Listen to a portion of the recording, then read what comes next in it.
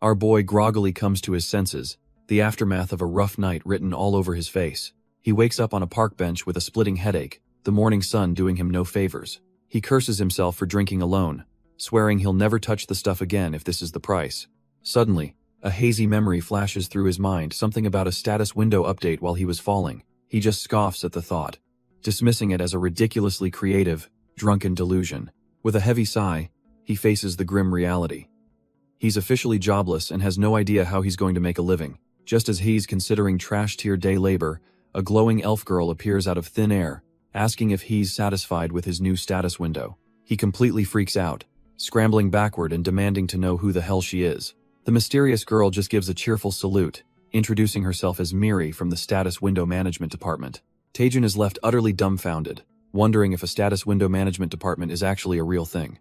Our boy finally processes everything, realizing with dawning horror that the events of last night were not a dream. Miri casually confirms she's looked into his case regarding the explosive growth skill he inquired about. She then cheerfully reveals the big problem. His status window was just an outdated, buggy piece of trash. Taejun is completely floored, unable to believe that was the sole reason for his years of struggle. When he presses for more, Miri just pulls the security reasons card, saying she can't disclose any more details. She promises his growth will work properly from now on, but all Taejun can think is that his entire life's effort was a waste. The realization hits him like a truck, and he seethes with rage, asking if all his hard work meant absolutely nothing. He gets right in her face, his voice dripping with venom as he recounts the 7 years he trained, like a dog for a broken system. Completely losing it, he grabs her by the collar, demanding to know if she has a death wish and how she'll ever compensate him. Miri panics, pleading for him to calm down and quickly explaining she's already returned all his lost stats and healed his injuries. Our boy is stunned for a second, his rage pausing as he questions if he's really been healed. He lets her go and checks his body, completely dumbfounded to find himself in perfect condition, demanding to know how she did it. Miri explains that while she can't give him all the details, his new explosive growth needs a special trigger to get started. With a sudden burst of confidence, she points right at Taejun and says she's got a proposal for him. But before she can even finish her sentence, a wave of chaotic energy rips through the city streets below. A grotesque tentacle dripping with acid slams into the pavement, melting it on contact. Turns out a gate has opened, unleashing a hideous monster that sends the civilians below scrambling and screaming for the suppression team. Taejun stares in horror, the awful realization dawning on him that this is the trigger she was talking about. He whips around and unloads on Miri, yelling that she's sending him to his death, but she just pleads with him, insisting she believes he can handle it. She gives him a shaky thumbs up, telling him to trust her, and that the worst-case scenario is he'll just die, so he'll probably be fine. Taejun is left utterly speechless by her insane logic, while Miri just gives him a shaky double thumbs up. The system identifies the monster as a venom spore, a B-rank threat that could even overwhelm a skilled suppression team. He asks if taking that thing down is the trigger for his explosive growth, and Miri eagerly confirms it's a sure thing. But our boy hesitates, thinking it's absolute madness to just jump into a fight with a monster of that caliber. He glances at Miri, whose forced smile doesn't exactly inspire confidence, making him wonder if he can trust her at all. He falls silent, contemplating his grim, no-win situation. His mind flashes back to his hellish life, realizing that running away has never solved a single thing. He clenches his fist, figuring his life is already a mess, so what's the worst that could happen? With a surge of desperate resolve, he grits his teeth and decides he's all in. Without another word, he takes a running leap off the building, diving headfirst towards the battle and shocking the soldiers below. As he plummets, one of the smaller spore monsters spots him and fires a glob of acid right at his face. The creature shrieks, launching its venomous projectile with blinding speed. But our boy, with reflexes he didn't know he had, simply smacks the acid away with his bare hand. He follows through with a single, devastating punch that completely blows the trash-tier monster to bits. A flood of system windows appears, confirming the quest is complete and his new skills, undaunted experience and explosive growth, are now active. He's suddenly engulfed in a brilliant blue light as he feels an incredible surge of power coursing through him. His status window reveals a massive stat boost, and Miri smugly asks how his first taste of explosive growth feels. Our boy is dumbfounded, a crazed grin spreading across his face as he realizes this new power is totally overpowered. Miri cuts his celebration short, telling him not to get ahead of himself because the real show is just about to start. She then pumps her fist, urging him to keep the momentum going and wipe out every last monster on the battlefield. Wasting no time, our boy charges headfirst into the next group of trash-tier spores. The fear is gone, replaced by the crazed grin of a man who's just found the ultimate cheat code. Another punch, another explosion of monster guts, and another system notification confirms his explosive growth is working. He can't believe it. This jackpot skill is giving him permanent stats for every single kill. It's an absolute massacre as he tears through the horde, his power growing exponentially with each defeated spore. Drunk on his newfound strength, he launches himself towards the massive parent monster, the main venom spore. He realizes that at this insane growth rate, he'll be stronger than a B-rank hunter in less than a week. Hell, he might even surpass the legendary A-rank hunters, a thought that was pure fantasy just minutes ago. But as he's reveling in his power trip, the situation on the ground suddenly changes. He's dumbfounded to see that the official suppression team has already arrived on the scene. But just as the pros arrive, another group of hunters shows up, annoyed they missed out on all the action. One of them spots our boy and can't believe it's Taejin Lee, calling him a total loser. They see him clutching a mana crystal, looking completely wrecked, and wonder what the hell happened to him. The blonde-haired punk, Youngjin, leads his crew forward, telling Taejin to get lost before he gets hurt. He sneers that Taejin is pathetic and will never amount to anything, just like he always told him. Taejin finally recognizes his old bully, realizing Youngjin and his cronies are here to hunt as well. But instead of fear, a strange confidence washes over our boy as he stares them down. A dark, calculating grin spreads across his face. He's not the same weakling they used to push around. Just then, a member of the suppression team approaches Taejin, thanking him profusely for his help. She tells him that without his intervention, the situation would have been incredibly dangerous. Internally, our boy realizes this is a golden opportunity to flip his public image from zero to hero. He puts on a humble facade, laughing and saying it was nothing more than his duty as a hunter. Youngjin and his lackey can only stare, completely baffled by this trash-tier weakling's sudden change in attitude. The soldier keeps praising him, saying she can't imagine anyone handling that many venom spores alone. Her words catch Youngjin's ear, who steps forward with a sneer, asking if she really said Taejin did all that by himself. The soldier, a bit taken aback, confirms that's exactly what happened, and asks if there's an issue. This news hits Youngjin and his entire crew like a truck. They're utterly dumbfounded that the loser they knew is now a hero. Taejin smoothly tells them not to bother the officials and whispers to Youngjin that he'll explain everything in a bit. He then leads the still confused bullies away from the scene, towards a derelict, abandoned building. The group steps inside the crumbling structure, the perfect private stage for whatever our boy has planned. Surrounded by the whole crew, Youngjin cuts right to the chase, demanding to know if Taejin really handled the situation on his own. He scoffs at the very idea, questioning how a trash-tier D rank like our boy could ever pull off something so impossible. As Taejin remains silent, Youngjin's patience wears thin, and he aggressively demands an answer from the punk. Suddenly, a familiar blue glow catches Taejin's eye. The system has something to say. A new quest pops up, telling him to teach these disrespectful juniors a lesson. But it's the reward that makes his eyes go wide. An entire A-rank skill is on the table. A twisted, greedy grin spreads across his face as he realizes he gets a power-up just for smacking these clowns around. He slowly gets to his feet, offering a mock apology for what he's about to do. With Miri floating by his side, he calmly asks if they'd mind if he gives them all a beating. Youngjin and his boys are just left standing there, completely dumbfounded by this sudden turn of events. Taejin puts on a show, crying that he's new to this and can't sugarcoat his intentions. He then bows deeply and formally asks once more if he can teach them all a lesson. Youngjin's crew is just confused, with one of the bigger goons thinking Taejin has completely lost it. Fed up, the goon lunges to grab our boy, telling him to quit spouting nonsense. He slams his hand down on Taejin's head, lecturing him that criminals need to be punished. But Taejin doesn't even flinch, simply asking if the goon is serious about that little philosophy. The thug is stunned. He can't move Taejin an inch, who agrees that punishment is indeed necessary. A menacing blue aura flares to life as Taejin tells the man to take what he deserves. Before the goon can react, a vicious chop connects with the side of his head, and in a single, fluid motion, Taejin effortlessly flips the massive thug onto the concrete floor. The rest of the crew is just dumbfounded, wondering if their buddy just collapsed on his own. But our boy Taejin isn't done, calmly beckoning the rest of them to come at him one by one. With a chilling smile, he declares their punishment for bullying a senior. A single flick to the forehead. The thugs are in disbelief, thinking he's completely lost his mind to be this confident. A single flick connects, and the next goon's face caves in as blood erupts from his nose. One by one, they all fall to simple, effortless strikes, each hit imbued with terrifying blue energy. Their leader, Youngjin, can't believe his eyes, screaming at his crew and asking if this is some kind of joke. He quickly realizes this is no joke as Taejin stands untouched amidst his fallen lackeys.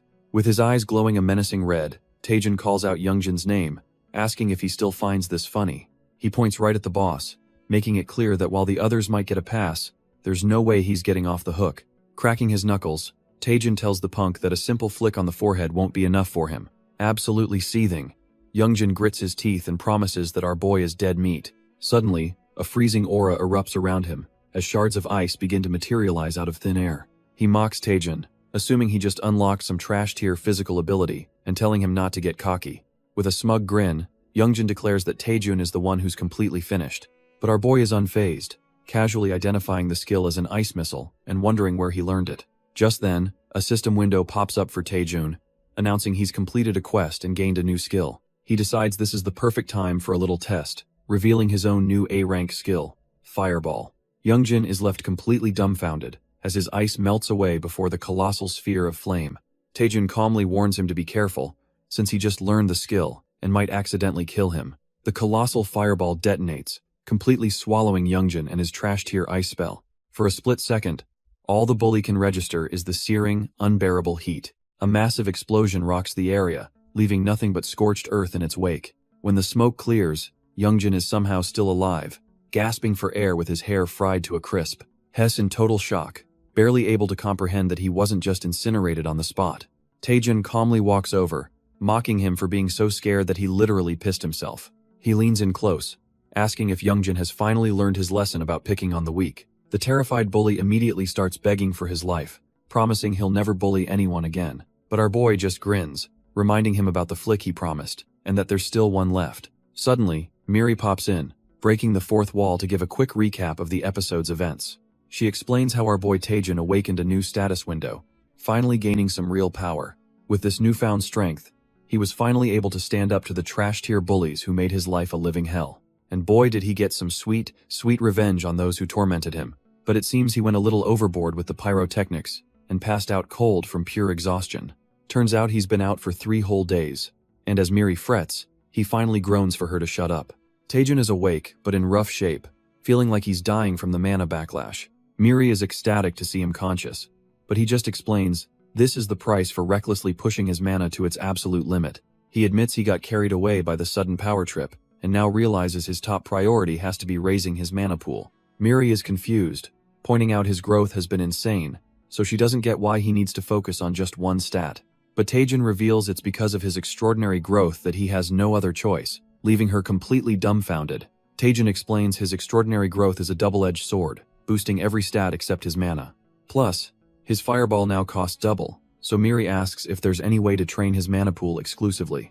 With a smug grin, our boy reveals he has a plan, and after 8 hours of recovery, he's ready to go. His destination is a massive, imposing structure known as the legendary Tower of Training. Inside, he tells Miri this is the perfect dungeon to grind mana, a famous spot even for beginners. But Miri immediately pokes a hole in his story, asking why the place is completely empty if it's so popular. He admits it was a hotspot years ago, wondering if it went out of business, just as a magic circle activates.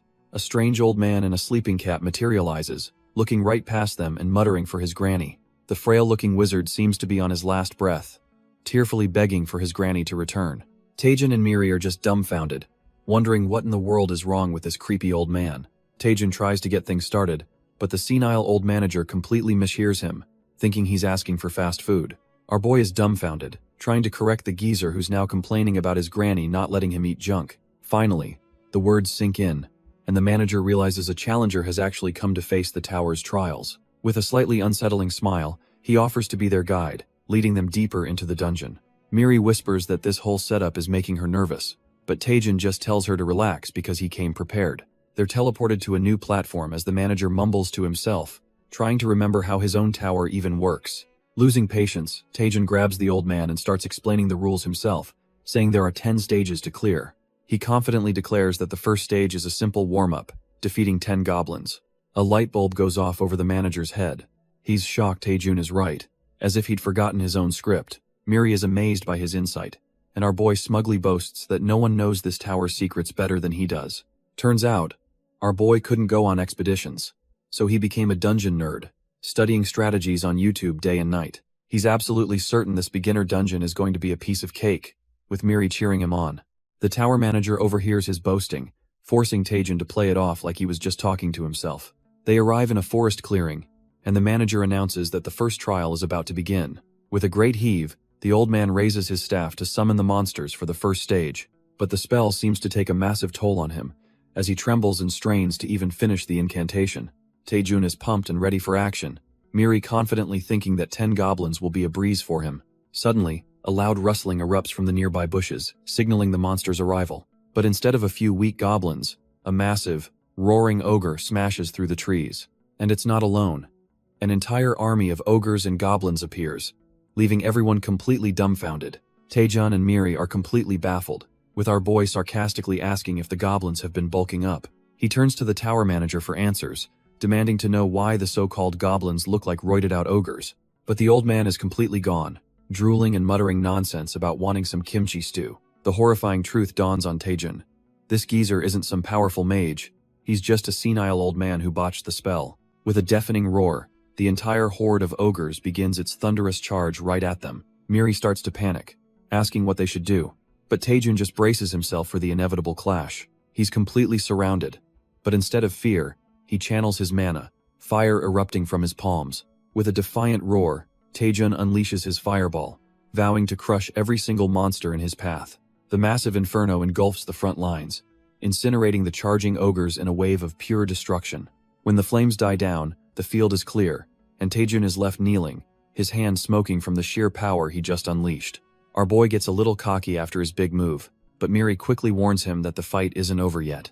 He barely has time to process her words before a hulking ogre that survived the blast appears right behind him. The monster doesn't hesitate, smashing its massive club right into Taejin's face and sending him flying. He lands hard, realizing with a grunt that a single ogre is still a serious threat up close. But our boy is cut from a different cloth. He just grins and launches himself back into the fray, ready for round 2. He expertly ducks under a wild swing, seeing the perfect opening to counterattack. With blinding speed, Taejin pivots and unleashes a devastating spinning kick aimed right at the beast's head. The impact is brutal, completely shattering the ogre's skull in a shower of gore. As the monster collapses, system messages flood his vision, confirming stage 1 is complete, and his growth skill has activated. Suddenly, the senile old man is standing there perfectly lucid, praising him for clearing the stage so quickly, leaving Taejin utterly dumbfounded.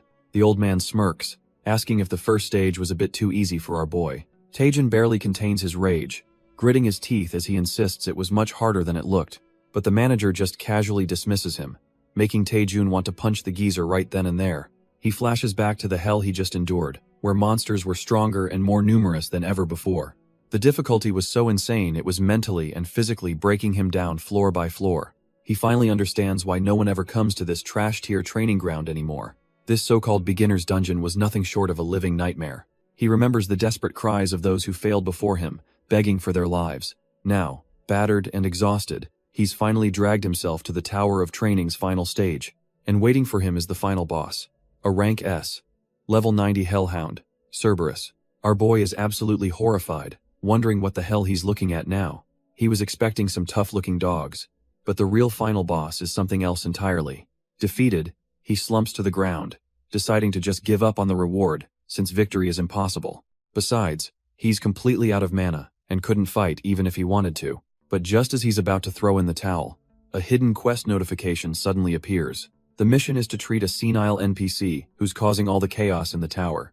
It all clicks into place as Taejin stares at the old geezer, realizing the dungeon is built on his mana. Turns out the manager can't control his power, which is why all the monsters are insanely overpowered. A new fire lights in his eyes. If he can just get that old man back to normal, he can clear this dungeon.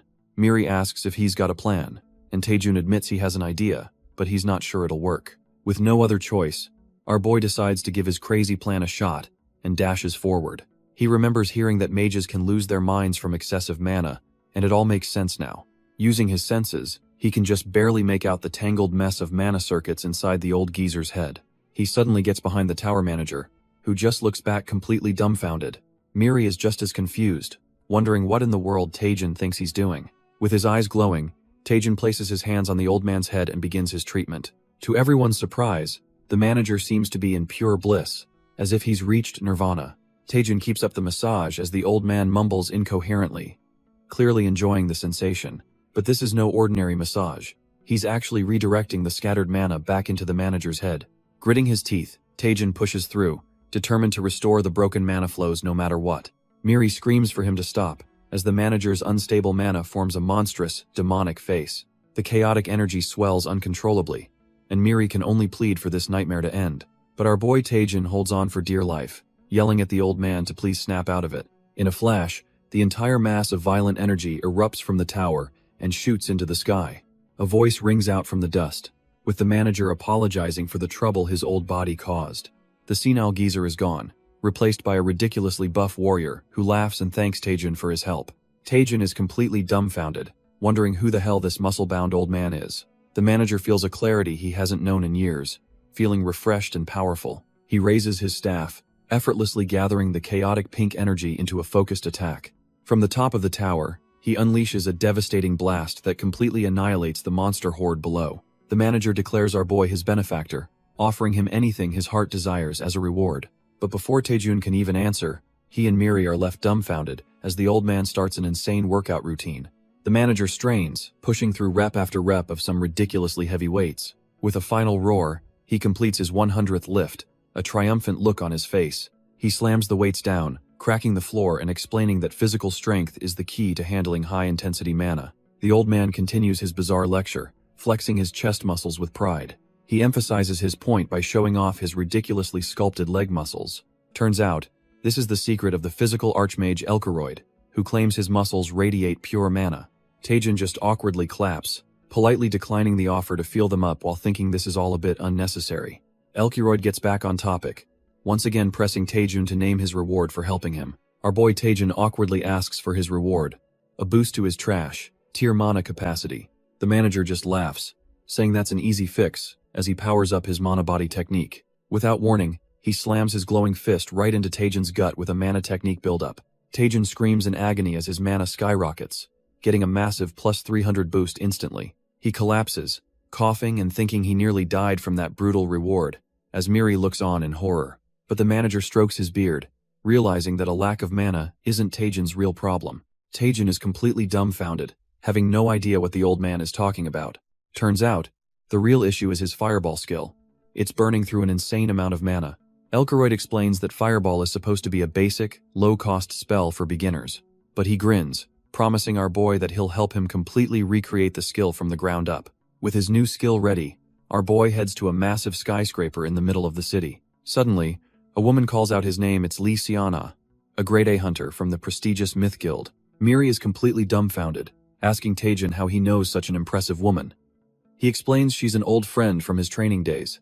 She can't believe he actually has a female friend, which makes Taejin blush, and defensively ask if she thinks he's that pathetic. Miri then asks why he called her, and Taejin reveals it's to test the new fireball technique he learned from the buff old man. Turns out, this skyscraper houses the largest and most secure training facility in the entire country. He recalls how his old fireball was already strong enough to level a building, so he knows this new version is on another level of dangerous. That's why he needed a proper, safe training area this time around, and he looks pretty smug about his planning. Miri is genuinely impressed, admitting that Taejin has way more connections than she ever gave him credit for. Just then, Siana walks up and asks what they were talking about, causing Taejin to panic and laugh it off like a total goof. As they ride the elevator, Siana makes small talk, asking our boy what he's been up to. She suddenly gets close, studying his face and making Taejin incredibly flustered. She smirks, noting that he seems to have changed quite a bit since they last met. He used to be the guy who always needed her help, but now he carries himself with a newfound confidence. Changing the subject, she casually mentions that someone else is also using the training grounds today. With a grin, she tells him he'll be super excited to see who it is as she opens the door. Taejin's face drops in horror when she says the other person already arrived. The first thing he sees are two familiar, menacing spears, one purple and one red. And there he is, Choi Jin-hyuk, a grade, a hunter from the Bicheon Guild, sitting on a monster's corpse. The two rivals lock eyes, their names echoing in their minds. This reunion is about to get ugly. Lee Siona is completely baffled by the thick tension in the air, wondering why they're acting like this after a whole year. To break the ice, she activates the training ground, explaining it's a virtual space powered by the user's mana. She continues, noting that the more mana you pour in, the stronger the training monsters become. With a flourish, she summons a grotesque little demon rabbit she calls cute, but Choi Jin-hyuk is completely unimpressed. The creature hops off as she asks if they understand the basic concept now. Announcing she's going for drinks, she leaves the three of them to their hard work. An incredibly awkward silence hangs in the air, with Taejun and Jin-hyuk refusing to even look at each other. Our boy realizes he can create any monster he wants, so he starts pouring his own mana into the system. A massive, hulking orc roars to life, and even Taejun is a little shocked that it actually worked. But that shock quickly turns into a confident smirk as he cracks his knuckles, ready for a real warm-up. Without a moment's hesitation, our boy unleashes a furious punch right into the orc's gut. His eyes blaze with intensity as he pours every ounce of his newfound strength into the attack. The training monster is completely obliterated, dissolving into a cloud of green energy. From the sidelines, Choi Jin-hyuk scoffs, thinking a single orc is barely a warm-up. But then, a sudden realization hits him as he finally recognizes Taejun's face. He flashes back to the scene of the Beaten Guild Juniors, accusing Taejun of being the one responsible. The confident smirk vanishes from Taejun's face as he turns to face the accusation. Jin-hyuk stalks forward, stating he didn't want to believe the rumors, but now he sees it's true. He gets right in Taejun's personal space, questioning if has awakened some hidden power. His voice is laced with venom as he asks why Taejun would use that strength to attack his own family. Our boy's mind flashes back as he stares down his old acquaintance, Choi Jin-hyuk. He remembers a time when Jin-hyuk was one of the few friends he could actually rely on. But that all changed when Jin-hyuk joined the Bicheon Guild and started leaving him in the dust. He started hanging out with trash-tier thugs, just watching from the sidelines as they ganged up on Taejun. The friend he once knew had completely vanished, replaced by someone cold and ambitious. Taejun realizes that to the current Jin-hyuk, he's no longer a friend, just a pathetic porter. Snapping back to the present, he looks Jin-hyuk dead in the eye and admits he did it, asking what he's going to do about it. Jin-hyuk is completely dumbfounded by the blunt confession, as Taejun scoffs that he just roughed up some punks. He reminds his so-called friend that those guys were the ones who messed with him in the first place. Then he twists the knife, calling Jin-hyuk out for doing nothing but watch while he was getting beaten to a pulp. Jin-hyuk absolutely loses it, grabbing Taejun by the collar and screaming about his audacity. Our boy Taejun, cool as a cucumber, just points out that he's being strangled, and anything he does now is purely self-defense. Suddenly, Seona pops in cheerfully, announcing she's brought them something, completely unaware of the standoff. Her smile vanishes as she sees them fighting, and she screams at her two teammates to stop what they're doing, but it's too late. Jin-hyuk unleashes a brutal slash with his spear, catching Taejun right across the torso. Taejun stumbles back trying to call a timeout, but Jin-hyuk coldly tells him there are no breaks in this fight. He follows up with a powerful blast that sends our boy flying backwards in a massive impact. Jin-hyuk stands over him, a dark expression on his face as he processes the brief exchange. He finally breaks the silence, admitting with a hint of shock that Taejun has actually gotten stronger. With lightning crackling around him, Jin-hyuk declares the warm-up is over, and he's finally going to fight for real. But our boy just smirks, cheekily asking if that little attack even left a scratch. Jin-hyuk is absolutely fuming, wondering when this trash-tier hunter got so good at taunting. He channels his energy, preparing to unleash the first form of his Bicheon spear technique. With a roar, he launches his signature move, the devastating Thunder Spear. Seon-ah screams from the sidelines, thinking Jin-hyuk has lost his mind for using such a powerful skill. Taejun, however, stands his ground with a grin, saying he knew that move was coming. He plants his feet and declares that if Jin-hyuk is going all out, then he will too. Seon-ah and a little spirit on Taejun's shoulder are left completely dumbfounded, wondering what he's planning. Taejun begins gathering an immense ball of blue energy, a power they've never seen from him before. He then unleashes a massive torrent of blue flame, revealing his new S-rank skill, the Archmage's Fireball. Jin-hyuk scoffs at the incoming attack, thinking it's just a basic energy blast. The sheer pressure hits him a second later, and he realizes with dawning horror that he can't possibly block this.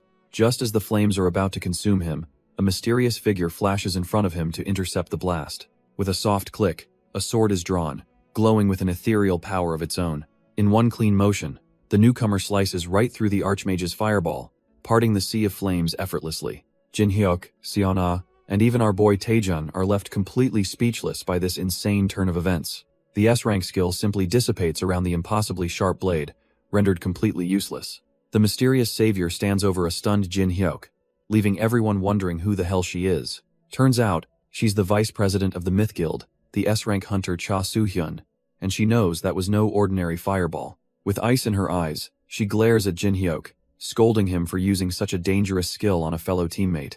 Taejun tries to play it cool, mumbling that it was his first time using the skill, and he misjudged the power.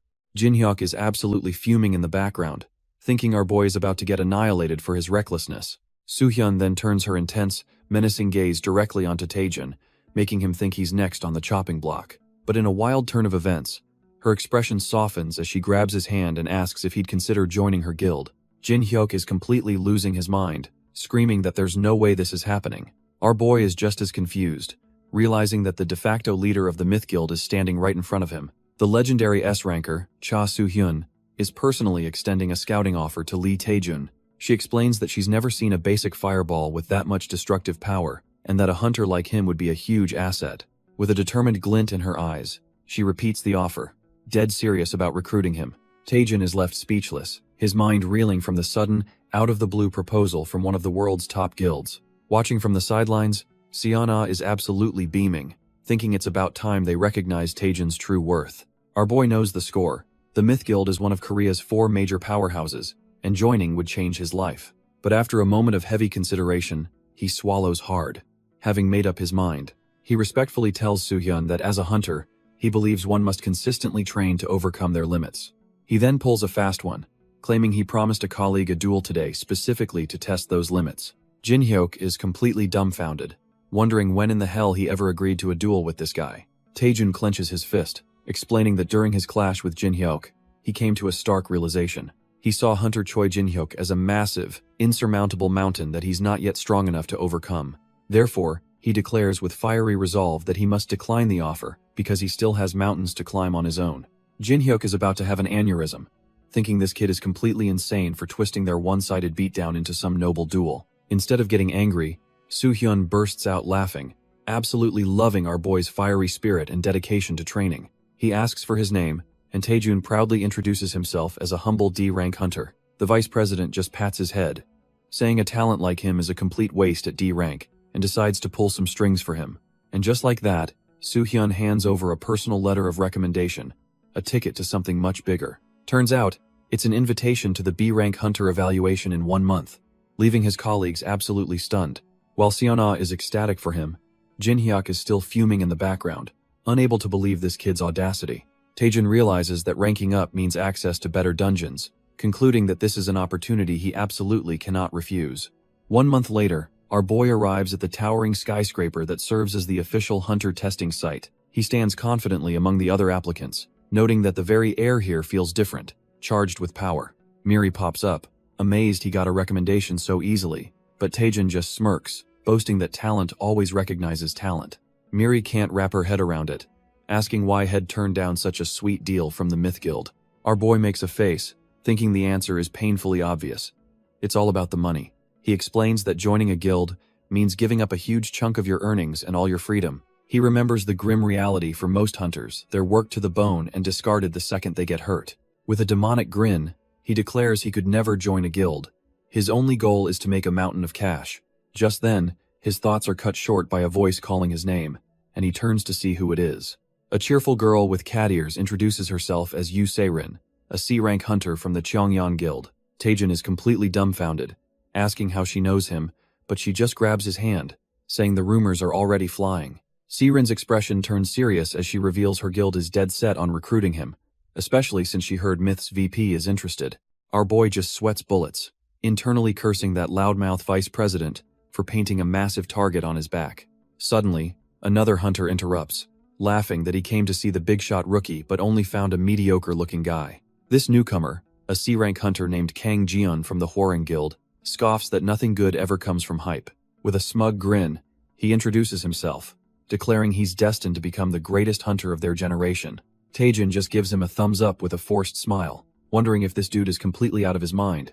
Before any more trash talk can fly, an announcement cuts through the tension, signaling the start of the B-rank hunter evaluation test. A woman at a podium explains that she'll first introduce the mentor who will be overseeing their examination. The crowd murmurs as the mentor is revealed. A. Rank hunter Choi Jin, Hyuk from the Bicheon Guild. Taejin's face drops in absolute horror as he recognizes the name of the very hunter he humiliated back in the dungeon. Choi Jin-hyuk takes the mic, greeting the participants and explaining he'll quickly go over the test procedures. He reveals the test will be a dungeon crawl, with the 8 participants split into 2-person teams to tackle it together. He explains the dungeon layout.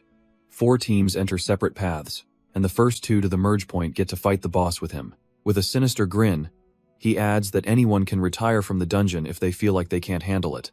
He reassures the nervous candidates, including a worried Yu Seirin, that safety personnel are stationed throughout the dungeon. But then comes the twist.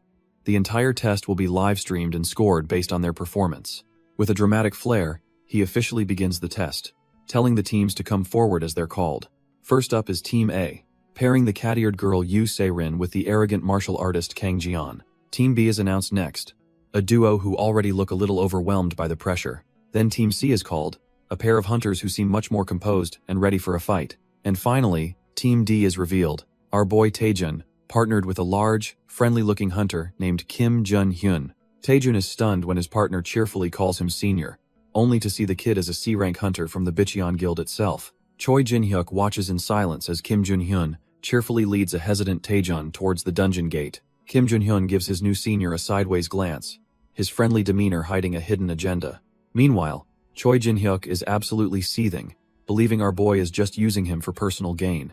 It seems the partner isn't a fan either, as Kim Jun-hyun hardens his expression, thinking this won't be easy for Taejun. With their hidden conflicts, Team D steps through the swirling red portal to begin the assessment. Choi Jin-hyuk's rage hits its peak, as he internally vows to make Taejun regret everything. We flash back to the Bicheon Guild, where this whole scheme was cooked up. Turns out, a guild higher-up had called Kim Jun-hyun in for a special, off-the-books mission.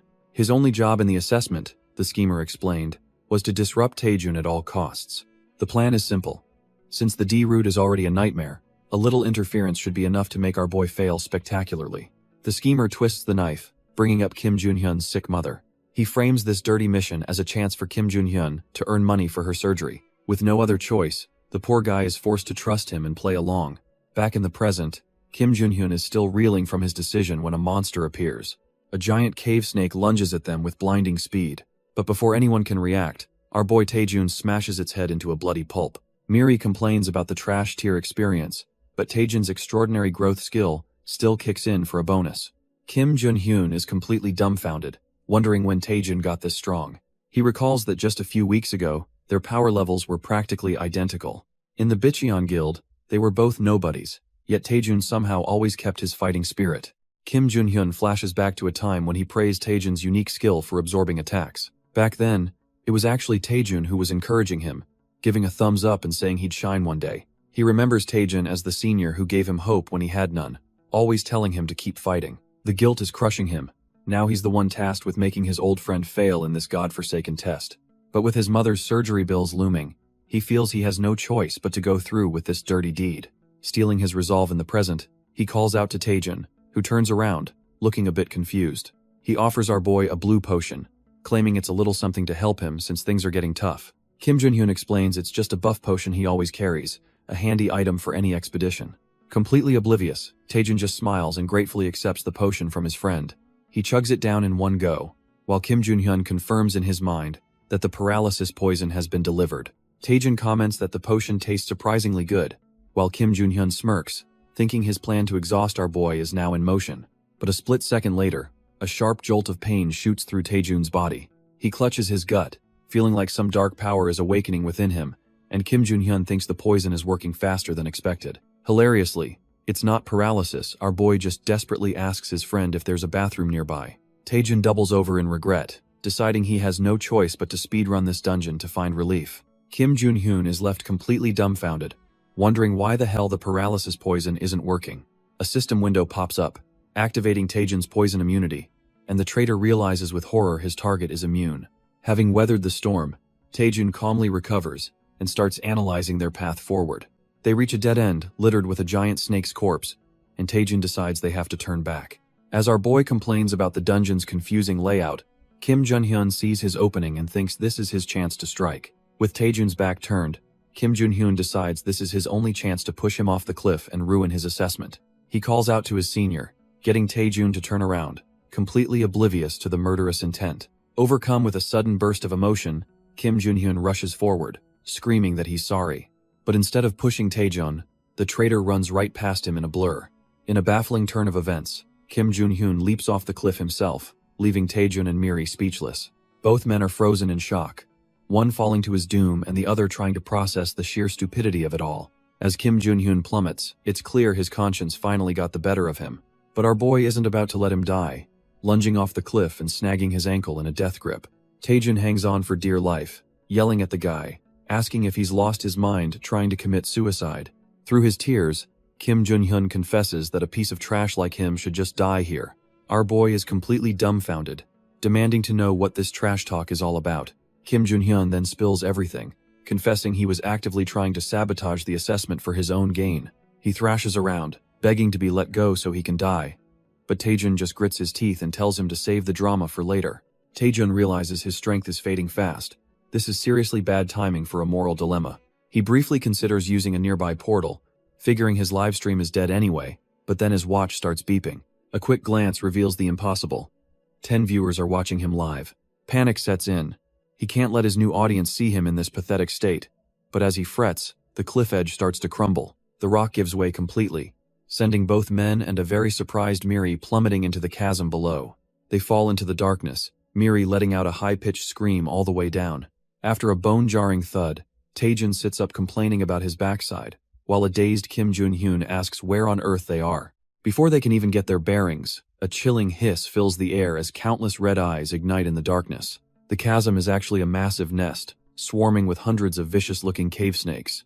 Kim Jun-hyun is absolutely horrified, but our boy Taejun just cracks a wild, unsettling grin. He's in his element. The livestream reveals this is part of the B-rank test, and the announcer notes that Team B is already in deep trouble. The two hunters are completely gassed, standing over a few snake corpses but surrounded by an endless tide of them. The female hunter starts to panic, realizing they're not going to make it out of this alive. Her partner completely breaks, screaming for his mommy and abandoning her to save his own skin. Left all alone, she's instantly swarmed, and the announcer declares Team B has been officially eliminated. Things aren't going any better for Team C, who are so dysfunctional they've started fighting each other instead of the monsters. With the other teams failing spectacularly, the announcer states that only Team A, led by the cheerful Yoo Se-rin, is left. Yoo Se-rin confidently announces that she's about to take down the 1,000-year white snake. But when she turns around, ready for action, she's dumbfounded to find the monsters have vanished. Turns out her teammate, Kang Jian, couldn't wait and dove in solo, pummeling the snakes into paste. Hes thinking this is the perfect chance to impress his boss, and Hes not about to waste it. Yoo Se-rin can only watch in disbelief as he tears through the horde without a second thought. She's completely ticked off, realizing this glory hog is trying to steal the entire spotlight for himself. Fine. If that's how he wants to play, she decides she won't be outdone, and begins casting a spell. She unleashes her own powerful attack, a devastating frost wind. Their combined assault absolutely shreds the remaining snakes, as she declares herself the protagonist of this test. Team A effortlessly reaches the boss room first, proving the overwhelming power of the 4 great guilds. As they approach the next area, a shady-looking hunter from the Bicheon Guild greets them with a slow clap. He introduces himself as their guide to the boss room, a smug grin plastered on his face. But Yoo Se-rin pipes up, wondering where the hell Hunter Lee Taejun is. The guide scoffs, checking his phone and declaring that Team D's signal is gone. They've obviously been eliminated. Kang Jian smirks, telling Yoo Se-rin he knew that guy was a nobody, while she feels a pang of disappointment. With that settled, the Bicheon schemer beckons them to follow him into the final chamber. Internally, the guide is ecstatic, thinking his partner Junyun must have successfully taken out our boy. He can't help but wonder how embarrassed Vice President Cha Soo-hyun will be when she hears her pick failed so miserably. But as they step forward, the smug looks on all 3 of their faces instantly vanish, replaced by pure shock. Because there, in the boss room, sits Taejun on a throne, the massive cave snake already dead and impaled at his feet. Instead of our boy, a skeletal lich sits on the throne, leaving everyone completely dumbfounded as to what just happened. Its eye socket flares with a sinister purple energy, a clear sign that this is a top-tier undead monster. The whole group is frozen in terror, with Yoo Se-rin pointing out that the undead creature looks just like the A-ranker, Choi Jin-hyuk. They can't believe their eyes. A lich is a monster that has no business being in a C-rank dungeon. The real Choi Jin-hyuk snaps out of his shock, screaming at the others to get back immediately. But the lich isn't interested in them. It's raising its staff to perform some kind of necromancy on the dead snake. A torrent of dark magic flows into the snake's corpse, which begins to twitch and writhe back to unholy life. Choi Jin-hyuk grits his teeth, knowing he's the only one strong enough to even stand a chance against this thing. He leaps into action, bringing his spear crashing down on the reanimated snake's head with a powerful strike. Refusing to just stand by, Yoo Se-rin tells Kang Jian they have to help, and begins casting her own ice magic. Kang Jian unleashes his rising dragon fist, while Yu Se-rin fires off an ice arrow, both aiming to support the A-ranker. Their attacks pepper the undead snake, but the beast just shrieks, unfazed by the C-rank assault as the Lich's dark magic holds it together. Choi Jin-hyuk falls to his knees in horror, screaming their names, realizing they're just wasting their energy on a puppet. He springs back up, his eyes locked on the true enemy. He knows that the Lich is controlling the snake. If they don't take down that trash-tier necromancer first, this fight will never end. He charges forward, spear at the ready, but in his haste, he completely misses the snake repositioning behind him. Before he can react, the snake's massive tail whips around and ensnares him in a crushing grip. He curses his own carelessness, admitting he got too excited and charged in like a complete rookie. As the snake's jaws open to deliver the final blow, he thinks this is a pathetic way to die. His thoughts flash to Lee Seona, regretting things left unsaid.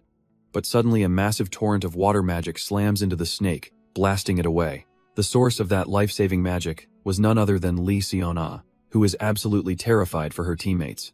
Meanwhile, Kim Jun-hyun and another hunter are celebrating, thanking Taejun for getting them to the boss room. Choi Jin-hyuk picks himself up, relieved to be alive but knowing the real danger is just beginning. Lee Seona screams at the top of her lungs, warning Taejun and Kim Jun-hyun to get away from the snake immediately. They turn around, completely dumbfounded, as the massive cave snake looms over them with its jaws wide open. But before it can strike, our boy shoves his partner to safety and unleashes a massive explosion right in the monster's face. Choi Jin-hyuk watches in disbelief, realizing a Lich and an Imugi are way too extreme for a B-class evaluation. He quickly deduces that this isn't a test anymore. Someone has interfered to make sure a specific person fails. His mind flashes to other powerful candidates like Kang Jian and Yu Se-rin, wondering if they're the real targets. Taejun tries to process all this new information, but can only conclude that things just got a whole lot more complicated. With the Lich and its undead snake looming, Taejun points and says the plan is simple. Just take that skeletal trash down. Turns out, the feeling is mutual. Choi Jin-hyuk admits he really didn't want to work with our boy either. But with no other choice, they form a temporary alliance, both powering up for the fight of their lives. Taejun quickly checks on his partner, but Kim Jun-hyun confirms he's completely maxed out on absorbing any more fireballs. Meanwhile, the cave snake recovers from the last explosion, its undead body twitching back to life. It suddenly spews a torrent of vile poison, prompting Choi Jin-hyuk to scream a warning for Taejun to be careful. Our boy, already charging up, just yells back that he sees the attack coming loud and clear. He unleashes a 20% power fireball, a massive torrent of blue flame rocketing towards the venomous spray. The fiery blast takes the form of a dragon's head, completely overwhelming the snake's pathetic attack. Seeing his chance, Choi Jin-hyuk prepares his own move, announcing the second form of his divine spear technique. He unleashes the autumn wind blast spear, a whirlwind of energy that tears through the battlefield. The undead snake doesn't stand a chance, its form completely shredded by the spear's devastating power. Turns out, the Lich was riding on its head the whole time and is now completely exposed. Yu Se-rin spots the opening, screaming that the trash-tier boss is finally defenseless. Kang Jian agrees, seeing his moment to shine and rocketing towards the skeletal mage. He yells that a real man never misses an opportunity like this. With a powerful roar, he smashes his fist forward, unleashing a wave of pure energy. But our boy Taejun has a crazier plan, asking Kim Jun-hyun for one last combo. He grabs his partner, who looks like he's about to explode, and begins channeling his power. This isn't just a combo, it's hell training, as Taejun uses his friend like a human cannon. Kang Jian's attack connects, freezing the Lich solid in a massive chunk of ice. Choi Jin-hyuk cracks a smug grin, already celebrating their victory, but their triumphant faces instantly twist into pure, unadulterated horror. The ice shatters as the Lich emerges without a scratch, wondering if that was all they had. With a surge of dark purple energy, the skeletal mage prepares its counterattack. It unleashes a terrifying wave of bone spikes that erupt from the ground. The C-rank hunters are completely overwhelmed, getting skewered by the relentless assault. Kang Jian and Yu Se-rin are impaled, their screams echoing through the cave. Taejun stands amidst the carnage, completely dumbfounded. He knows a Lich shouldn't be immune to damage. He realizes they're missing a critical piece of information, when a familiar voice reminds him he's not alone. Just as our boy Taejun is about to lose all hope, Miri, his personal system manager, materializes before him. She lets out a sigh of relief, complaining about what a pain it was to get the new app downloaded. With a grin, she asks if he's ready to fight using the brand new map hack key. Taejun is completely lost, wondering what she's talking about, when a system window suddenly pops up to acquire dungeon info. More notifications flood his vision, analyzing the dungeon structure and all the surrounding monsters. A holographic grid spreads out beneath his feet as the system announces the activation of something called parsley navigation. Our boy can only stare blankly, utterly confused by the name of this new feature. Miri happily explains that this navigation system is a total cheat code, revealing everything from enemy skills to hidden treasures. She smugly adds that she installed a few other handy apps for him to use in combat. Taejin's face lights up. This isn't just a map hack, it's a full-blown helper program, and he can't believe such a broken power exists. The new system confirms it. Choi Jin-hyuk was right, the original boss was a B-class Imugi, but our boy is left wondering where this trash-tier skeletal monstrosity crawled out from. The Lich just lets out a bone-chilling cackle, clearly enjoying the chaos. Suddenly, another one of Miri's apps activates a translator, revealing the Lich is weirdly happy and calls itself Iratus-chan. Taejin is completely freaked out. This thing's vibe is just all kinds of wrong. He desperately asks Miri what's going on, thinking it has to be a system bug, but she's just as dumbfounded. The translator keeps going, with the Lich thanking its contractor for all the fresh humans, even as the system flags a malfunction. Despite the weirdness, Taejin gets a gut feeling that the translation is actually working perfectly. The word contractor hits him like a truck. This wasn't a random event. Someone deliberately summoned this monster. Realizing the gravity of their situation, he immediately checks on Choi Jin-hyuk, who thankfully confirms he's not fatally wounded. With no time to waste, Taejin tells the A-rank hunter that he thinks he's found the Lich's weakness. Choi Jin-hyuk is completely dumbfounded, demanding to know how. But our boy says there's no time for a full debrief. He just needs the grade A hunter to trust him and cooperate for now. A huge ask given their power difference. Choi Jin-hyuk hesitates, weighing his options while staring down the C-ranker who's suddenly acting like a commander. Against his better judgment, he agrees, asking what their first move is. A wicked grin spreads across Taejin's face as he reveals their master plan. First, they're going to piss the skeleton off. And so, the trio of hunters starts waving their arms and shouting insults at the Lich like a bunch of delinquents. Taejin even pulls a goofy face, mocking the monster, and asking if it has brain freeze or something. The Lich is absolutely livid, its purple aura flaring as it fumes that they must be eager to die. With a roar, it promises to slaughter them all, gathering a terrifying amount of magic into the tip of its staff. Just as the Lich unleashes its attack, Taejin yells for everyone to get behind him, ready to tank the hit. But it's Choi Jin-hyuk who steps up, unleashing a massive wall of ice to block the devastating blast. The team is left standing, completely shocked they survived the A-ranker's desperate defense. Taejin smirks, realizing the tower manager was right. His undaunted experience lets him predict every attack range. With this newfound confidence, he knows his insane plan might actually work. He immediately goes back to taunting the Lich, laughing maniacally that its ultimate attack was a total whiff. Choi Jin-hyuk is just dumbfounded, wondering what the hell is wrong with this C-rank kid. The Lich, pushed past its breaking point, unleashes a volley of cursed skull projectiles. But our boy is already in command, telling Kang Jun and Kim Jun-hyun exactly where to move. The magical skulls explode harmlessly as the hunters dodge with perfect timing, thanks to Taejin's shot calling. Our boy grits his teeth, his mind racing to process the Lich's every move. Kang Jun and Kim Jun-hyun are absolutely floored. They actually dodged the attack thanks to Taejin's perfect calls. The Lich, however, is not impressed, sarcastically complimenting their footwork as its dark aura flares with rage. Fed up, it screams for them to try and dodge this, unleashing a dungeon-wide bombardment of cursed energy. Even the A-ranker Choi Jin-hyuk loses his cool, yelling at Taejin that an attack on this scale is impossible to evade. But for Taejin, this is just more data, his undaunted experience skill lighting up as he analyzes every single attack vector. He instantly realizes this saturation attack has only one single, incredibly risky blind spot. The Lich's ultimate skill, Death's Requiem, erupts, threatening to tear the entire cavern apart. The skeletal monster is cackling, thinking it's a genius for using a spell that can't be dodged. But Taejin's plan was never to dodge. He roars for everyone to charge straight through the chaos, directly at the Lich. Kim Jun-hyun finally gets it, screaming that Taejin's suicidal charge is because the boss is now on a massive skill cooldown. The Lich is completely dumbfounded, wondering why these insects are running straight into an attack that should have vaporized them. The entire party, trusting our boy, dives headfirst into the swirling vortex of death magic. Turns out, the Lich's ultimate has a fatal flaw. All its power is concentrated on the outer ring. The closer you get to the center, the weaker it gets, dropping to a pathetic 10% right on top of the caster. Having analyzed this weakness, Taejin tanks the negligible damage and immediately shouts for Yu Se-rin to execute the next step. The Catgirl hunter, though battered, confirms she's ready to go. She unleashes her Frostwind skill, completely encasing the shocked Lich in a prison of solid ice. The skeletal monster, however, is unfazed, sarcastically commending them for blocking its attack. It taunts them that their trash-tier attacks won't work anyway, but Taejin just orders everyone to keep it pinned right there. With the Lich pinned, our boy yells for his team to handle the rear as he makes a mad dash past the monster. The Lich is dumbfounded, wondering where the hell its main target is going. A moment of dawning horror hits the skeletal mage as it realizes it's been completely played. Turns out, Taejin knew all along that this type of summoned Lich is tied to a host made from sacrifices. As long as that host remains intact, the Lich is basically immortal, making a direct fight pointless. And that's when Taejin spots it deep in the cave, the Lich's true main body. It's a treasure chest plastered with summoning talismans.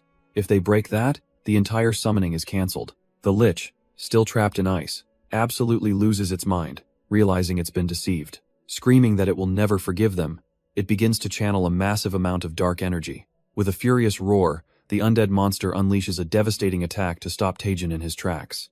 The Lich's desperate beam of dark magic slams right into Taejin, who barely manages to stand his ground.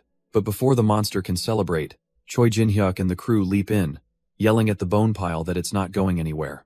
Jin-hyuk roars that the Lich isn't getting past him, crossing his twin spears for a crushing blow. He slams them down with all his might, smashing the Lich's skull and stopping its attack cold. The undead mage can only let out a pathetic shriek as its body is slammed into the ground. With the others pinning the monster, Jin-hyuk yells for Taejin to go finish the job now that they've made an opening. Our boy, bloodied but determined, gives a quick thumbs up, thanking his teammate for the clutch save. As Taejin dashes for the real target, the Lich's bony hand desperately reaches out, screaming that he can't do it. Taejin ignores the pleas and channels every last bit of power into his fist until it glows like the sun. He unleashes a devastating punch, completely obliterating the treasure chest in a massive explosion. The Lich lets out a dry, rattling laugh, thinking the heroes have fallen right into its trap. Turns out, the treasure chest was just a high-stakes decoy all along. It had fully expected our boy to lunge for the fake prize, a fatal and greedy mistake. But back in reality, Jin-hyuk still has the trash-tier mage pinned under his spears. He suddenly remembers what Taejin told him about the Lich's real weakness. Jin-hyuk's eyes dart to a dark cave nearby, realizing the true target must be in there. The Lich, seeing its grand plan has been exposed, starts desperately trying to cast a spell. Jin-hyuk roars that he won't let it, slamming his spears down with explosive force to shut it up. The undead monster is completely stunned, wondering how they could have possibly found out its deepest secret. It can only stare at Taejin's back, terrified, and wondering what kind of monster this human really is. Our boy casually holds up the Lich's phylactery, threatening to smash the thing if it doesn't play nice. The Lich is completely dumbfounded, wondering how this random human can possibly understand the ancient language. Turns out, Miri is feeding him the lines, telling him to listen carefully if he wants to make it out alive. She explains that the summoned snake is bound by a contract, meaning it can only obey its original master. Taejin just scoffs at the whole situation, casually stating that a contract can always be cancelled. The Lich refuses to believe it, thinking there's no way an ordinary human could break an ancient sorcerer's magic. With an ice-cold smirk, Taejin asks if he really looks like any ordinary human it's ever seen. The Lich's mind is reeling. This kid not only figured out all its magic but also found the sacred relic that powers it. A horrifying thought crosses its mind as it stares at the human standing before it. It finally realizes with dawning terror that this isn't a bluff. He might actually be able to cancel the contract. Completely cornered, the Lich stammers that it'll trust our boy's words for now. Its personality does a complete 180, acting all cutesy and asking if its new master has any wish it can grant. Taejin is so disgusted by this sudden bootlicking that he feels physically ill. He cuts to the chase, demanding the Lich release all the skeletons outside, which leaves the creature dumbfounded. Our boy reveals he already knew the skeletons were summoned by someone else, warning the Lich that lying will cost it its head. The terrified Lich immediately complies, and Taejin is just glad they're finally on the same page. Now acting like a defeated pet, the Lich meekly asks what he desires. With a downright demonic grin, Taejin demands the Lich hand over every single thing it owns. The Lich is completely baffled, having no clue what he means by everything. Taejin clarifies he's shaking it down for loot, but the Lich pathetically claims it has nothing useful to give. The Lich panics, realizing it can see its own demise if it doesn't cooperate. It dawns on the creature that our boy is after its precious staff, a treasure it calls Iratus Chan's staff, and it absolutely cannot part with it. But Taejin just grins, and casually threatens to smash the phylactery chest, giving the Lich no choice in the matter. Defeated, the Lich tearfully hands over the staff, which Taejin happily accepts. With the deal seemingly done, the Lich begs to be released from the contract, promising to be his loyal servant forever. Taejin just plays dumb, claiming he has no clue how to release some fancy contract. The Lich is left utterly speechless, its bony jaw hanging open in disbelief. Our boy just laughs maniacally, saying it's absurd to think he knows summoning magic. Suddenly, the staff in his hand erupts with a terrifying red aura, reacting to his blatant disrespect. A massive wave of dark energy slams into Taejin, as the Lich screams that he dared to insult its precious master. But the dark energy does nothing to him. Taejin just grins like a madman, threatening to shatter the phylactery. And he wasn't bluffing for a second, bringing the staff down and smashing the Lich's life source to bits. As the Lich dissolves, it cries out for its master, while our boy smugly claims he's the great being now. Miri just watches, dryly commenting that the Lich is certainly going out with a flair for the dramatic. Sifting through the remains, Taejin finds a strange item, which Miri suspects is the offering used to summon the Lich. It's a single, severed finger, prompting Miri to wonder what kind of monster is targeting Taejin. Taejin completely ignores the ominous warning, too busy celebrating the awesome new staff he just scored.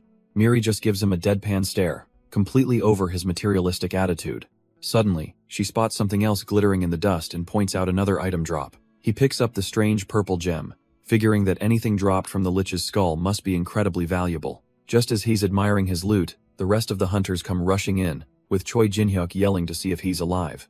Our boy snaps out of his daze, quickly hiding his new staff behind a system window and assuring them he's perfectly fine. Choi Jin-hyuk is completely dumbfounded, unable to believe that this trash-tier hunter actually took down a Lich by himself. Taejin just stands there coolly, confirming that yes, he defeated it, and it's now gone without a single trace. Even Kang Jiun has to give him props, admitting Taejin is a strong hunter, while Yu Se-rin is practically swooning over his achievement. But then the mood shifts as Choi Jin-hyuk stumbles forward, looking like he has something heavy on his mind. He suddenly bows deeply, offering a sincere apology that catches our boy completely off guard. Kim Junhyun follows suit, confessing that it was he who ordered the poisoning and the betrayal that threw Taejin into the pit. Choi Jin-hyuk admits he doesn't know how things got so twisted, but he couldn't stand seeing someone with no talent work so damn hard. With his head bowed, he apologizes again, finally admitting his jealousy and regret for everything he's done to Taejin.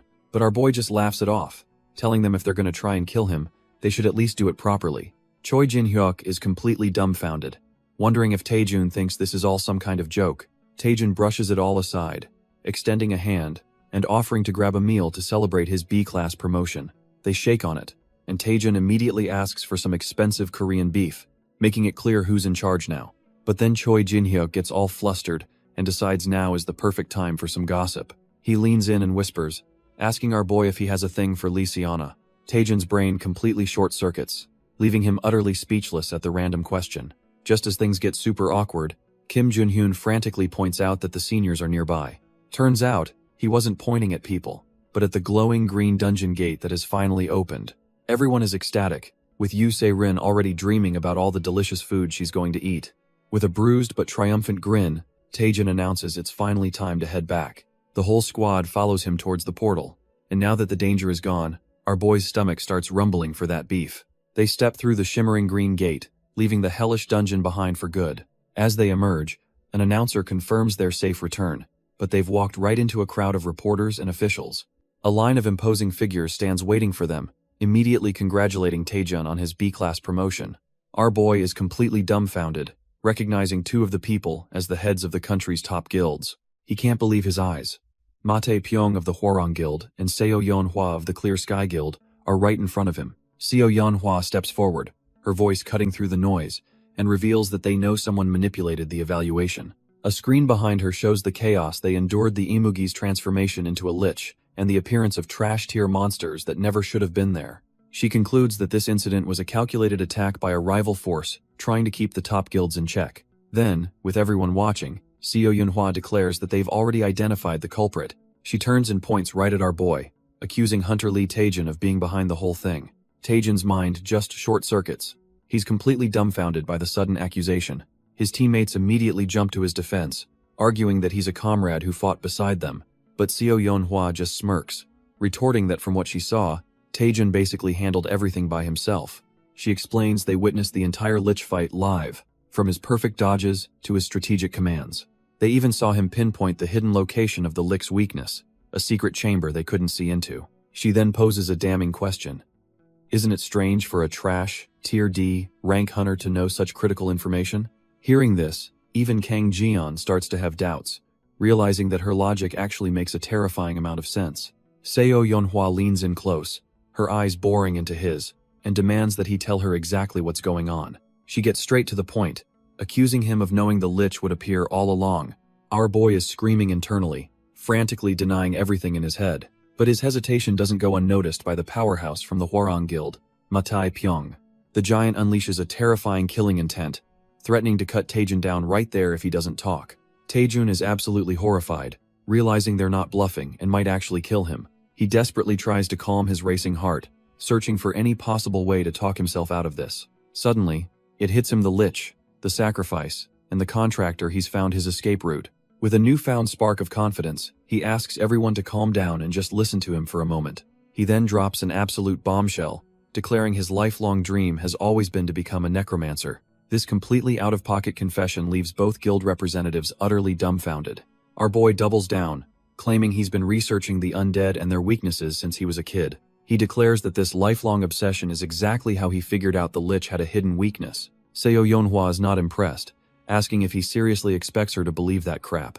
But Taejun just asks if she wants to see some proof. The entire room is stunned silent by his audacity, with both guild reps and the other hunters looking on in disbelief. He then dramatically presents the mummified finger, explaining it came from a sarcophagus and proves someone made a contract with the Lich. Taejun connects the dots, reminding them the Lich wasn't natural, meaning someone deliberately planted it here to manipulate the exam.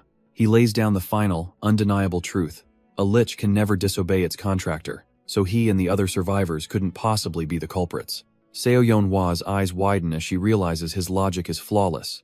If he was the mastermind, he wouldn't have saved his comrades. Mate Pyong is now absolutely furious, roaring about who the real culprit could be and wondering if it's the work of the Dark Magic Guild. But as our boy knows all too well, the truth is always singular and often right in front of you. With a cold stare, our boy drops a bombshell, declaring the culprit is right here in this room. He tells everyone to check the hands of the people around them, sending a wave of panic through the crowd. Immediately, chaos erupts as the hunters start accusing each other, demanding they show their hands. But one man in a suit is sweating bullets, clearly trying to keep his own hand out of sight. And just like that, he's exposed the guy is missing the exact finger Taejun presented as evidence. Miri is completely dumbfounded, asking our boy how he could have possibly figured it all out. Taejun just smirks, casually explaining that this is how they always catch culprits in detective manga.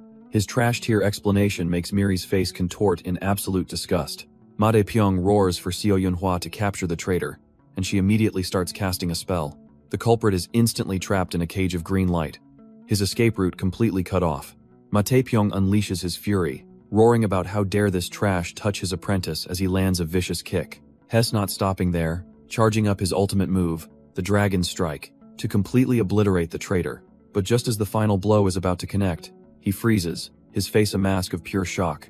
The contractor denied him his vengeance, choosing to bite down on a poison capsule and take his own life. Enraged that his only lead is now a corpse, Mate Pyong orders his men to get the body to headquarters immediately.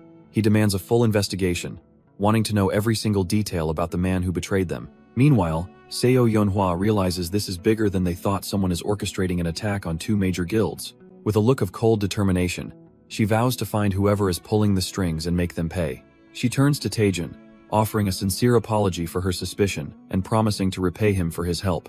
But before our boy can even react, the exhaustion hits him like a truck, and he collapses to the ground, out cold. Miri desperately tries to wake him, but our boy is completely spent, realizing he's pushed his mana reserves to zero. He drifts in and out of consciousness, wondering where he is, until a familiar voice finally cuts through the darkness. His vision clears, and he's stunned to see his old academy buddies, Choi Jin-hyuk and Lee Seona, looking down at him. He sits up, finding himself in a hospital bed, and weakly asks why on earth they're here. Lee Seona says she was worried sick, while Choi Jin-hyuk just smirks, claiming he was just checking if he was dead or alive. Getting serious, she tells him he really overdid it this time, pushing himself so hard he nearly gave the doctors a heart attack. She then brings up the massive impact he made during the B-rank exam, leaving Taejun utterly confused. To prove her point, she shoves her phone in his face, telling him his name is already all over the internet. He's dumbfounded, scrolling through articles that hail the D-rank hunter who single-handedly defeated the Lich. Choi Jin-hyuk scoffs from the side, grumbling that if it wasn't for him, Taejun wouldn't have accomplished a thing. Lee Seona immediately shuts him down, reminding him that the video footage showed Taejun carrying the entire team. But our boy just smiles, thinking to himself how nice it is that the three of them are finally together again. The wholesome moment is shattered when an intercom suddenly announces that Hunter Lee Taejun has awakened. The door slides open, and in walks none other than Seyeon-hwa, the representative of the Clear Sky Guild. Everyone is completely dumbfounded, and Taejun stammers out, asking how on earth she found him here. She just smirks, dropping the bombshell that this entire top-tier hospital is run by her guild.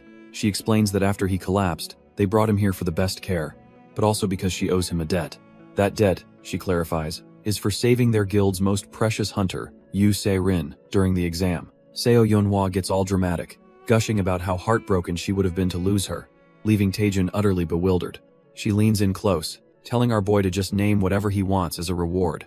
Seyeon-hwa promises to repay him with anything his heart desires, no questions asked. Taejun is completely flustered, admitting he can't think of a single thing on the spot. She just laughs it off, telling him there's no rush, and he has plenty of time to decide. With that, she announces she'll be in her office on the top floor waiting for him to recover. She gives him one last charming look, telling him to come by whenever he thinks of something. The moment she's gone, Seon-ah leaps onto Taejun, amazed at how much has grown. She hugs him tight, reminiscing about how he used to get lost in dungeons, but Taejun just wants her to stop. Jin-hyuk can only watch from the side, grumbling to himself about what a lucky guy Taejun is. Seon-ah wastes no time teasing our boy, asking if he's already decided what he wants from the Vice Guild Master. Taejun's mind races. Since Seyeon-hwa is a top-tier wizard, maybe he should ask for a powerful magic item. He mulls over the idea of a magic item, completely lost in thought as Seon-ah watches him with a smirk. But he quickly decides that his recovery is the #1 priority, so the reward can wait. Seon-ah hands him a recovery drink with a grin, telling him to get better soon. She then announces that she and Jin-hyuk have plans, and the two head out, leaving Taejun to rest. Once they're gone, Miri materializes, remarking that Taejun must have a lot on his mind. She gets all starry-eyed, gushing about how romantic it is to have a beauty grant his wish, but Taejun is not having it. Left alone, our boy starts seriously brainstorming, and his first thought is surprisingly simple. Maybe he should just ask for cash. He immediately scraps the idea of cash. Asking an S rank for money is a trash tier move when he could get something priceless. But first, our boy needs to figure out what he actually needs the most to get stronger. A sudden thought hits him, and he asks Miri what happened to all the items he collected in the tower. Miri explains they were automatically sent to a vault in something called the Parsley Market. Taejun is completely dumbfounded, wondering what kind of ridiculous name Parsley Market is. Seeing her chance, Miri gets giddy, clearly thrilled that he's finally asking about it. She explains it's a massive interdimensional trading platform with over 100 million users. Miri suddenly goes into full-on sales pitch mode, listing VVIP benefits, leaving Taejun wondering if she's actually advertising. The reality of her words sinks in, and he stares at the connection screen, mind blown that people from other dimensions use this. As Miri eggs him on, our boy has a sudden realization. He's the only person on Earth who can even use this system. The implications are massive. He can buy otherworldly artifacts, but more importantly, he's the sole supplier for anything from Earth. It dawns on him with the flash of 1,000,000 gold coins. He has the power to create an absolute monopoly. His inner capitalist awakens with a wicked grin, already hearing the money roll in, which leaves Miri looking completely disturbed. Fired up by the prospect of getting rich, he declares he's connecting immediately to check out his vault of items. Without a moment's hesitation, his finger taps the connect button, diving headfirst into this new world. The system scans his body and player data, and just like that, he's officially welcomed to the Parsley Market. He's suddenly standing in a bustling fantasy town square, utterly dumbfounded by the sight of all the different races walking around. The items for sale are on another level entirely, with dwarves hawking dragon skin shields and mysterious dudes selling priceless arcana gems. Our boy looks around, completely unimpressed, thinking this place is just some generic mobile game, but Miri is just excited to explore. They approach a dwarf merchant, and Taejun cautiously asks if he can check out the prices on his wares. The dwarf proudly presents a B-rank dragonskin shield, enhanced to +13, for a cool 18,000 parsley coins. Taejun is completely lost, having no idea what parsley coins are, forcing Miri to explain the currency system. She cheerfully clarifies that the shield costs about 240,000 magic stones. He's absolutely floored, realizing the shield in his hands is worth over 1,000,000,000 won, the price of 10 luxury cars. His hopes are instantly shattered when Miri casually adds that this insane price is just the average market rate here. A wave of despair washes over him. He's a broke boy in a world of billionaires with nothing he can afford. But then, a brilliant thought strikes him. If their items are this valuable, How much would his own loot from Earth be worth? Playing the part of a clueless newbie, our boy awkwardly presents the Lich's skeletal staff to the merchant. He asks the dwarf if he could give him a quick appraisal on the item he's holding. The dwarf squints through his monocle, giving the bone staff a thorough and professional inspection. But the verdict is in, and it's a gut punch. The merchant declares the item is completely unsellable, leaving Taejun dumbfounded. Turns out the staff is cursed, and unless you're a mage powerful enough to lift it, the thing is basically a useless stick. Taejun's heart sinks as he realizes his potential jackpot is just a worthless, cursed piece of junk. Not ready to give up, he pulls out the purple crystal he got from the same monster, hoping it'll be his ticket to riches. The dwarf offers a measly 10 parsley coins, and Taejun's soul just leaves his body. The item is practically trash, tear. With all his dreams of a golden future shattered, a dejected Taejun is consoled by Miri, who tells him to take it slow. Just as they're about to leave, a mysterious voice calls out to Taejun, asking if he's up for a trade. A red-skinned demon with massive wings appears, calling himself the Star-Shaped Demon Lord, and requesting a look at the crystal. Taejun tries to brush him off, saying the item is just junk, but the Demon Lord just smiles and tells him to accept the trade. The demon is ecstatic, confirming his hunch that the crystal is useful, and even offers to cover all the enhancement costs. Our boy's eyes light up at the offer, but his joy is cut short when the demon says there's a catch. With a sinister look, the Demon Lord lays out his condition. If the enhancement fails, Taejun has to pay for everything. Taejun and Miri are left completely speechless by the insane, high-stakes gamble. But, the demon adds, if he succeeds, it's all on the house, and he pressures Taejun for a decision.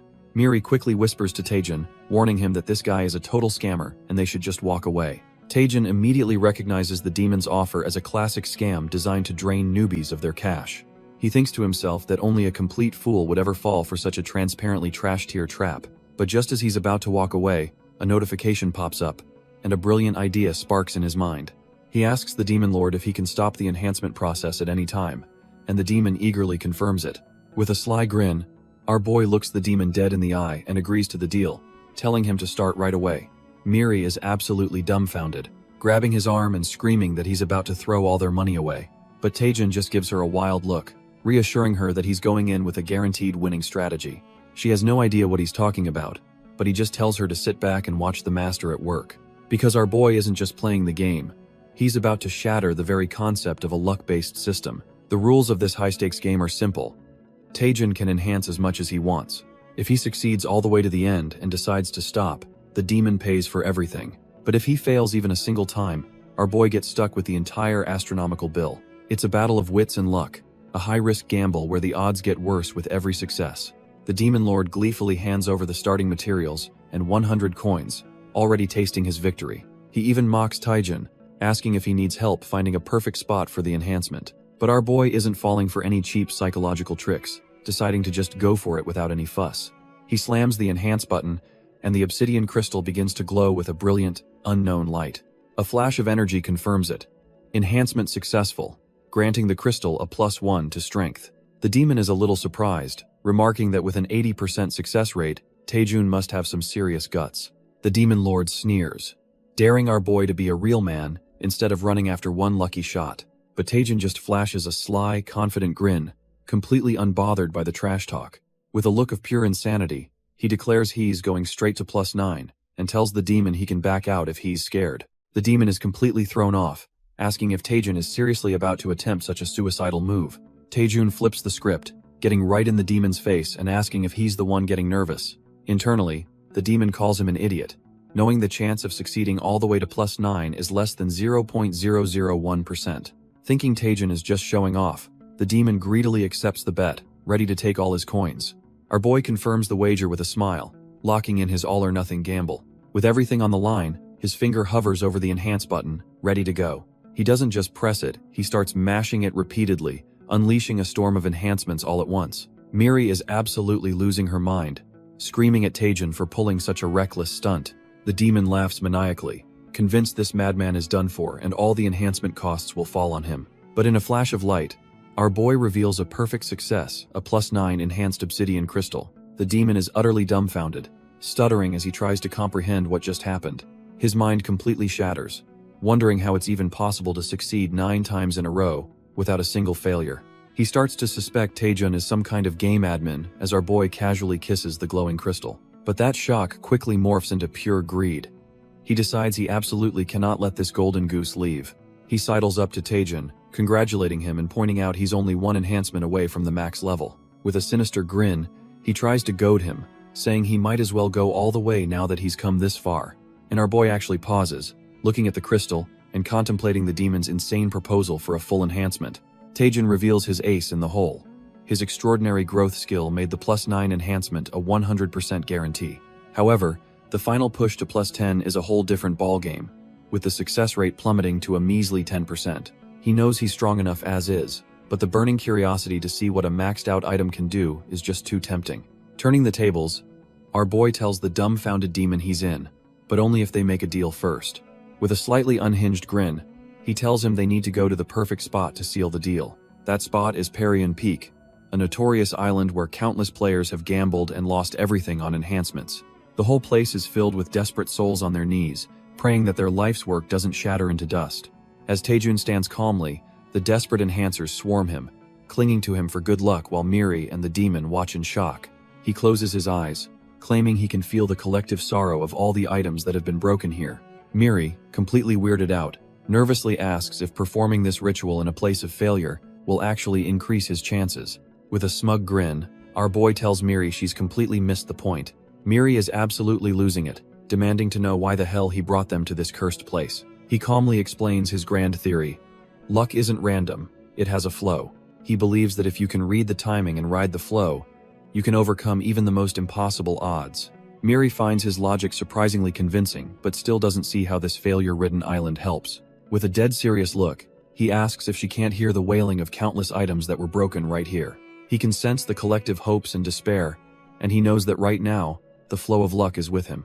With that, he channels all that energy and slams the enhance button for the final attempt. Even the demon trader is completely dumbfounded, realizing this crazy fool is actually trying to max out the item in one go. The demon scoffs internally, knowing the probability of succeeding from 0 to +10 without a single failure is literally 0. A wave of pure shock ripples through everyone watching. They can't believe what they're seeing. The obsidian crystal pulses with an insane amount of energy, defying all probability. Our boy lets out a guttural scream, pouring every last ounce of his will into this one moment. And it actually worked. The system announces the crystal has reached +10 with a twilight glow. The demon trader is absolutely frozen, realizing this trash-tier item is now a national-level treasure. He completely loses it, screaming that our boy must have used some illegal program to cheat the system. But Taejun just smirks, casually asking who the real con artist is here. He gets right in the demon's face, reminding him how he tried to scam a newbie by pretending to help. Flustered and furious, the demon threatens to report him, vowing he'll never log in again. But our boy simply blocks him, waving a cheerful goodbye before the demon can even react. As the system logs him out, the demon's distant screams for his resources are the last thing he hears. Back in his hospital bed, Taejun laughs to himself about scoring a maxed out item for free. Miri is freaking out, asking what he would have done if he failed and had to pay back all those coins. Our boy just gives her a crazy look, saying his master plan was to simply run for it. His demonic grin terrifies Miri, who now wonders if he's the real monster here. But Taejun's already moved on, remembering the intel he got from that dwarf in the parsley market. He looks at the skeletal staff, a smug smirk on his face, thinking he might finally be able to use it. Turns out, the Clear Sky Guild's office is right here on the top floor of the hospital. Inside, the guild's representative, Seo Yeonhwa, tells someone to come in. Taejun pops his head in, greeting the vice guild master, who asks if he's feeling any better. Our boy cheerfully explains that while he's not at 100%, he's definitely well enough to move around. Seo Yeonhwa leans back with a smug smile, figuring he must be here to finally claim his reward. She recalls how he was the undisputed first-place monster in the last assessment. Her intuition is screaming that if she's right, this kid is on the fast track to becoming one of Korea's top hunters. Taejun takes a confident step forward, calling out her name with a serious look on his face. He grabs her hand and, with zero hesitation, declares that he wants her. She's taken aback, clarifying if what he actually means is that he wants her skill. She playfully slings an arm around him, teasing him about his ridiculously blunt way of speaking. He looks completely lost as she awkwardly laughs it off, saying it was just her misunderstanding. Taejun is left dumbfounded, trying to figure out what he said wrong, while Miri looks absolutely done with his nonsense. Ignoring the previous awkwardness, Seo Yeonhwa leads our boy down to the third basement level of the guild. She confirms his wish is just to lift a curse from an item, thinking it's a much simpler request than she expected. Taejin immediately presents the gnarly-looking skeletal staff he acquired from the Lich. She's a bit surprised, double-checking that this is the very item he got his hands on back when he was a D rank. Brushing it aside, she gets to work, confidently stating that with her skill, this shouldn't take long at all. A torrent of green energy swirls around her as she begins casting her powerful ability, Spell Dispel. Miri instantly recognizes the move, realizing it's one of Seo Yunhwa's legendary S-rank skills. The spell is an absolute monster, designed to analyze and completely nullify the structure of any magic it targets. At its core, a curse is just a complicated spell trap, making it completely defenseless against this technique. But our boy's true plan is revealed. He's using a perfect mimic's obsidian crystal to scan and copy that S-rank skill for himself. Our boy just smirks, thinking he's not just lifting a curse but stealing an S-rank skill in the process. He focuses on the crystal, getting ready to perfectly copy the spell's signature. But as Seo Yunhwa's magic pours into the staff, a sinister dark energy suddenly erupts from it, catching her completely off guard. The shadowy power explodes outwards, violently blasting her backwards and drawing blood. Both of them are completely dumbfounded, with Taejin shouting in panic about what just happened. It turns out a horrifying shadow monster was sealed inside the cursed staff all along. Wasting no time, Taejin blitzes past the injured S-ranker, claiming he has no clue where it came from. He yells at the creature to get out of his way so he can finish learning the skill. But a look of sheer panic flashes across his face as he realizes the situation is spiraling out of control. Suddenly, the same dark energy from the monster begins to envelop his own arm as his eyes glow a menacing red. Realizing physical attacks are completely useless, our boy Taejin decides to switch tactics on the fly.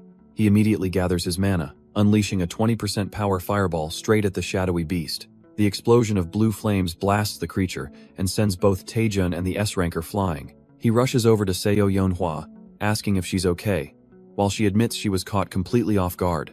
Playing dumb, Taejin asks what that monster is and where it came from, his face a perfect mask of shock.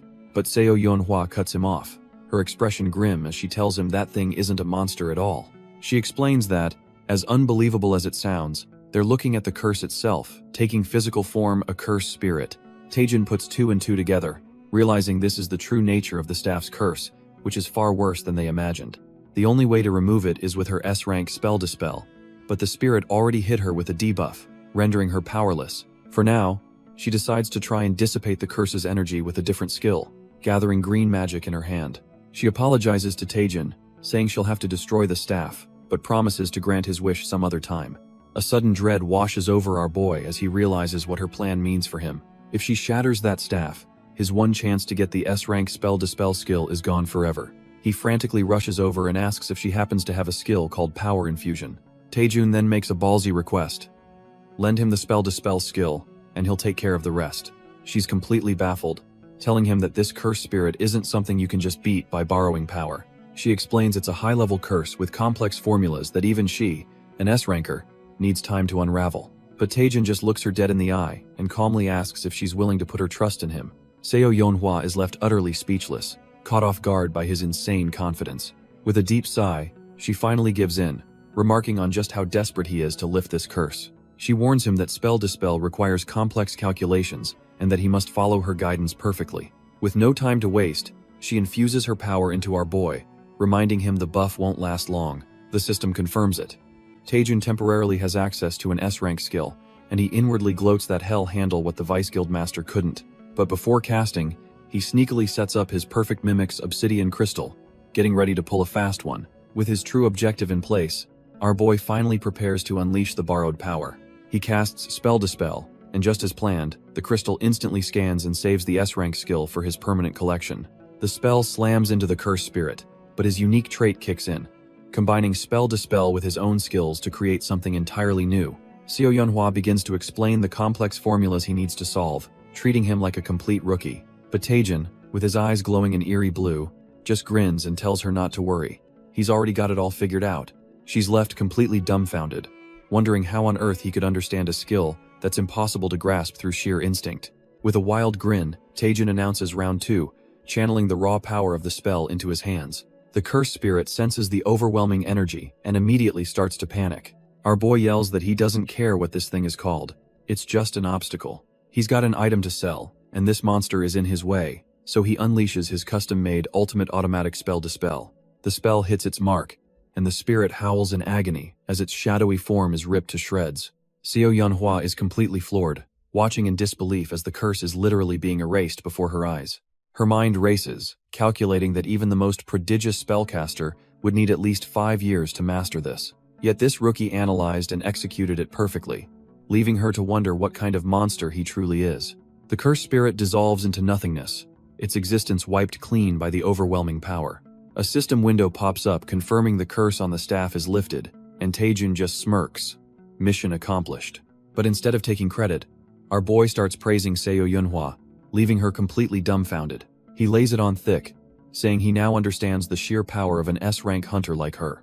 She's at a loss for words, internally admitting that Taejun is far more impressive than she could have ever imagined. Realizing her own guild would just hold him back, she recommends he visit the Hwarang Guild instead. She tells him their guildmaster, Mate Pyong, has something that could be a massive help to him.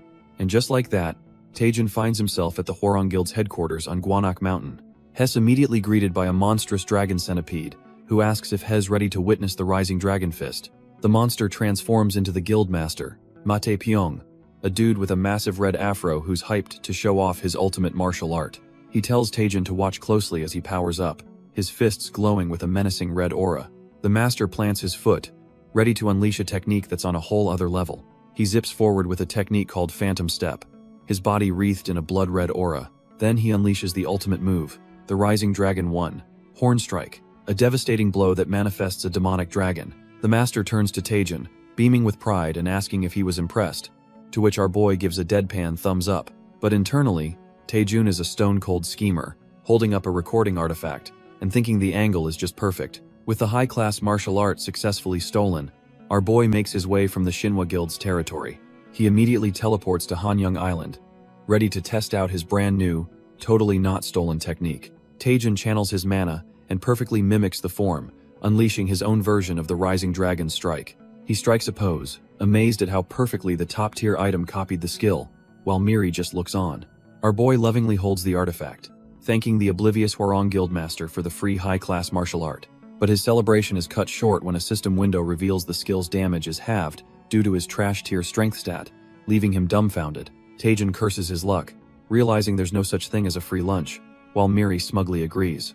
He suddenly remembers the tower manager's words about all power coming from muscle and regrets not listening. An urgent quest pops up, demanding he practice each skill 2,000 times, a grueling 10-hour grind. Our boy slumps over in defeat, whining about how he just wanted an easy win for once. But then, his expression hardens as a new resolve begins to form in his eyes. He stands up, reminding himself that 10 hours is nothing compared to the 7 years of hell he's already endured. A manic grin spreads across his face as he decides to go all in and just max out his strength stat. With Miri cheering him on, the extreme training begins as he unleashes a kick on a poor training monster. Just then, Lee Seona shows up, happily humming to herself while carrying a bag of groceries. She smiles and offers Taejun some food, telling him to pace himself during his intense training. Lee Seona is left completely dumbfounded by whatever our boy just said to her. She turns her attention back to Taejun, who is now drenched in sweat from his insane workout. Her jaw drops when she sees his newly shredded physique, wondering where all that muscle came from. Watching him from afar, she can't help but think that Taejun has been acting really strange lately. She recalls how he went from an average Joe to acing the B rank exam and catching the eyes of 2 major guild leaders. His growth is just not normal. He's evolving at a terrifying pace right before her very eyes. While it's great he's getting recognized, she feels him slipping further away, which is when a guild elder appears behind her. Startled, she turns to face the elder, who asks if she's the one using the training room for vision sword practice. She immediately panics, realizing she's toast if he finds out she lent the room to an outsider without permission. But the elder just pats her head, saying he trusts her judgment, leaving Seona sweating bullets over her little lie. Suddenly, the vice president of the Myth Guild, Cha Soo-hyun, appears with Seona, noting the unusual aura coming from Taejun's training. His eyes narrow with intrigue, recognizing the unique martial art style our boy is using.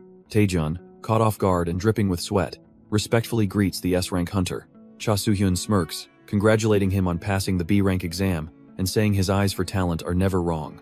Our boy just scratches his head, humbly thanking the vice president for the praise. Getting straight to the point, Cha Soo-hyun asks if he's still a freelancer, unattached to any guild. Since he is, Cha Soo-hyun decides it's the perfect time to make him an offer, leaving Taejun a bit dumbfounded. He explains that the Myth Guild has an expedition in 4 days, but a team member had to drop out due to an injury. Before he can finish the offer, Seon-ah rushes in, frantically trying to stop her boss. She stammers that the expedition is far too dangerous for a hunter with Taejun's level of experience. Unfazed, our boy asks what grade the dungeon is, and Cha Soo-hyun reveals it's a grade 2 dungeon with 0 intel. Seon-ah insists it's too risky, pleading with him about the unknown variables and the chance he could get seriously hurt.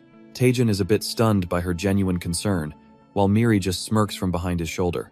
But his expression quickly sours as he realizes she's completely underestimating his power. Cha Soo-hyun smoothly steps in, reassuring Taejun that his skills are more than enough, and reminds him it's just a suggestion. He then pitches the real benefit.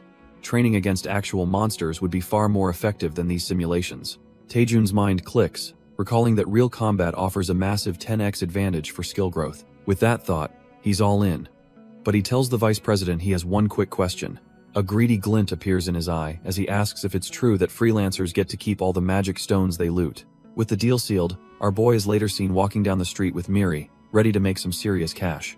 On his way, Taejun gets spammed with texts from an impatient contact, telling him not to be late. He groans about what a hassle this is, while Miri looks on with a concerned expression. She reminds him that the manipulator behind the evaluation is still out there, questioning if it's safe to be moving so openly. But our boy just smirks, telling her not to worry since he'll be teaming up with members from the Shinhwa guild this time. Miri is still skeptical, wondering if a big-shot guild like Shinhwa can really be trusted. Taejun explains that Mate Pyong of the Hwarang Guild and Cha Soo-hyun of Shinhwa have been lifelong friends for 20 years, making their guilds practically allies. Because of this deep-rooted trust, he concludes there's almost zero chance Shinhwa was involved in the manipulation. He then gets incredibly cocky, boasting that with his Rising Dragon Divine Fist and defensive skills, 100 enemies would be useless against him. Taejun declares it's not overconfidence but simply the truth, though Miri still urges him not to let his guard down as they rush to the meeting point. They finally arrive at the destination, a menacing, uncatalogued Grade 2 dungeon gate, pulsing with dangerous red energy. As they stand before the gate, a familiar voice calls out. It's Lee Seon. Ah, surprised to see Taejun already waiting, she quickly introduces him to her squad, Shinhwa Team 3, the spearman Choi Yushik and the healer Yoon Ah-young. The final member, a cocky kid named No Young-chul, gives a flashy introduction, calling himself the team's youngest. With the introductions done, Taejun is ready to dive in, and asks if everyone is present. But Lee Seon-ah gets all shifty, admitting that one person still hasn't arrived, leaving our boy dumbfounded. She explains that a team member got injured last night, so they had to call in an emergency replacement hunter. Before Taejun can even process this, a car screeches to a halt behind them and some guy rudely yells at them to move. Our boy turns around, his expression hardening with annoyance at the sudden and disrespectful interruption. A shady-looking dude with a designer bag steps out of the car, complaining about who this crazy guy blocking his way is. Turns out, the replacement is a massive, tattooed thug who immediately gets in Taejun's face, asking if he's deaf. Taejun and Miri are completely taken aback by the new guy's rough appearance, while Seona just looks resigned to her fate. Despite the hostility, our boy tries to keep it professional, introducing himself and politely asking for the man's name. The tattooed hunter just gives him a dead-eyed stare, not even bothering to grace him with a response. Suddenly, he bursts into a condescending laugh, as if Taejun's politeness is the most pathetic thing he's ever seen. He then spits on the ground right in front of our boy, wondering aloud who this punk even is. Ignoring Taejun completely, the thug turns his back and tells everyone to get moving, leaving our boy seething with rage. Seona quickly tries to calm him down, explaining that this guy is actually a big shot in the hunter world. Turns out, he's Kim Jae-hoon, an A-rank freelancer who's as trash tier in personality as he is unrivaled in skill. She explains his reputation. He's a scumbag who hogs all the magic stones, leaving his teammates broke and injured. Seona admits she didn't want to hire him, and as Taejun calls him a piece of trash, he suddenly realizes something important. Taejun grimaces as he realizes Kim Jae-hoon's money-grubbing personality hits a little too close to home. He reflects that this hunter is cut from the exact same cloth as his past self, and it's a wonder he hadn't met someone like this sooner. Inside, the A-ranker Kim Jae-hoon is already asserting his dominance, getting right in the face of the youngest team member. A wicked smile spreads across Taejun's face. He's decided to give this jerk a taste of his own medicine. Just as they get settled, an alarm blares through the blood-red dimension, warning of an approaching monster. A horde of ravenous, ghoul-like creatures comes screeching towards the party. Seona immediately takes charge, ordering everyone to maintain formation and advance cautiously. But Kim Jae-hoon couldn't care less about teamwork, much to Seona's visible frustration. He leaps forward alone, complaining about wasting his time on these trash-tier monsters as he plows through them. After effortlessly clearing the wave, he cracks his neck and laughs that his attacks feel a bit rusty, leaving his new team dumbfounded. Seon-ah finally has enough, calling out Kim Ji-hoon for his rogue actions and reminding him this is a team raid. She warns him that if he keeps ignoring her instructions, he's going to get the entire team killed. But Kim Ji-hoon just scoffs, asking if she's acting all scared just because she's the team leader. He then has the audacity to blame her leadership for the team's slow progress, which clearly hits a nerve. Getting right in her face, he condescendingly explains that skilled hunters earn the real money and fame. He walks off laughing about how pathetic it is that she's in charge, leaving Seon-ah fuming while our boy Taejun watches silently. Internally, Taejun is absolutely disgusted, thinking what an irritating pig this guy is. Suddenly, a voice welcomes the travelers as they arrive before a massive, ominous castle under a blood-red moon. Inside, an NPC named Duke Duwas, the lord of this cursed land, formally greets them. Before the Duke can even finish, Kim Ji-hoon rudely cuts him off, telling the old man to stop yapping and get to the point. Unfazed, the Duke says he didn't plan on keeping them long anyway. He explains this land was once cursed because a great evil was sealed here long ago. His ancestors found a holy artifact that purified the land, but now someone has stolen it. Taejun immediately realizes their job is to find the artifact and restore it to its rightful place. The Duke confirms this, adding that the invaders broke it into pieces and scattered them. Kim Ji-hoon just scoffs, thinking an artifact search quest is laughably easy. The other team members agree, noting that for a level 2 quest, it's surprisingly simple since there's no real boss. As the leader, Seon-ah starts planning, stating there are 4 artifact pieces hidden in 4 directions. But before she can even finish her thought, Kim Ji-hoon rudely cuts her off, asking why she's even thinking. He arrogantly declares the obvious plan: just split into pairs and search each direction. Seon-ah tries to plead with them, saying it's safer if they all stick together. But our boy Taejun sarcastically agrees with her, earning him a furious face grab and a shush from the team leader. Another hunter with a seriously creepy grin volunteers to team up with Kim Ji-hoon, making Seon-ah visibly uncomfortable. Completely defeated, Seon-ah gives the final order: split up, and the first team to find a piece meets in the south. Taejun immediately starts sucking up to Kim Ji-hoon, bowing and calling him sir, leaving the A-ranker totally dumbfounded. He continues the act, bowing deeply, and claiming he was inspired by how Kim Ji-hoon handled Seon-ah earlier. He declares that skilled hunters deserve all the money and fame, and he's decided to follow a great man like Kim Ji-hoon for life. This shameless bootlicking works like a charm, and Kim Ji-hoon puffs out his chest, thinking this kid has the right attitude.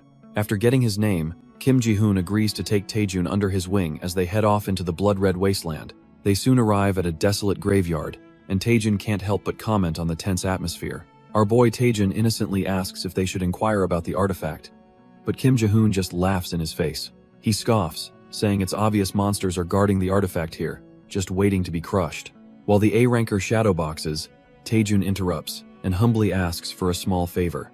He plays the part of a useless newbie, worried hell just get in the great hunter's way. So, he asks for permission to handle just one small, insignificant area all by himself. Kim Ji-hoon's ego is so inflated he just laughs it off, thinking the request is pathetic.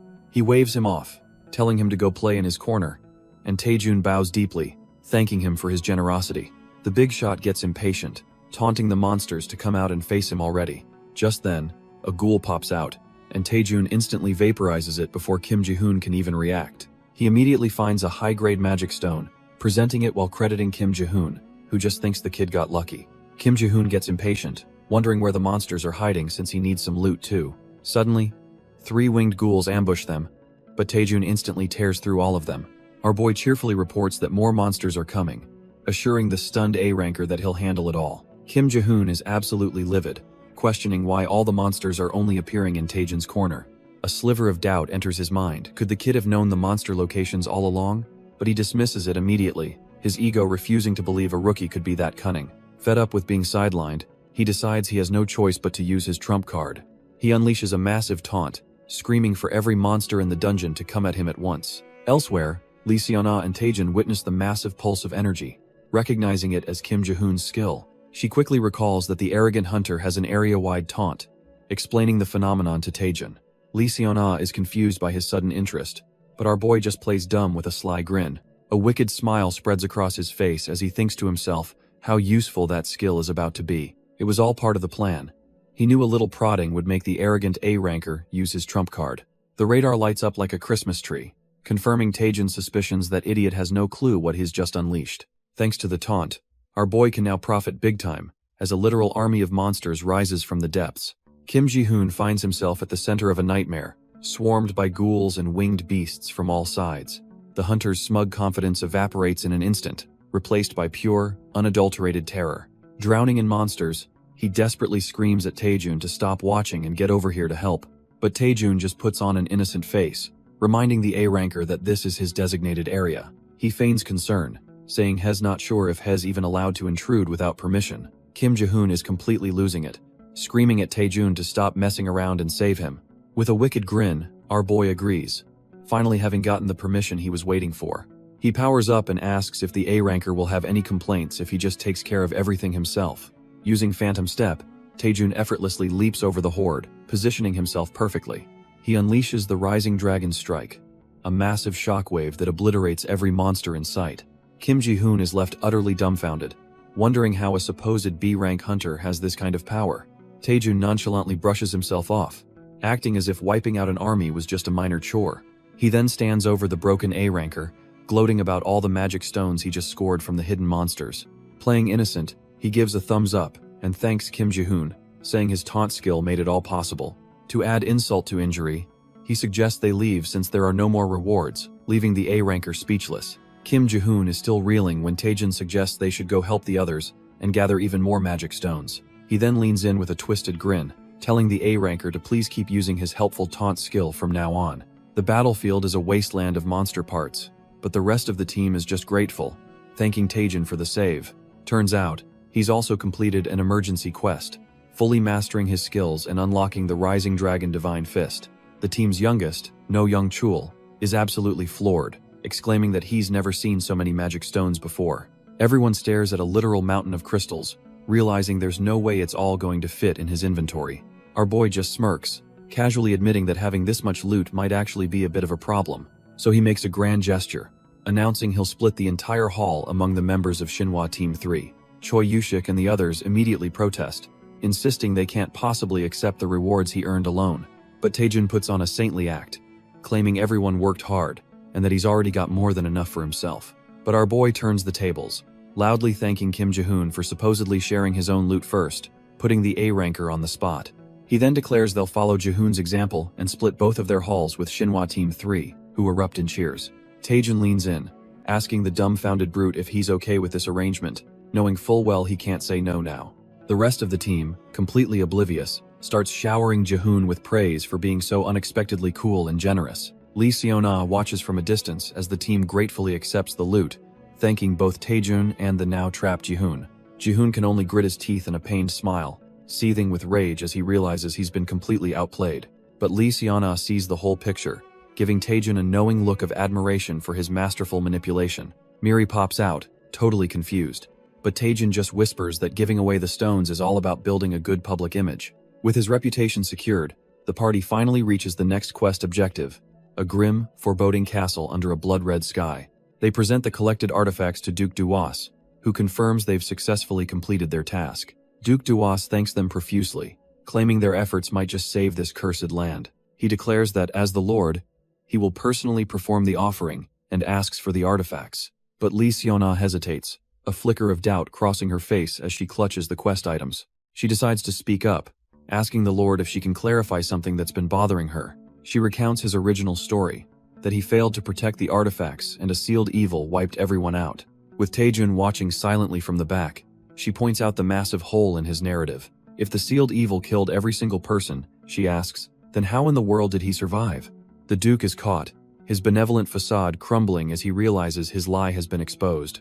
He lets out a sinister laugh, admitting she's clever, but it's too late as dark power erupts from the artifacts in her hands. His true form is unleashed. He's the hidden boss, the A+ rank high vampire Duke Duas, and they just brought him his power source. Turns out, Lee Seon-ah had her suspicions all along. Realizing a dungeon this big without a boss felt completely wrong. She knew just finding the artifacts wouldn't be enough to clear the gate, which led her to a chilling conclusion. This had to be a duplicate quest, a hidden mission that would trigger once the artifacts were brought to the Lord. The team can only watch in horror as the Duke's true form is revealed, a shadowy monster of pure malice. It hits them like a truck, This old geezer they were helping was the final boss from the very beginning. The newly transformed Duke Duas cackles, demanding they offer up the artifacts and witness his glorious resurrection. Under the immense pressure of his dark aura, Lysiana is completely frozen, the cursed items still clutched in her hands. Just as she's about to be overwhelmed, Taejin screams at her, asking what she's doing as he lunges forward. But instead of attacking the boss, our boy delivers a brutal kick right into Lysiana's side, sending her flying. The other hunters are left completely dumbfounded as their own teammate attacks the party leader without a moment's hesitation. Turns out, Lysiana was caught in an S-rank mental corruption skill, the charm's evil eye. But our boy Taejin has a passive spell nullification, making him the only one immune to the vampire's trash-tier tricks. The Duke is shocked to see one person standing, surrounded by his new mind-controlled puppets. Taejin just smirks, flips him the bird, and says he's not into ancient vampires. The Duke is absolutely seething at the disrespect, as Taejin tells him to try his luck at a senior center. Ignoring the taunts, the Duke grabs the artifacts and begins the ritual to reclaim his full immortal power. He then orders his new loyal servants, Taejin's own teammates, to tear him to pieces. Even Taejin has to admit this is a troublesome situation, while Miri beside him is completely panicking. The Duke cackles, mocking him for being brought down by the very comrades he tried to protect. He sentences Taejin to a tragic death as the brainwashed hunters unleash a hellfire of attacks on him. But instead of defending, our boy calmly gathers a strange blue energy in his hand. He unleashes it in a flash, instantly knocking out the other mind-controlled hunters around him. The Duke is completely dumbfounded, wondering what the hell just happened. Taejin then reveals he had one more thing to do before turning his attention to the big oaf, Kim Ji-hoon. With a single, devastating punch, he sends the A-rank tank flying, knocking him out cold. He casually tells the vampire that knocking people out is easy, mocking his underestimation.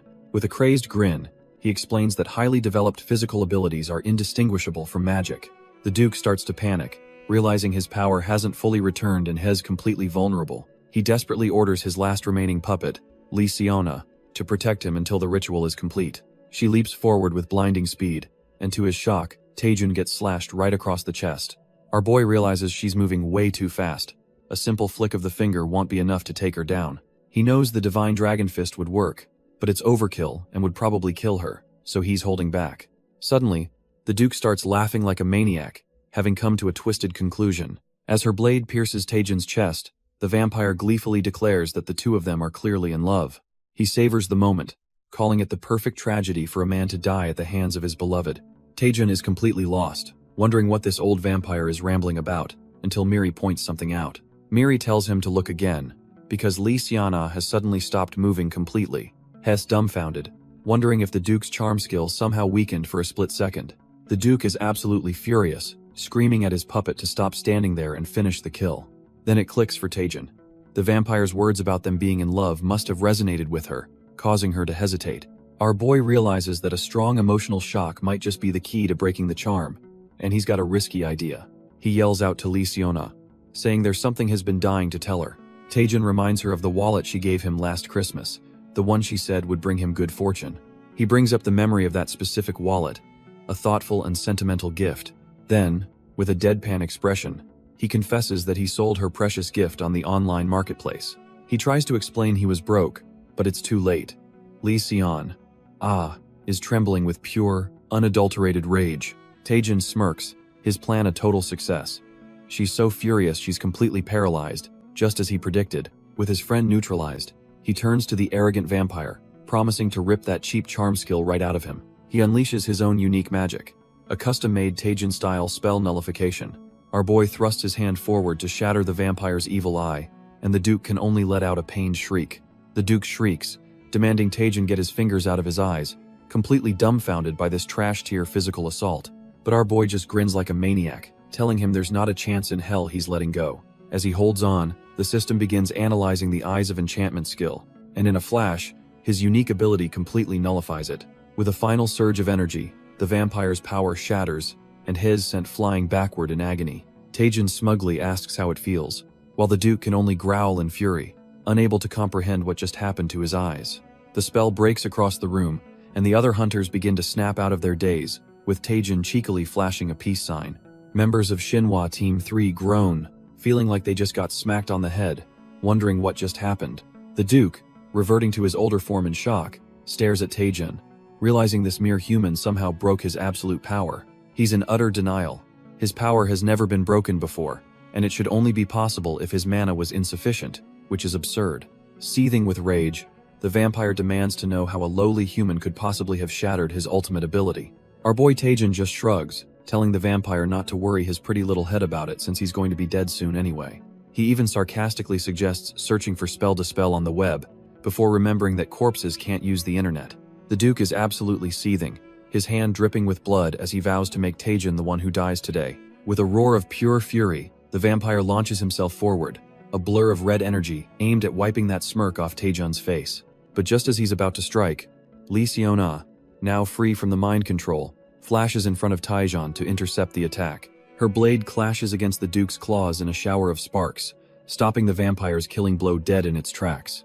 Taejin is relieved to see she's awake, and she gives him a nod, acknowledging that he held the line perfectly. With her eyes blazing, she grips her sword and tells Taejin to stand back. The real hunters will take it from here. She turns to face the stunned vampire, shouting to the others that his mental attacks are sealed, and now is their chance to strike.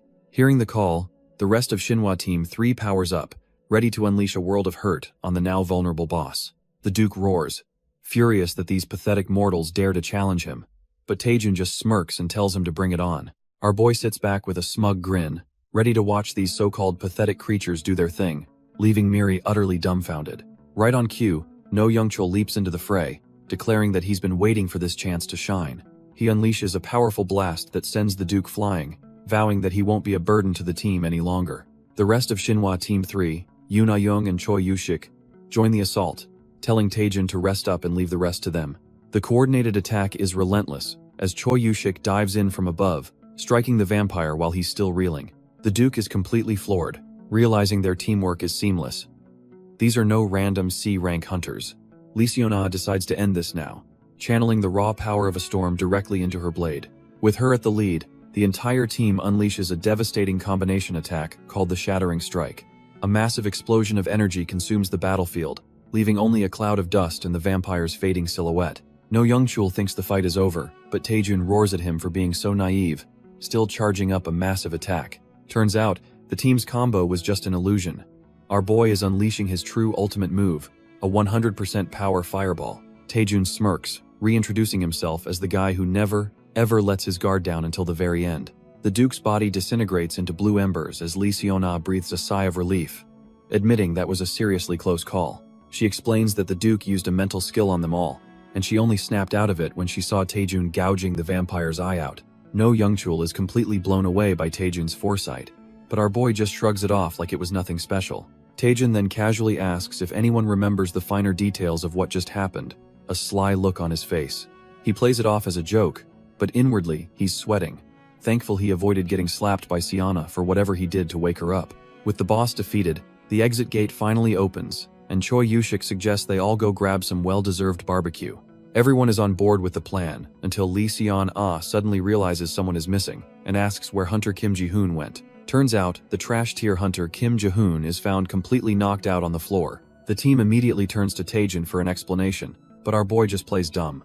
He assures them it's not a serious injury, and that they should all head out for their celebration dinner. Yoon Ah-young invites Taejin to join them, but he awkwardly declines, claiming he has other things to take care of. Lee Seon-ah's eyes narrow with suspicion, questioning if he's really ditching them for other plans. Taejin smoothly explains that he wants to stay behind to analyze the dungeon's unusual layout. He frames it as a unique training opportunity he can't pass up, a perfect excuse to be left alone. The rest of the team is completely sold, amazed by his incredible commitment to getting stronger. Lee Seon-ah just sighs, remarking on his overwhelming and almost crazy level of passion. She tells him she admires his dedication before finally turning to leave with the others, giving him the opening he wanted. But just as she's about to leave, Lee Seon-ah gets surprisingly close, telling him to remember one crucial thing. She gently warns him not to push himself too hard. A moment of genuine concern that catches our boy off guard. Taejin is left completely flustered, stammering like an idiot after the unexpected interaction. With final goodbyes, the rest of the team finally heads for the exit, leaving him to his training. The moment they're gone, Miri materializes, immediately calling him out on his unfinished business excuse. She knows damn well he's not there to study, and Taejin can only grin, realizing she sees right through his act. He admits that back in the day, he had to grind non-stop just to survive, a callback to his past life. But this time is different. He pulls up a map, explaining he found something interesting on the Parsley navigation system. On the map is a glowing question mark, a clear sign of a hidden treasure, a total jackpot.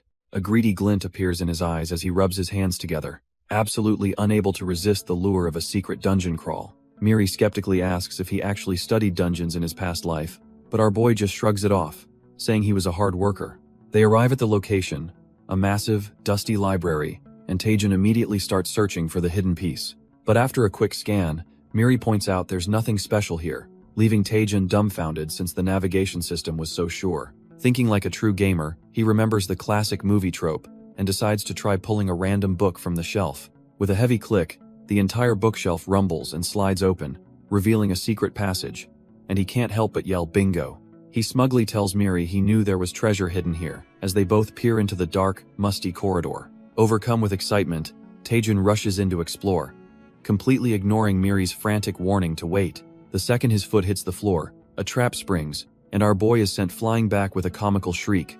He barely manages to land safely, narrowly avoiding a wall of deadly spikes, his heart pounding from the close call. Miri explains the real problem. The navigation data confirms the place is littered with traps, but their exact locations are intentionally concealed. Taejin realizes that blindly running through a corridor full of hidden traps is a one-way ticket to the afterlife. But a wicked grin spreads across his face.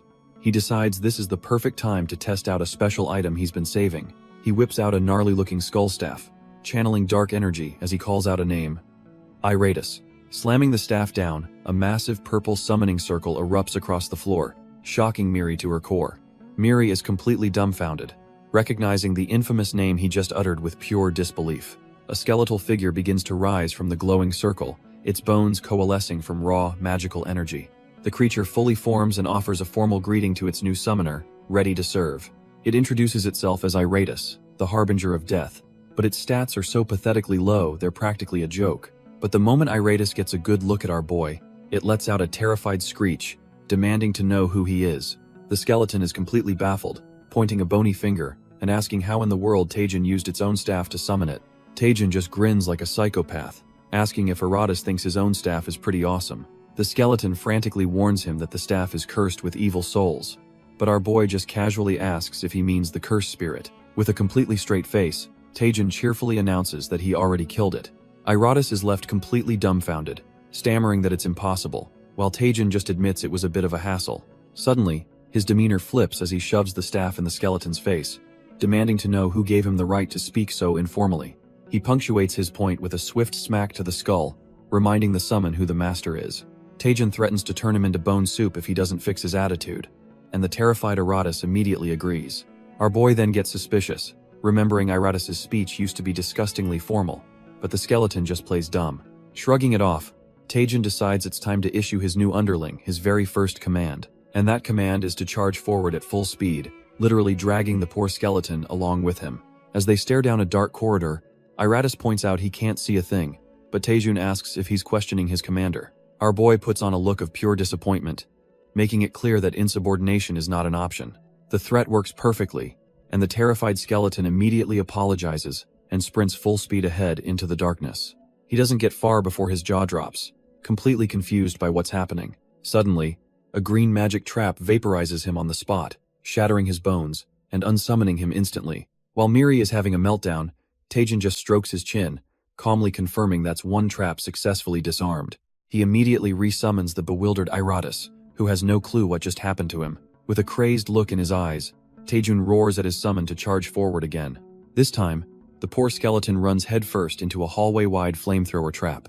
He's instantly incinerated, leaving nothing but a pile of ash on the dungeon floor. While Taejin casually marks another trap off his list, Miri is dumbfounded, asking if he seriously plans to continue this madness. With a deranged grin, our boy confirms he will, seeing absolutely no problem with his methods. He coldly reminds her that he's Lee Taejin, a man who shows zero mercy to anyone who's ever tried to kill him. Miri just forces an awkward laugh, realizing there's no getting through to this psycho. And so the cycle continues, with Taejin ordering the newly summoned Iratus to body slam yet another deadly trap. He congratulates the skeleton for being the best trap detector he could ask for, even as Iratus' spirit complains that he's not actually dead. But then, a system window pops up. Turns out all that dying has actually made Iratus stronger, increasing his overall durability. Taejin puts two and two together, noticing that his bony minion isn't getting wiped out as easily as before. He realizes this has to be the effect of his extraordinary growth skill, since summons aren't supposed to level up from just dying. As Taejun marvels at his broken ability, he misreads the room entirely, thinking the smug, blushing skeleton wants a reward for all his suffering. Taejun decides he'll have to analyze his broken growth skill later, leaving the abused Iratus utterly speechless. Our boy turns around, confused why his minion is still lingering, as Iratus can't believe he was dismissed with a simple good job. Iratus, now just a skull on a staff, complains that even immortals have rights, but Taejun coldly states that's not his problem. With a thought, he unsummons the growing skeleton, sending the poor bag of bones away in a flash of purple light. As Taejun presses on with the treasure hunt, Miri just sighs, calling him out for being so cold-hearted. Miri scans the dead-end room, assuming they've finally cleared the area since there are no more traps or paths. But Taejun isn't convinced, and Miri asks if his hunter's intuition is picking up on something she missed. His eyes lock onto a massive tombstone, noting that its size is completely unnatural for a simple grave marker. He reasons that there's no point in building something so huge unless it's meant to hide something important inside. The moment his hand makes contact, the stone erupts with glowing purple runes, proving his hunch was dead on.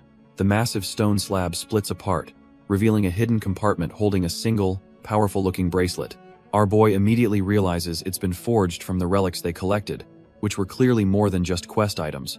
Miri can't tell what it does, and Taejun dreads the thought of paying a fortune just to get it appraised. He starts desperately praying for a god-tier drop when Miri suddenly cuts him off, remembering something important. She casually mentions that he doesn't even need to get items appraised, leaving Taejun completely lost. With a flourish, she introduces the Item Analyzer, a basic app that apparently everyone from other dimensions uses.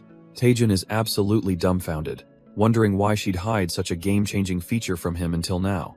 Miri gets defensive, reminding him his status window has tons of functions he hasn't bothered to check out. Shaking his head, he activates the new feature, and a holographic interface begins scanning the item on his hand. The results pop up, revealing the Relic of Malice, a unique grade item that boosts all his stats and grants him 2 new vampire skills. Taejun is floored by the unique grade drop, while Miri excitedly tells him to check out the skills it comes with. The first is an A-rank passive, Aesthetic of the Vampire, which automatically heals most injuries without consuming mana.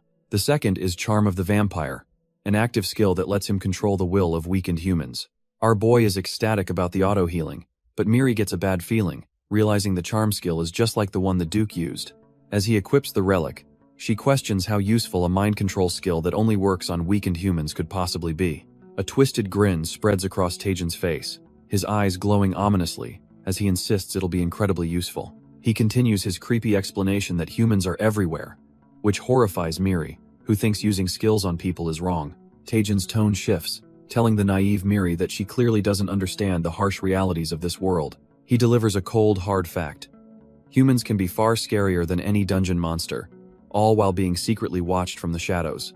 A mysterious hunter has them in his sights, confirming that his target has been re-evaluated as a B-rank threat. The hunter accepts his orders, certain his S-rank stealth skill, Silent Shadow, is more than enough for a solo mission. Meanwhile, Taejun and Miri arrive at the location, completely oblivious as the invisible assassin identifies his target. The hunter muses on Taejun's file. He was a nobody D-rank porter who somehow skyrocketed to a B-rank talent. He decides that our boy has become far too noticeable and, for that reason alone, he has to die. With a silent lunge, the assassin goes for the kill, but is dumbfounded when his blade slices through nothing but air. His senses are in chaos, a system error flashing as he realizes his target has completely vanished from his perception. Suddenly, Taejun's voice comes from behind him, casually asking Miri if she heard a strange thud. The hunter is in disbelief, coughing up blood as he wonders how Taejun could possibly possess a skill that detects him. Our boy taunts the hidden assassin, telling him to stop hiding and come out already. With a wicked grin, Taejun unleashes his aura, threatening to just keep hitting the air until the hunter is dead. Done playing around, our boy lunges forward, his leg glowing with a terrifying blue aura. The so-called elite hunter is completely helpless as Taejun lands a devastating kick right to his gut. Before the guy can even recover, Taejun unleashes a flurry of phantom punches, beating him into the ground. The assassin is already on his knees, begging for mercy, but our boy just scoffs, telling him he hasn't even started yet. He clicks his tongue in disappointment, complaining that kids these days have absolutely no grit. With the beatdown over, Taejun calmly demands the assassin introduce himself and state his business. The terrified hunter stammers out his name, Han Jong-chul, and says he's from a group called the Red Hounds. That name sounds familiar, and Taejin racks his brain trying to remember where he's heard it before. Then it hits him they're that infamous trashy criminal organization that takes money to assassinate other hunters. Grabbing the assassin by the collar, he demands to know why such a notorious group is after him, but the guy just begs for his life, claiming he was only following orders. Taejin just scoffs, calling the assassin shameless for trying to pass the buck. Grabbing the guy's head, our boy decides to get some answers the hard way, his aura flaring with a sinister purple energy. He activates Vampire's Charm, a nasty skill that completely controls the target's will, forcing the truth out of him. A blood-curdling scream rips through the night air, echoing from a distant, ominous tower. Turns out, the assassin wasn't alone. His buddies are getting antsy, wondering why he hasn't returned yet. One of them, Hanjong Pil, complains about how long it's taking to handle a mere B-class hunter. His partner tries to calm him down, saying the rookie probably just needs a bit more time. The other guy, Hanjong Seo, chalks it up to inexperience, reminding his partner that nobody's perfect on their first mission. But a chilling voice cuts in, asking if the rookie will get better just to end up beaten like them. Taejin emerges from the shadows, dragging their unconscious brother, and reveals he knows they're all siblings doing this filthy work. With a sinister grin, Taejin tells the two assassins they'd be crying tears of blood if they knew what had done. The brothers are stunned, demanding to know how he found them out, and our boy confirms he squeezed their youngest for info. He then cheekily says that since the kid didn't know who the boss was, he decided to come collect the information himself. Hanjong Pil is absolutely livid, cursing his brother's name for breaking under pressure, but he quickly calms himself, reasoning that his brother is a trained professional and wouldn't have spilled everything so easily. He correctly deduces that Taejin must have used a powerful mental contamination skill, which only earns him sarcastic praise from our boy. Taejin continues to mock them, offering a praise sticker for their brilliant deduction while holding up their broken sibling. The two brothers are completely dumbfounded, wondering if this guy is just plain insane. Hanjong Pil realizes he's made a grave mistake by underestimating his target, and a venomous green aura erupts from his weapon. He glares at Taejin, declaring that he's not leaving this place alive. Taejin just rolls his eyes back, sarcastically telling the assassin to feel free to try his best. Hanjong Pil boasts about his years of elite training, unleashing his ultimate technique, the Shadow Strike. He lunges forward with everything he's got, but his fist stops dead in its tracks, leaving him completely dumbfounded. Turns out, our boy just used the unconscious brother's face as a shield, complaining that the villain's monologue almost put him to sleep. Taejin then casually lies that he's running low on mana, just to mess with the poor guy's head. With a psychotic grin, he tells the last brother standing to spill everything, unless he wants to end up just like the others. The scene shifts to the Hunter Alliance HQ, where the entire Red Hound's crew has been taken into custody. A flashback reveals they had obtained intel on which dungeon Taejin was entering and plotted their crime. They disguised themselves as a cleaning crew, waiting outside the dungeon gate to ambush him.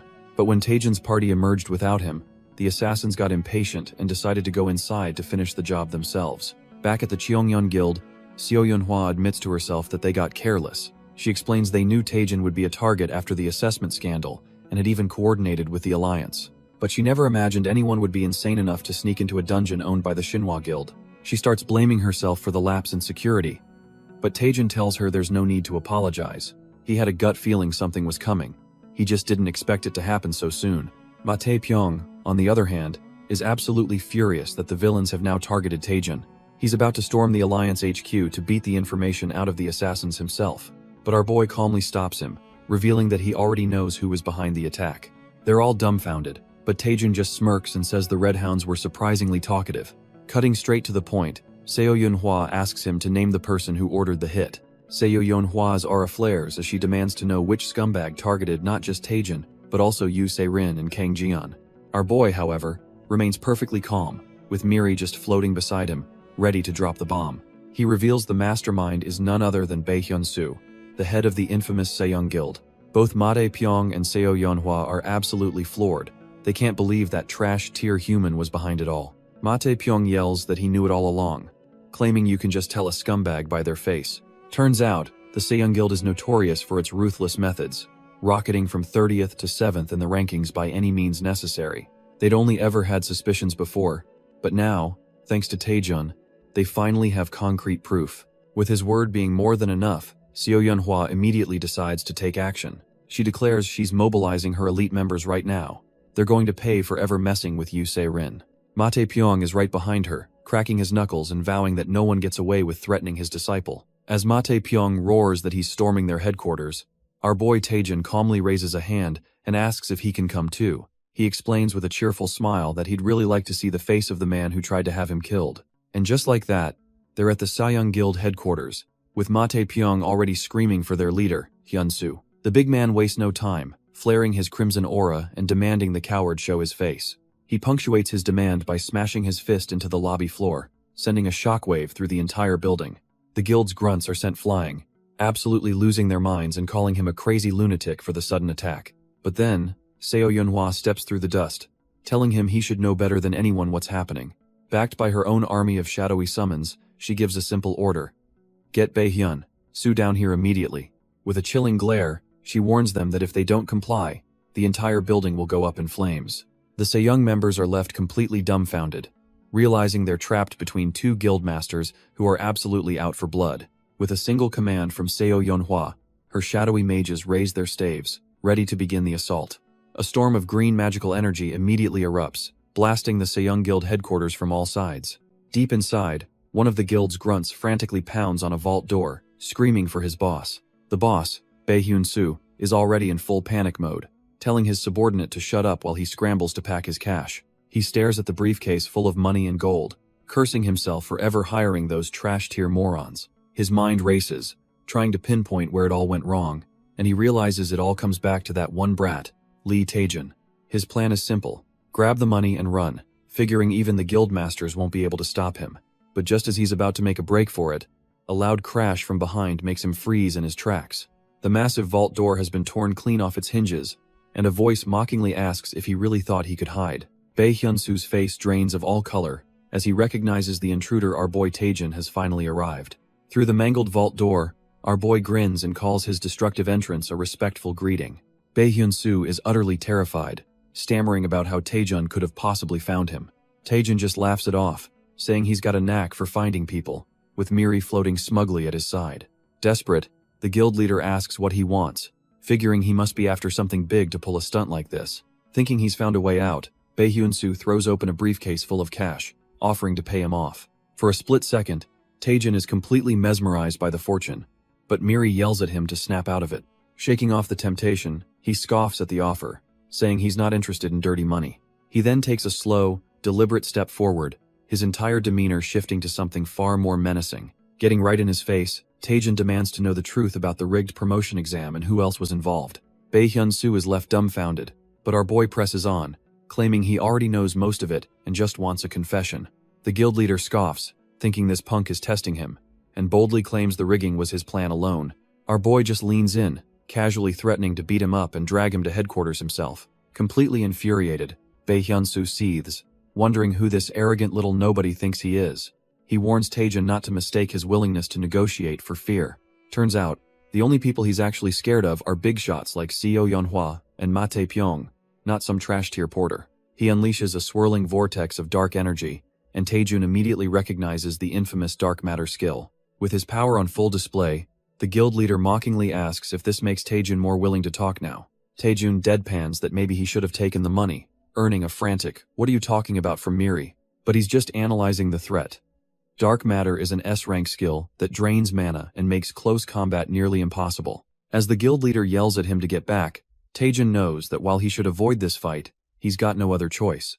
But our boy just laughs, taunting the guild leader that his fancy skill is just a cheap knockoff. The guild leader is completely dumbfounded, asking if Taejin is insane enough to fight dark matter with a trash-tier fireball. Taejin smirks, saying he might fool others but not him, as his unique QR scanner ability activates to verify the skill's info. With the scan complete, he wastes no time and launches himself forward, ready to strike. And the truth is revealed. The guild leader's skill is a B-rank fake, a pathetic imitation with only 10% of the real dark matter's power. Caught red-handed, the fraud immediately tries to backpedal, begging Taejin to talk things through. But our boy isn't interested in talking.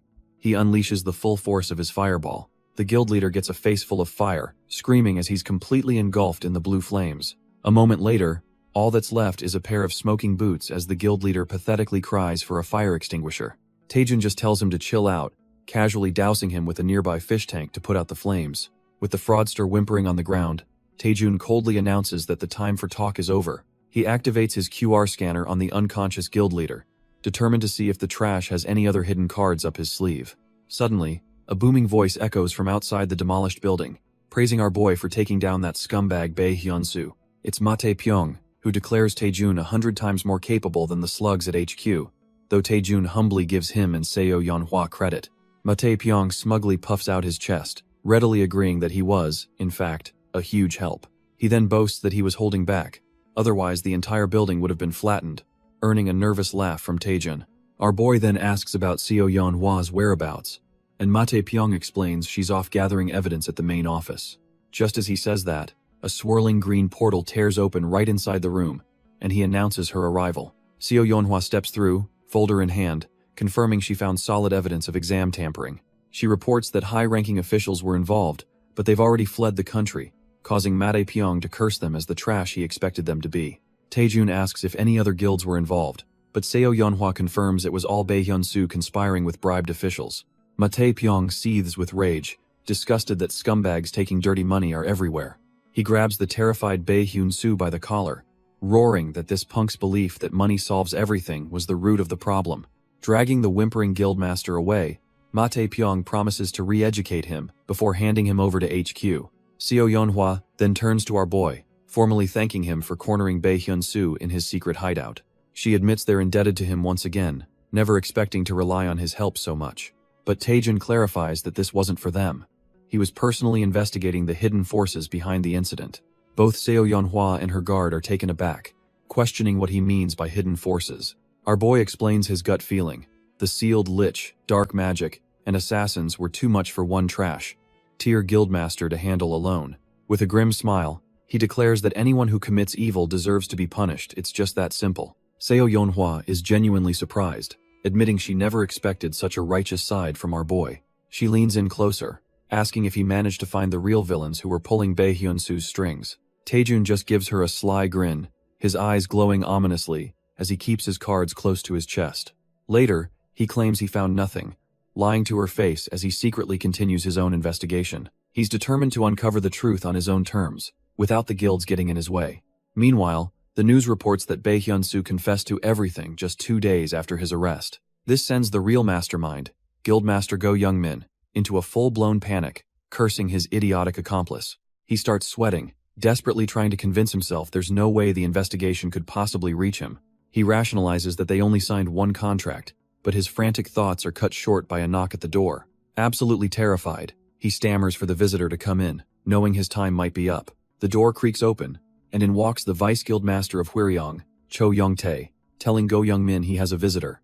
Go Young-min immediately gets paranoid, asking if it's someone from the major guilds like Sky or Hwarang. His subordinate explains the person is wearing a mask, so he couldn't get a clear look, but he doubts it. He then relays the visitor's cryptic message. Just tell the boss, the flying fly is here. The codename hits Go Young-min like a truck. He frantically orders his man to let the visitor in, his mind racing. As the mysterious figure walks in, Go Young-min tries to convince himself there's no way Bae Hyun-soo could have ratted him out. But when the visitor removes his disguise, Go Young-min's jaw hits the floor. It's none other than our boy, Lee Taejun. He instantly recognizes the kid from the B-rank assessment, which only adds to his confusion. Trying to mask his shock, Go Young-min puts on a brave face and greets Taejun, wondering what this is all about.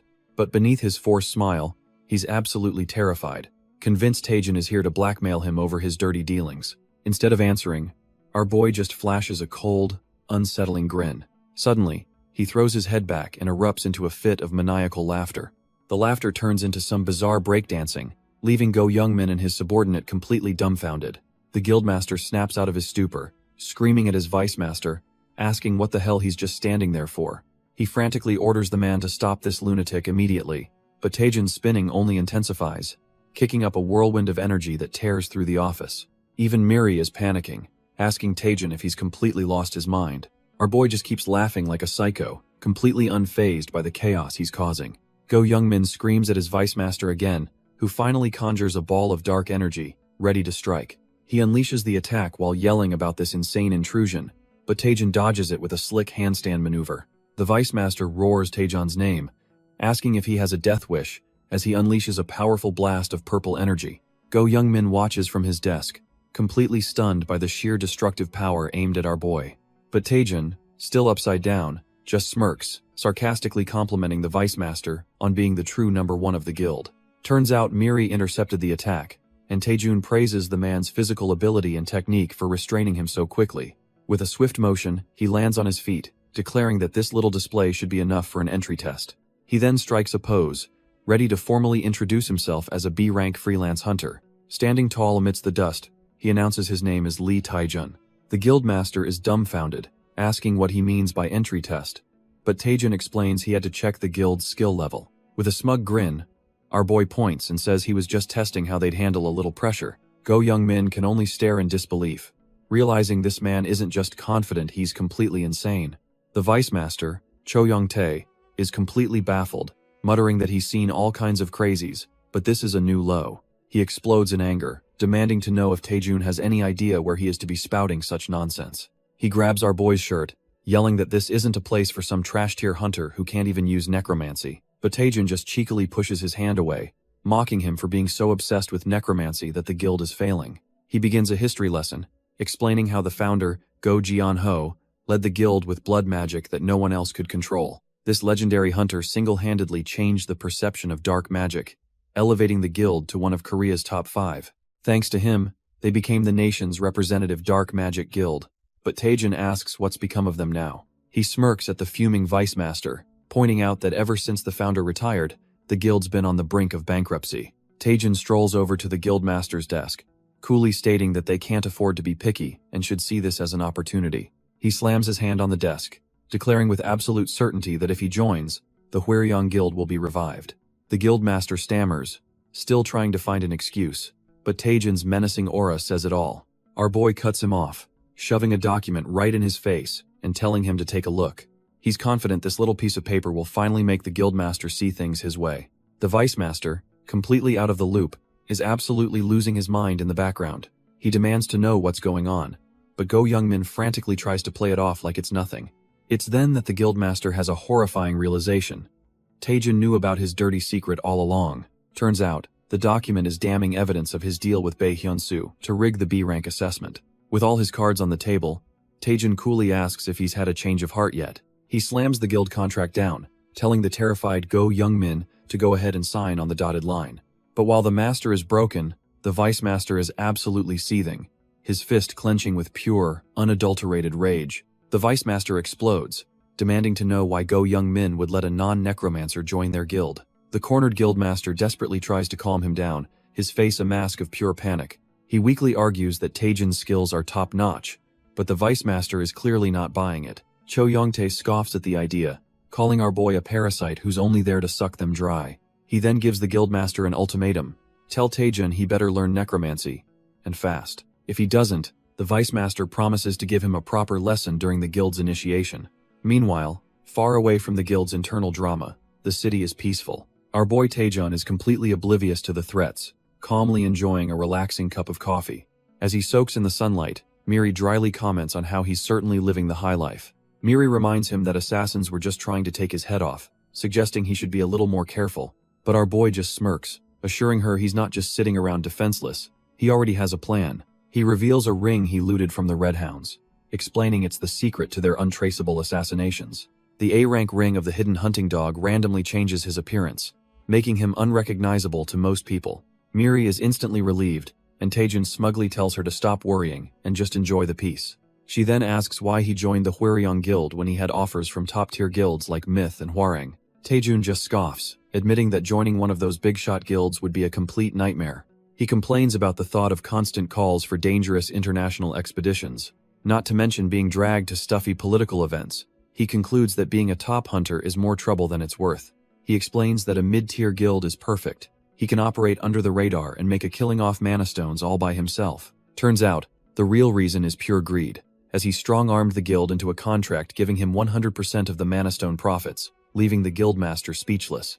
Now that Miri understands his hustle, she asks what's next, and our boy casually suggests they go shopping. She's completely baffled by the random idea, wondering why Head want to do something so normal all of a sudden. Taejun just laughs, saying there's no point in saving up if you don't splurge sometimes, and declares it's time to waste some money. With a new plan in mind, he steps out, ready to hit the town. They arrive not at a mall, but at a massive, luxurious glass skyscraper that screams wealth and power. Taejin gets a greedy look in his eye, remarking how he never could have dreamed of this back in his broke days, while Miri just marvels at the architecture. She rightly guesses this isn't a normal shopping mall, so Taejin smugly offers to explain this unique place to her. He explains this place is the ultimate hunter's paradise, a marketplace overflowing with legendary weapons and rare gear. Our boy proudly announces this is Gwimeljan, Korea's one and only mega mall for hunters, leaving Miri completely starstruck. But just as he's about to head inside to scope out the goods, a voice suddenly calls out his name. A woman with short white hair steps out of a sleek car, remarking that she almost didn't recognize him with his new item. Taejun is dumbfounded, asking who she is, while she explains she's only heard stories about him from her brother. With a commanding presence, she introduces herself as Cha Yerin, the esteemed head of the Shinhwa Guild. The name clicks instantly, and Taejun realizes she's the younger sister of the famous vice head, Cha Soo-hyun. He asks what brings the leader of such a major guild here, but she just looks at him, surprised he has to ask. It turns out she's not just a customer. She casually reveals that she owns the entire mall and is just here for her weekly inspection. Taejun's mind is blown. He realizes the Shinhwa Guild's power is on another level and kicks himself for not joining them sooner. He quickly snaps out of it, laughing awkwardly and apologizing, but Cha Yerin just waves it off, saying it's fine since she avoids the spotlight. She then cuts to the chase, asking our boy if he has a moment to spare, leaving him a bit confused. Turns out, she heard all about his heroic deeds in the cursed territory from her brother and Siona. She explains that without him, Shinhwa's team would have been wiped out, so she wants to offer a token of her gratitude. Our boy tries to play it cool, politely refusing the offer and saying her thanks are more than enough.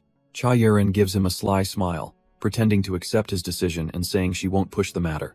But then she pulls out a little something, asking him one last time if he's absolutely sure he wants to refuse. She drops the bomb.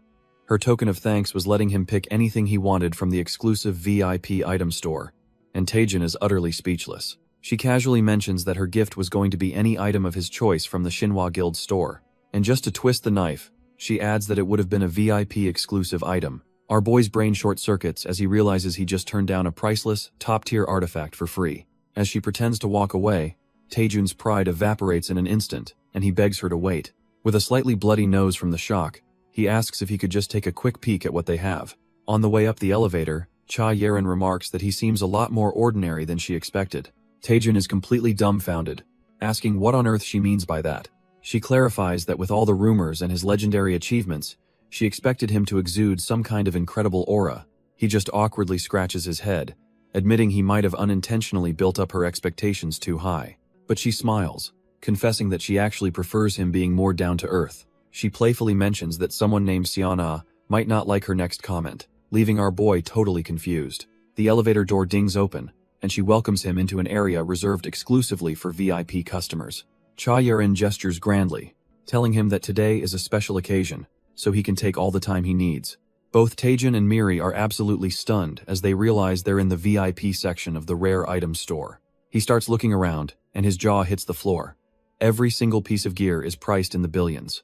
Taejin is just dumbfounded that this girl, who owns this entire treasure trove, is just casually standing there. She asks if Hez found anything he fancies, and our boy, practically drooling, says it's tough to pick. But with a greedy glint in his eye, he confirms that one thing in particular has definitely caught his attention. He points over to a specific display case and asks her what exactly those items are. Cha Yerin looks on with a curious smile, remarking that he certainly has a unique taste. She explains that these aren't just any items. They're relics once wielded by the legendary guildmasters of Korea.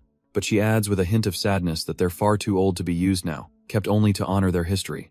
Taejin gets the picture, and she tries to steer him towards some newer, even better gear they have for sale. Just then, her bodyguard steps in, announcing that the vice director of the Hyonin Guild has arrived. Cha Yerin glances at her watch, completely shocked that she's about to be late for a critical meeting. She quickly excuses herself, promising to meet him later, and our boy gives a comically deep bow of respect. Miri just floats by, warning him he'll throw his back out, but he brushes it off as just part of the grind. She's completely baffled, asking why out of all the treasures here, he's so fixated on that one piece of junk. A system window confirms her point. It's a broken dragon steel gauntlet with zero durability. Utterly useless. Taejin admits she has a point, but his intense gaze tells us he's seeing something nobody else can. And there it is. A system window pops up, confirming the gauntlet has synergy with his rising dragon skills and triggering a new growth quest. Our boy knows his spectacular growth trait never gives him an impossible task.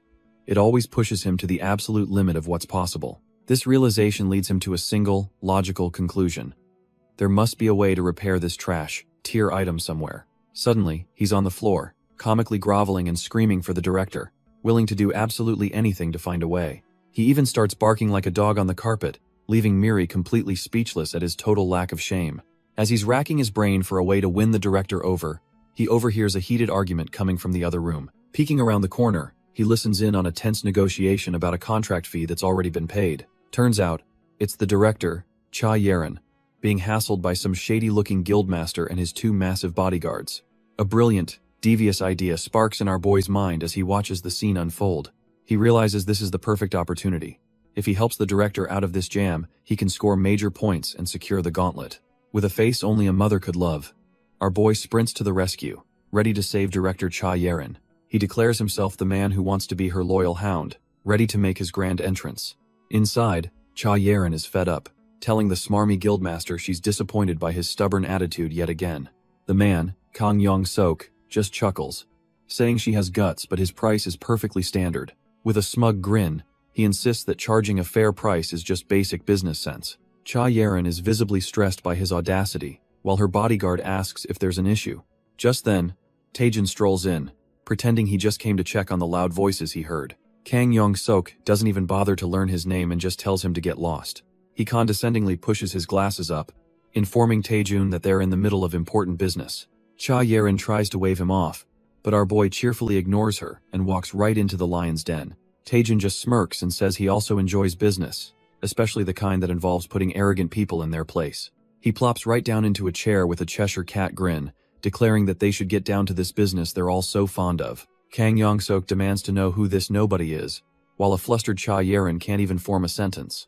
Our boy glances at the mountain of gear on the table, and instantly understands the entire scam.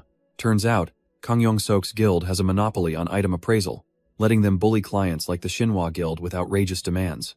Taejin calmly introduces himself as the legal advisor to director Cha Yeren, completely hijacking the conversation. With a blindingly innocent smile, he then asks what the problem seems to be here. Kang Yong-sok finally processes that he's dealing with her lawyer, as Cha Yeren wonders what the hell Taejin is scheming. The guildmaster explains that she's demanding a week's worth of appraisal work be done in a single day. He smirks, rubbing his fingers together, and says the extra fee she paid is nowhere near enough to cover such a rush job. To expedite the process, Kang Yong-sok demands they pay double the original contract fee, leaving Cha Yeren utterly dumbfounded. But our boy Taejin just strokes his chin, having already found a massive flaw in the guildmaster's logic. He casually asks if the Hyonan Guild isn't supposed to be a specialized appraisal guild. If they're such experts, he wonders, why on earth would it take them a whole week to appraise this pile of items? Taejin bursts out laughing, declaring that if he were in charge, he would have found a more competent guild a long time ago. The blatant disrespect makes Kang Yong-sok's face twitch with fury. This nobody is getting on his last nerve. He dares them to go elsewhere, asking if they're really willing to risk all their precious loot turning to trash overnight. He then explains the core of his threat. A single inaccurate appraisal can destroy an item's value completely. The implication is clear: taking a chance with another guild is far more dangerous than simply paying his exorbitant fee. He leans in, smugly asking if there's even another guild in the city that could possibly handle a job of this magnitude. Cha Yeren quickly steps in, telling Taejin that's enough. She knows Hez trying to help, but things are getting too heated. Our boy seemingly gets the message, bowing his head and apologizing to the director for overstepping and causing trouble.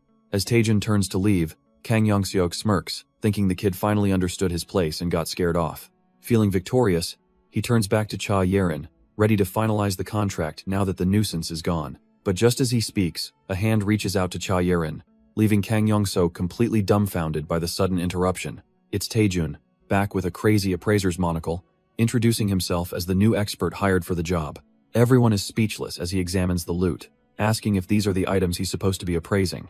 He gives a confident thumbs up, assuring Director Cha that this whole process won't take him more than an hour. Cha Yeren is still reeling from the whiplash, trying to ask him what on earth he thinks he's doing. Taejin just ignores her, turning to the original appraisers and politely asking them to leave, as his methods are a trade secret. Kang Yong-sok is seething, thinking this whole situation is absolutely ridiculous. He calls out to our boy, threatening him with obstruction of business charges if he keeps up this charade. With a smug grin, he tells Taejun to drop the act and just go home already. His lackeys join in the mockery, laughing at Taejun's claim that he could finish the job in an hour. But Taejun just ignores them, pulling out a green beaded necklace and asking one of the stunned appraisers to take a look. He explains that he already gave it a quick once-over outside and couldn't figure out why it would take so long to appraise. Then he drops the bomb with a huge grin. The appraisal was actually finished in less than 10 seconds, leaving Cha Yeren speechless. Taejun scoffs, saying at this rate even he could become an appraiser, which sends a chill down the original team's spines. He challenges them to check for themselves if the appraisal is truly complete, and one of the flustered men nervously agrees. But just as the appraiser reaches for the item, Taejun's hand shoots out and grabs his wrist, telling him to hold on a second. Taejun schools the man, telling him he should have learned by now to never make a bet unless he's absolutely certain of victory. The flustered appraiser stammers as Taejun explains that he won't be disrespected like this. Our boy gets right in his face, declaring that if they want confirmation, they'll need to put some skin in the game too. The lead appraiser, Kang Yong-sok, just bursts out laughing, finding the whole situation hilarious. He finally gets it, asking if Taejun wants to make a bet, and our boy confirms he's finally making sense. Kang Yong-sok proposes the terms. If Taejun can't appraise everything in an hour, he loses, but if he succeeds, Kang Yong-sok loses. He confidently puts down his wager of 1 billion won, and smugly asks what Taejun has to offer. Taejun just laughs, sarcastically praising the deputy director's guts for making such a bold bet. Kang Yong-sok taunts him, asking if he's scared his lie is about to be exposed, but Taejun cuts him off with a single word: deal. Then, with a confident thumbs up, Taejun announces he's raising the pot by a staggering 10 billion more. Cha Yeren is absolutely floored, thinking our boy has completely lost his mind for making such an insane bet. She frantically questions his confidence, wondering how he'll appraise all those items in an hour and cover a 10 billion won debt if he fails. But Taejun just gives her a cool, confident smile, telling her not to worry because he's got it all planned out. He then hands her a cape that begins to glow, casually asking her to check if the appraisal is complete. She's left completely speechless as a system window pops up, revealing the impenetrable cape is already fully analyzed. Dumbfounded, she stammers about how this is even possible, while Taejun just smirks, thinking to himself that his hunch was correct. Turns out, he has a secret weapon, thanks to Miri and the system administrator, a new item analyzer feature. He knew it let him analyze items instantly, but he was never sure if the information could be shared with others. But today, he got his answer. The analyzed data is fully transferable, which changes everything. Taejun can barely contain his excitement, seeing visions of cash as he realizes he's about to make an absolute fortune. Cha Yeren is still in disbelief, asking if our boy was really the one who appraised the cape, and he just smugly confirms it. He then points to a massive pile of gear, boasting that he's already appraised every single item on the table. Taejun tells the shell-shocked girl to check for herself if she doesn't believe him, and her face is a picture of pure astonishment. Hesitantly, she reaches out, and a brilliant blue light confirms that every single weapon has indeed been fully analyzed.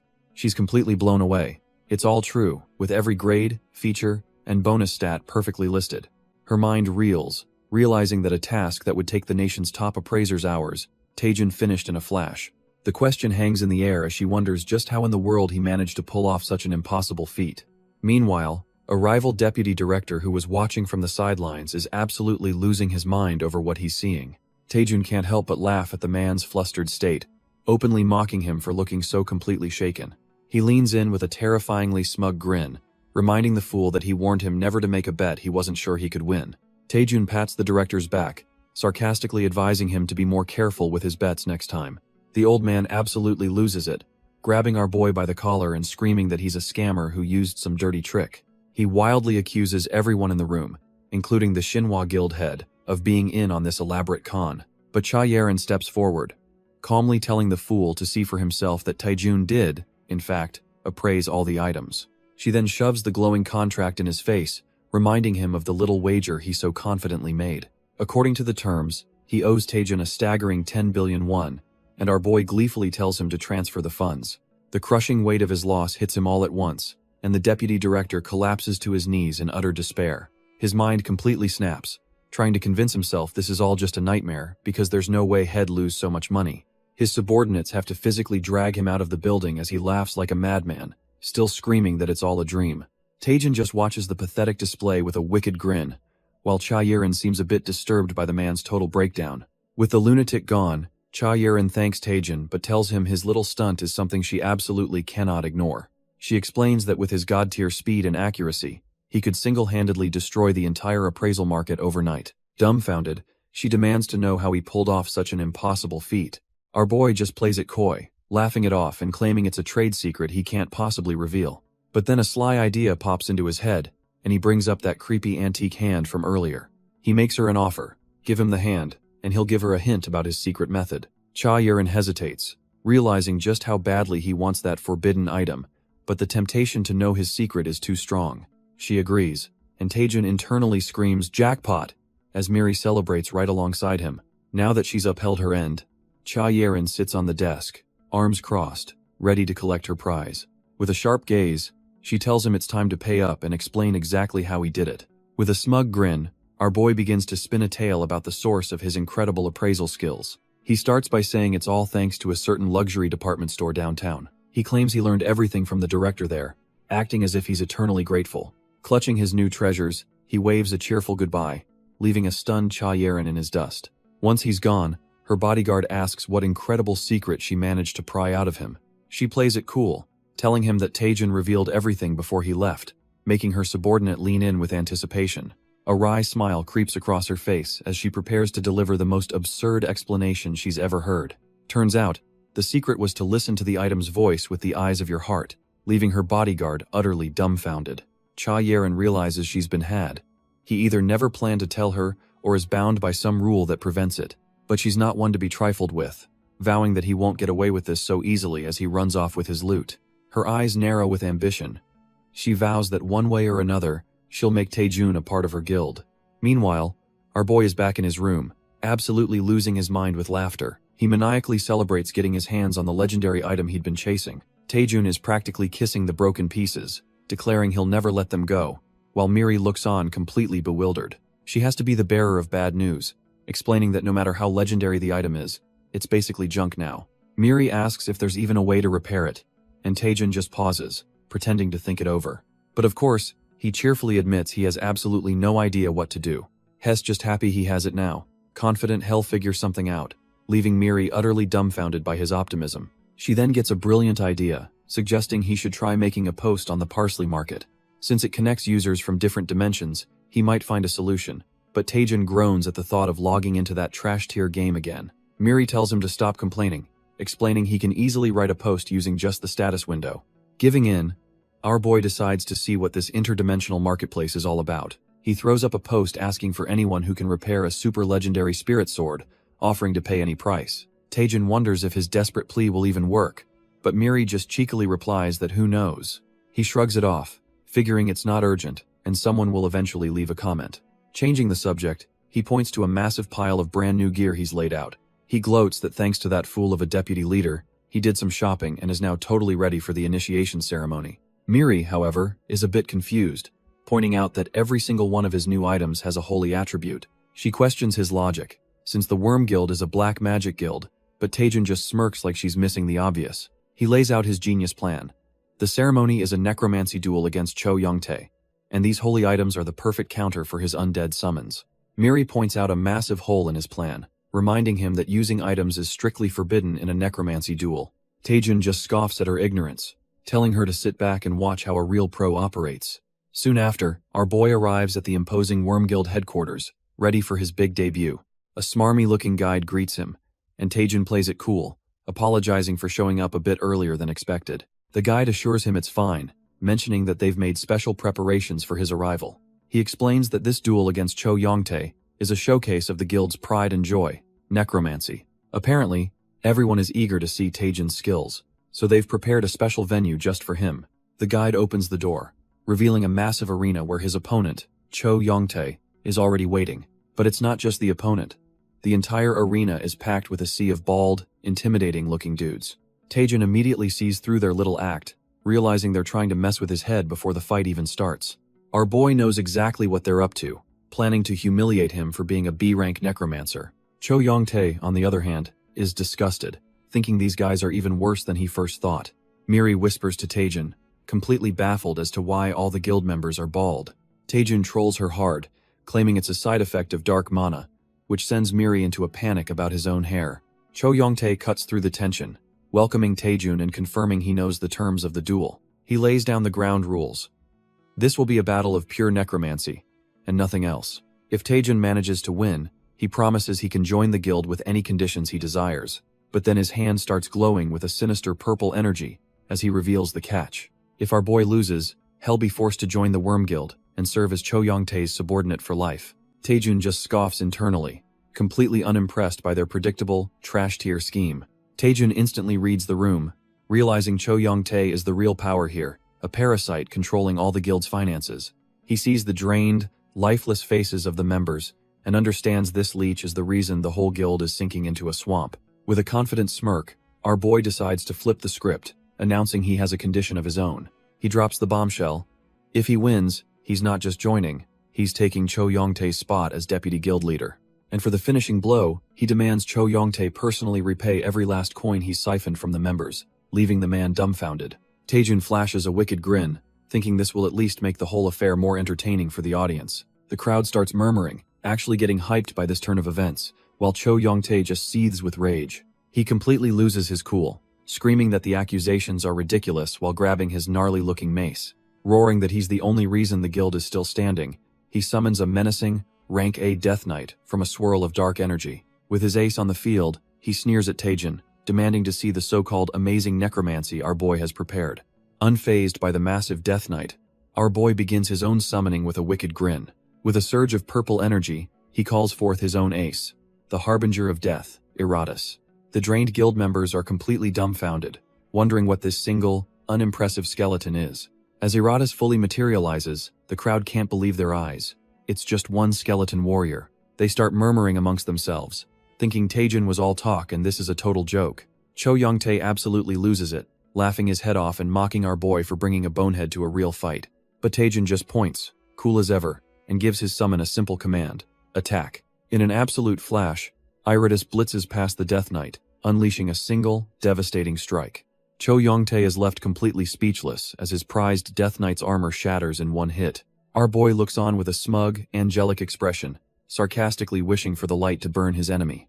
Taejun smirks and asks Iratus how he likes the new gear, and the skeleton admits the performance is great, but he feels a bit guilty. Our boy just laughs and tells him to smash them anyway, as Iratus reveals a holy attribute mace, leaving Cho Yongtae utterly stunned. The necromancer's mind is racing, trying to deny the impossible reality unfolding before him. He can't believe it. A holy attribute skeleton is a creature he's never even heard of in his entire life. See, Iratus was originally a dark attribute monster, but through countless struggles alongside Taejun, he evolved into the only skeleton capable of wielding holy mana. With a demonic grin, Taejun commands his harbinger of death to deliver the execution with style, and Iratus pledges his loyalty to the master. Cho Yongtae screams at his prize summon to dodge the incoming attack, but the Death Knight is frozen in place. With a blinding flash, Iratus brings his holy weapon down, smashing the ground with immense force. The Death Knight isn't a pushover though, raising its own cursed blade to unleash a powerful counterstrike. But it's no use. The massive sword comes crashing down only to be effortlessly blocked by Iratus' holy shield. Taejun and Miri are absolutely loving this, taunting the necromancer that his trash-tier darkness stands no chance against pure light. Deciding to wrap things up, our boy tells Iratus to unleash his ultimate weapon, leaving the Death Knight completely helpless. With his master's permission, Iratus begins to chant a holy scripture, preparing to handle this execution personally. Cho Yongtae is just dumbfounded, staring at the scene and wondering what kind of insane ritual this skeleton is even capable of. Iratus then pulls out a brilliant golden relic, a holy orb pulsing with immense divine energy. He raises the artifact high, preparing to invoke the words that will change the entire battlefield. Let there be light. The holy power inside the relic swells to a critical point, ready to be unleashed at his command. In an instant, a massive ring of sacred light erupts from Iratus, completely engulfing the helpless Death Knight. The entire area is consumed by a cataclysmic explosion of holy energy, a blinding flash that purges all darkness. All Cho Yongtae and his crew can do is scream in agony, blinded by a light so powerful it feels like the end of the world. The drained guild members cry out, feeling the holy light purifying their very souls. Cho Yongtae screams in disbelief, wondering what kind of monster skeleton this is. He thinks that unleashing this much divine power is just a kamikaze move to take everyone down together. When the blinding light finally fades, the arena is shrouded in a thick haze. Our boy Taejun emerges with a smirk, coolly declaring that the match is over. The once mighty Death Knight has been reduced to a pair of smoldering boots, while Iratus stands tall. Taejin explains that Iratus isn't actually immune to holy mana. He just takes the damage bit by bit. Turns out, he's not some holy proof anomaly. He's just an incredibly durable skeleton. Go Youngmin is in utter shock, stammering that this wasn't part of the plan, while Taejin demands his prize. With a wicked grin, he tells Cho Youngtae to hand over the deputy guildmaster position and everything he's embezzled.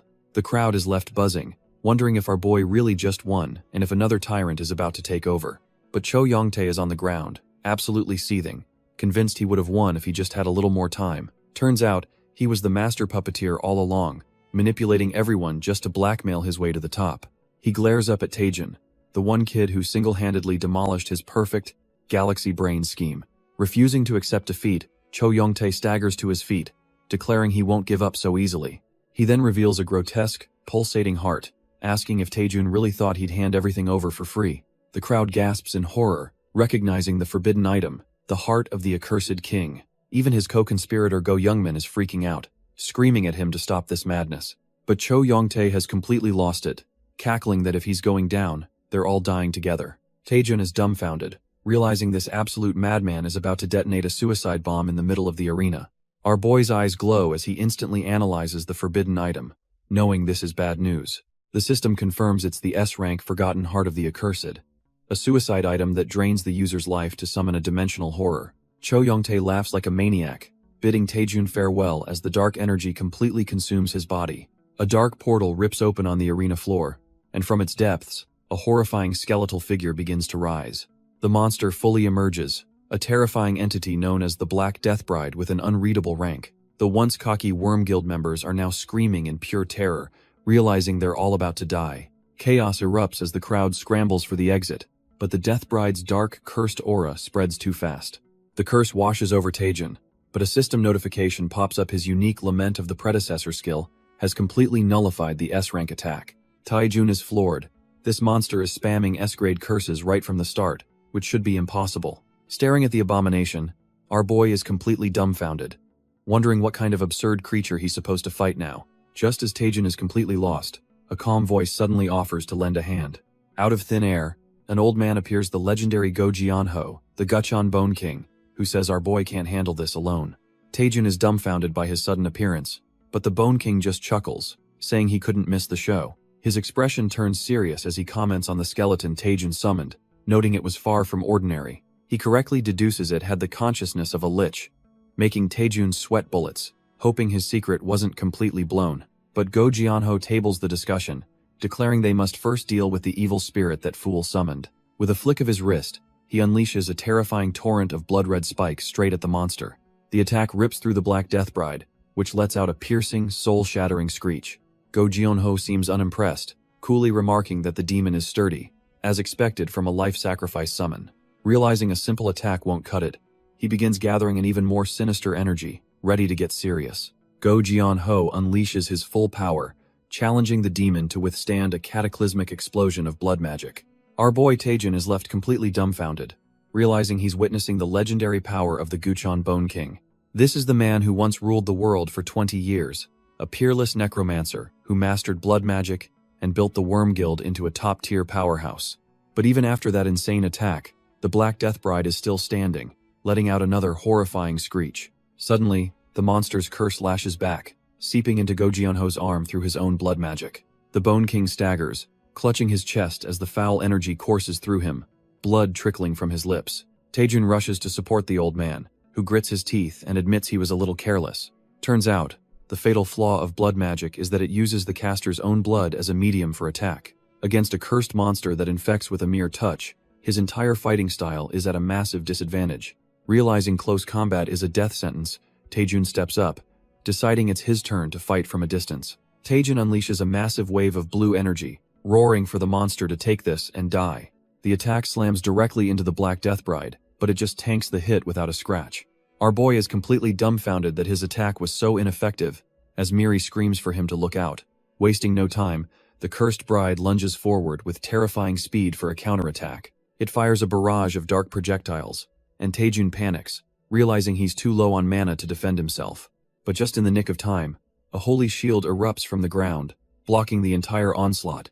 It's Iratus, his holy skeleton, standing defiantly against the monster and declaring he won't forgive it. He plants himself in front of his master, telling Taejun to leave this to him, much to our boy's utter relief.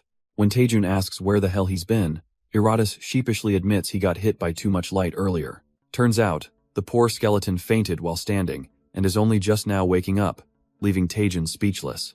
With newfound bravado, Iratus declares he will protect his master with his very life. He charges the Black Death Bride, shouting for God's blessing to be upon it. Both Taejun and Miri are completely weirded out, wondering what's up with his sudden personality shift. The holy skeleton unleashes a blast of divine light, vowing to smite the vile specter, but the Death Bride just casually catches his holy mace with its bare hand, leaving Iratus dumbfounded. A tide of dark purple energy erupts from the bride, completely engulfing the holy knight. Iratus is caught in the blast, his form dissolving within the cursed power. Taejun is horrified, realizing that even divine power is completely useless against this monster. As our boy wonders what to do, the defeated Iratus lies on the ground, thinking his journey has come to an end. He tells his master to survive even without him, making Taejun panic and ask what the hell he's planning. Iratus decides to go all out, proclaiming he'll burn the last of his flames right here and now. He bids his master farewell, but Taejun screams at him, asking if he's completely lost his mind. Our boy knows exactly what will happen if Iratus uses that item against the terrifying Death Bride. He desperately pleads with his summon, thinking he can't bear to lose it since it can never be replaced. But it's not the summon he's worried about, it's the ridiculously expensive item in its hands. Taejun completely breaks down, screaming that it's a one-time use item worth a staggering 8 billion won. Ignoring his master's financial crisis, Iratus unleashes the item's brilliant golden power. A massive wave of holy energy erupts, shimmering with immense power. The S-rank skill, the Holy King's Gambling, activates, engulfing the Death Bride in a blinding flash. Elsewhere, an old man watching the feed is completely dumbfounded, muttering that this is a truly unbelievable skeleton. The old spectator is still reeling, realizing this skeleton can not only use holy items, but can also wield a holy sword, as the Death Bride lets out a final shriek. The S-rank summon groans in agony, completely overwhelmed by the blinding golden light. And just like that, a system message pops up confirming the Black Priest has been defeated, even giving Iratus a slight boost to his holy attribute. Once the dust settles, Taejun storms over to his summon, reminding him the weapon was for emergencies only, to which Iratus can only offer a meek apology. The skeleton insists it was to protect his master, but his words are cut short as his body begins to crack and harden. He turns into a complete stone statue, and a system window informs Taejun that he's now stuck with a petrification debuff for 24 hours, leaving him utterly speechless.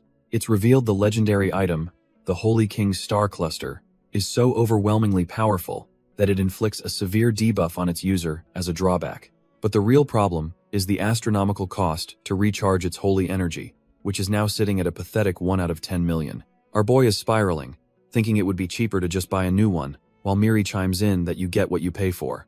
But despite the 8 billion won headache, Taejun places a hand on his petrified summon and tells him he did a good job. He admits he underestimated his summon, acknowledging that the tricky skeleton actually has some serious determination.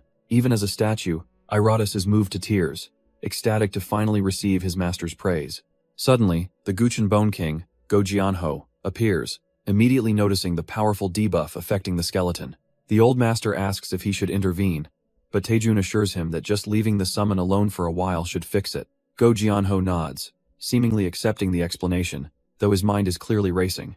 Our boy, completely missing the gravity of the situation, geeks out about how insane it was to see a skeleton wielding holy power. But the Bone King isn't just impressed. He solemnly states that watching Iratus was like witnessing a hero from a bygone era.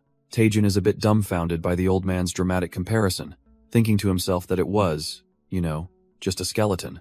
Then, Go Jianho turns and gives Taejun his deepest, most sincere thanks, catching our hero completely off guard. He reveals the whole conspiracy. Taejun's actions single-handedly stopped the traitor Cho Yong-tae and saved the Hwiryong Guild from collapsing. Go Jianho gets real close, musing that it seems their goals are cut from the same cloth. He puts Taejun on the spot, asking if he honestly thinks there's anything of value left in the broken Hwiryong Guild. Our boy starts sweating, realizing the old master is terrifyingly perceptive, and probably saw through his plans from the start. After a tense moment, Taejun admits that his reason for joining the guild was actually quite simple. He confesses that he only joined to exploit its resources for his own benefit, which is why he aimed for vice leader. But he clarifies that he has no intention of stealing from anyone, and that the guild is still incredibly valuable to him. The Bone King seems satisfied with this brutally honest answer, nodding in approval. He then turns to the entire guild, declaring that through this duel, Taejun's abilities have been proven beyond a doubt. He reminds everyone how Taejun not only beat the traitor in his own game but also saved all their lives from that trash-tier curse. And so, with his full authority as the Guchun Bone King, he officially appoints Taejun as the new vice-guild leader of Hwiryong. With the guild members applauding, the Bone King tells Taejun to say a few words, leaving our boy completely dumbfounded. He realizes he's being put on the spot for an impromptu inaugural speech. Stepping forward, he formally introduces himself to the crowd as their new vice-guild leader. The recovering guild members listen with bated breath, wondering what their new leader has to say. With Miri cheering him on, he gives his one simple rule: don't steal from your guildmates. Meanwhile, over at the towering headquarters of the prestigious Myth Guild, the news of Taejun joining the Hwiryong Guild has already hit the web, causing a major stir. Cha Soo-hyun is in disbelief, never expecting Taejun to join a second-rate guild like Hwiryong. His sister, Cha Yerin, immediately starts tearing into him, blaming his carelessness for losing another talented hunter. She relentlessly grills him for being too soft, while he can only mutter that she's being too harsh. Cha Yerin bites her thumb in frustration, realizing she should have recruited Taejun no matter the cost. She just can't wrap her head around why a talent like him would ever join the bottom-feeder Hwiryong Guild. Suddenly, she spots Lee Seona and gets an idea, thinking she can use their friendship to her advantage. She asks Seona to tell Taejun that joining the Myth Guild is the far better choice, but Seona looks doubtful. Yerin is taken aback, questioning if they were really that close. But Seona admits she can't read his mind. The two women agree that our boy is a total enigma, and his recent actions make no sense at all. Seona confesses that even after a decade of friendship, his sudden decision to join Hwiryong is completely unpredictable. But she says there's one thing she knows for sure about him, as we cut to Taejun and a dumbfounded Miri. Taejun's one true desire is to grow stronger, and he's met with a thunderous welcome by the Hwiryong members. One of the guild members eagerly tries to guide him to his new office, but our boy seems a bit awkward with the VIP treatment. The overly polite guild member finally leaves, telling Taejun to rest comfortably as our boy awkwardly waves him off. Miri is amazed by his politeness, but Taejun just sighs, figuring every guild must have its own weird culture. She then excitedly asks him how it feels to be the vice-guild leader on his very first day. But Taejun's face falls as he admits it's not that great, and he's starting to wonder if this is what he really wanted. He leans back dramatically, muttering about how successful people are always lonely, trying to make sense of his feelings. He realizes he's just been blindly chasing whatever was right in front of him this whole time. All his focus was on paying back 7 years of hardship and rocketing up the ranks to catch other hunters. And while he's definitely gotten stronger, a strange feeling has started to creep in. He clenches his fist, questioning if it's even okay to get this powerful, this fast, feeling a deep sense of unease. Suddenly, he turns to Miri with a serious question, asking her to confirm if the developer of his growth quests really left the company. He then asks the million-dollar question: what happens if he fails a quest? There has to be a penalty, because these rewards are just too good to be free. Miri hesitates for a moment, admitting that she's actually not sure what the consequences are. She quickly offers to check the server for him, diving into a digital screen as Taejun tells her to take her time. While he waits, our boy's mind starts racing, realizing just how many things about this manager system don't add up. From the very beginning, his status window was a one-of-a-kind anomaly, and he knows he can't just keep using it without understanding the risks. Suddenly, Miri reappears in a full-blown panic, screaming that it's an emergency. She's completely freaked out, explaining she was looking into his dramatic growth skill and found some critical information. Taejun immediately asks what she found, and she pulls up a holographic screen, ready to read him the fine print. With a serious look, she begins to recite the first rule from the Dramatic Growth User Guide. The guide explains that quests are tailored to the user's situation, and if they fail to complete them within the time limit, the implication hangs heavy in the air. The penalty is brutal. If he fails, all the effects of his dramatic growth skill will be completely wiped out, leaving Taejun utterly dumbfounded. He leaps to his feet as Miri explains this is a system failsafe to limit a user's excessive growth. A quest window appears, demanding he find synergistic items within 2 days, and the terrifying reality sinks in all his progress could vanish. He desperately asks Miri if this means everything he's worked for will be gone. With a guilty look, Miri confirms his worst fears. It seems that's exactly what will happen. Our boy absolutely loses it, breathing fire as he demands to know why she's only telling him now. But she insists she had to steal this info. The word stole catches him off guard, and Miri clarifies that details about his skill are top secret, way above her clearance level. The only other thing she knows is that it's classified as a special priority skill. She immediately panics, realizing she's said too much, and Taejun's eyes narrow with suspicion. He starts putting the pieces together, realizing her sudden helpfulness and constant presence feel way too convenient to be a coincidence. It all clicks into place for Taejun. This whole situation feels like a game operator running a balance patch on a test server. He whirls on Miri, his voice laced with accusation, demanding to know if her real job is to monitor him. He gets right in her face, speculating that she's here to see for herself just how broken his special priority skill really is. Miri flinches, unable to meet his gaze, and meekly admits that's something she can't disclose right now. Our boy throws his hands up in frustration at her constant secrecy, but she cuts him off, insisting there is one thing she can tell him. With a sudden burst of passion, Miri clenches her fist and declares that no matter what, she is always on his side. Taejun eyes her skeptically, asking if he can truly trust that, and she just gives a nervous laugh, saying that's what friends are for. He takes a moment to think, admitting to himself that despite everything, she doesn't actually seem like a bad person. He recalls all the times she's been genuinely worried when he was in danger, concluding she might just be a bit clueless. Deciding to give her the benefit of the doubt for now, he sits down to check the quest timer, pushing his suspicions aside to focus on the crisis. Miri proudly announces she's finally fixed the user interface, much to Taejun's surprise. The quest window is now crystal clear, revealing he has just over 2 days to find items that synergize with his skills. A jolt of panic hits our boy as he realizes the clock is ticking, so he decides to check his post on the parsley market. He pulls up the listing for his broken item, desperately hoping for a flood of helpful comments. But his hopes are utterly shattered when he finds only one response, and it's just some trash-tier spam for a betting site. Just as he's about to despair, a new notification pops up from a familiar face, the dwarf merchant. The merchant recognizes him right away, slowly typing out that he remembers the guy with the weird staff and crystal ball. He explains that the broken item is covered in complex mana circuits that, if repaired, would make it usable again. But the catch is a gut punch. Fixing it requires a 7th circle mage, a requirement so insane it leaves Taejun dumbfounded. The merchant casually suggests asking around if he knows anyone, and Taejun, still reeling, manages to thank him for the advice. With the merchant gone, the crushing reality of the task hits Taejun, and Miri asks if he even knows a 7th circle mage.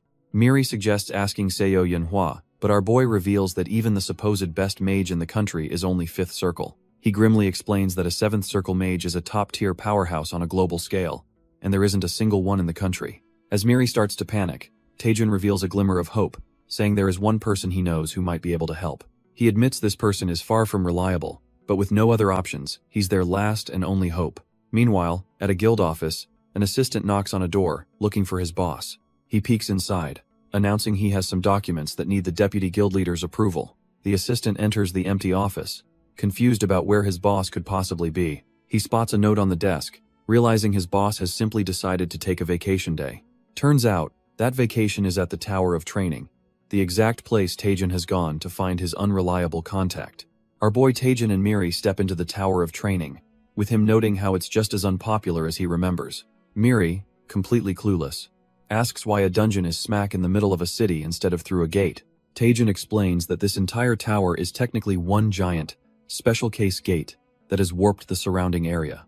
Despite its grand appearance, he clarifies that it's fundamentally no different from any other trash-tier dungeon. As he casually mentions it used to be a regular building, Miri diligently starts taking notes on this new information. They arrive in a massive chamber, and Taejun starts wondering if the old man he's looking for has finally lost his mind and wandered off. Suddenly, a figure crashes down from the ceiling like a meteor, shattering the stone floor with a thunderous impact. The shockwave sends Taejun and Miri flying, both completely caught off guard by the explosive welcome. The dust settles to reveal the tower manager, now ridiculously buff, who blesses Taejun's growth with the power of protein. The old man grabs Taejun's hands, overjoyed to see his lifesaver, who can only awkwardly thank him for the workout tips. The tower manager gets straight to the point, asking why our boy has returned to a place he's clearly outgrown. Taejun sheepishly presents a broken artifact, explaining that its mana circuits are completely busted. He admits that he came here hoping the old master might be the only one who could possibly fix it. To his surprise, the manager agrees instantly, saying anything for his lifesaver, leaving Taejun and Miri stunned. But just as he gets to work, the old man's expression turns dead serious, telling Taejun he has a question first. He gets all philosophical, standing up to his full, intimidating height to ask Taejun what strength truly means. Our boy is completely blindsided as the manager explains that seeking strength is simply a means to uphold one's convictions. He continues his lecture, describing how different people devote their entire lives to honing their bodies or skills for their ambitions. Then he points directly at Taejin, demanding to know the real reason, the conviction driving his quest for power. Before Taejin can even process the question, the manager lunges forward, roaring that strength without purpose is nothing but poison. The manager calls this practical training, as he throws a punch with enough force to level a building. Taejin gets caught in the blast. The sheer power of the old man's physical magic is off the charts. Our boy barely dodges the full impact, thinking he was a hair's breadth away from being deleted. But the crazy old man isn't done, critiquing that while Taejin is fast, his heart is wavering. He continues his lecture, comparing Taejin to an aimless beast, wandering without purpose. Seeing Taejin ready to fight back, the manager grins, promising to teach him a great lesson. Then the old geezer strikes a ridiculous pose, promising to go easy on him, which just makes things weirder. Taejin is absolutely fuming, realizing this whole philosophical act was just to provoke him. Done with the games, he warns the manager not to cry about elder abuse as he unleashes the Rising Dragon Strike. A massive torrent of blue energy slams directly into the tower manager, ready to test his so-called compressed muscles. But the tower manager just smirks, catching the full force of the blow and commenting on its solid weight. He tells our boy it's far from over, as Taejin unleashes a follow-up, the Rising Dragon Divine Fist. Their fists collide in a massive explosion of blue and red energy, a pure contest of raw power. Taejin pours every last bit of his strength into the attack, determined to break through the old man's defense. The manager is sent flying back from the sheer force, completely overwhelmed by the relentless assault. The attack culminates in a huge explosion, shaking the very foundations of the training room. As the dust settles, Taejin wonders if he actually managed to defeat him, but Miri tells him not to say the forbidden phrase. Turns out she was right. The manager emerges from the smoke, praising Taejin's strong body and creative techniques. He then raises his hand, telling our boy he overlooked one critical detail while a rainbow-colored energy gathers. The old man reveals his true nature, declaring that he is, after all, a mage, and prepares to cast an EX-ranked skill, Elkiroid's Fireball. Taejin is completely dumbfounded, questioning how the old man could possibly be using the same fireball skill as him. The manager begins his lecture, explaining that a fireball's form is infinitely shaped by the caster's own mana. He continues, stating that the strength and quantity of mana determine the endless variations of any given spell. The old man then tells Taejin that while his fireball has evolved, it's still trashed here because it lacks ultimate power. He declares that true mana is the source of one's deepest desires, unleashing a radiant flame that contains his own dreams. With a mighty heave, he launches the attack, yelling that just wanting to get stronger will never be enough to reach the top. Our boy absolutely panics, screaming at the crazy old man for breaking his promise to go easy on him. But the manager's voice echoes, challenging him to block this overwhelming attack with everything he's got. This is the final test. Taejin must prove who he is and what he truly desires, right here and now. The incoming blast forces Taejin into a sudden existential crisis, making him question why he ever wanted to be strong in the first place. His mind flashes back through 7 long years of thankless, brutal training, pushing himself to the brink even when no one gave a damn. It all clicks into place. He did it all just to prove to the world, and to himself, that his desperate efforts weren't in vain. He realizes he's not even close to being satisfied, and pours all that accumulated frustration and desire into his own mana. With a roar, he declares hell keep moving forward, unleashing his own flame to meet the manager's overwhelming attack head-on. The old man is completely dumbfounded, feeling the sheer willpower radiating from our boy's counterattack. Though the flame is still weak, the manager can feel it, the faint but undeniable trace of Taejun's true, unyielding desire. He wonders if this kid has finally found the answer, the core motivation he's been searching for this whole time. A massive grin spreads across the manager's face as he pours on the power, shouting that this is exactly what he wanted to see. The dust settles, and the manager's voice echoes, confirming that Taejin has finally found the path he needs to walk. He starts to give some parting advice about training, but suddenly clutches his chest, the strain of that last attack finally catching up to him. Taejin collapses onto the floor, completely spent, thinking he was a goner for sure while Miri panics beside him. The manager reveals this was all to test him for the real task, restoring the tower's broken mana circuit. He holds up the 2 halves of the core, noting that fixing this complex piece of work won't be easy. In fact, he estimates it'll take anywhere from 8 to 12 hours, leaving our boy utterly dumbfounded. The old man explains that restoring a circuit requires absolute, unwavering concentration.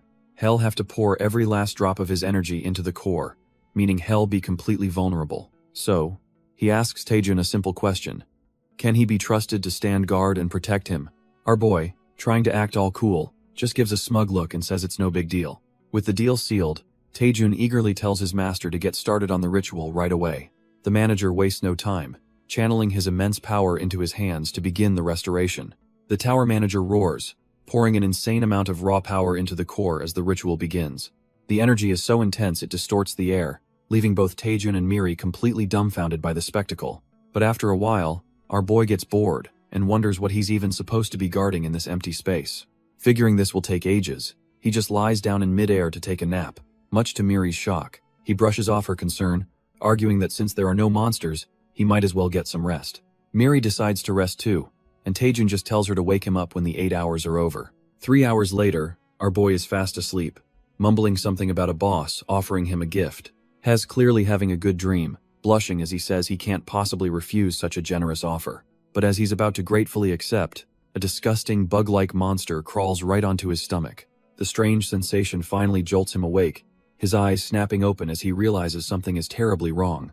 Our boy absolutely loses his mind, screaming about how the creepy crawly nearly scared him to death. Without a second thought, his hand flashes down and smashes the bug into a pulp with a sickening screech. Still shaking, he sits up, completely dumbfounded as to when monsters started appearing in this supposedly safe zone. Suddenly, a whole horde of them materializes from the shadows, and he realizes he thought the old man had cleared this place out. He stares at the creatures, noticing their phasing into existence, and wonders if these are the infamous void-type monsters. He recalls hearing about these void creatures before interdimensional pests that hunt down massive sources of mana in dungeons. The realization hits him like a truck. They're here for the tower manager, who's practically a beacon of raw power right now. It all clicks into place. This is why he was asked to be a guard. A wide grin spreads across his face. Napping was getting boring anyway. Igniting his brilliant blue aura, he declares it's time to shake off the rust and get to work. He charges forward, unleashing a devastating dragon fang slash that rips right through the incoming wave of monsters. While our boy is busy slicing and dicing, Miri screams a desperate warning about what's coming up from behind. He whips his head around, a flash of panic in his eyes as he realizes he's being flanked. Sure enough, another disgusting horde of these things is screeching and swarming towards him. Gritting his teeth, he vows they won't touch his precious item and unleashes a devastating multi-fireball barrage. The entire cavern is engulfed in a brilliant blue inferno as his spell makes contact. When the smoke clears, all that's left are the charred husks of the void bugs, and he wonders if the coast is clear. A cocky grin spreads across his face as he reaffirms his one core principle: always protect your items. Miri, floating nearby, asks where these things even came from, and Taejun explains they're dimensional pests. He continues his lecture, saying they're drawn to mana, but just as he's getting smug, a new, massive portal rips open the fabric of space. His confident expression instantly shatters into pure, dumbfounded shock. Miri screams in terror at the sheer number of void spiders swarming the chamber, but Taejun just snaps back that he's well aware of their grim situation. He grits his teeth, realizing he's completely outmatched and can't possibly handle this endless horde by himself. With no other choice, our boy summons his trump card, the powerful skeleton warrior, Iratus, who rises from a purple magic circle, ready for a fight. Hilariously, Iratus declares himself a muscle-bound old man and orders Taejun to protect him, and Taejun is too stunned to argue back. The unlikely duo gets into formation, with Iratus taking the front line as the tank while Taejun prepares his spells from the back. What follows is a brutal, 2-hour-long battle of attrition as they desperately fight off the swarming monsters. But it's a hopeless struggle. For every wave they obliterate, a new portal opens, spewing out an even larger and stronger swarm.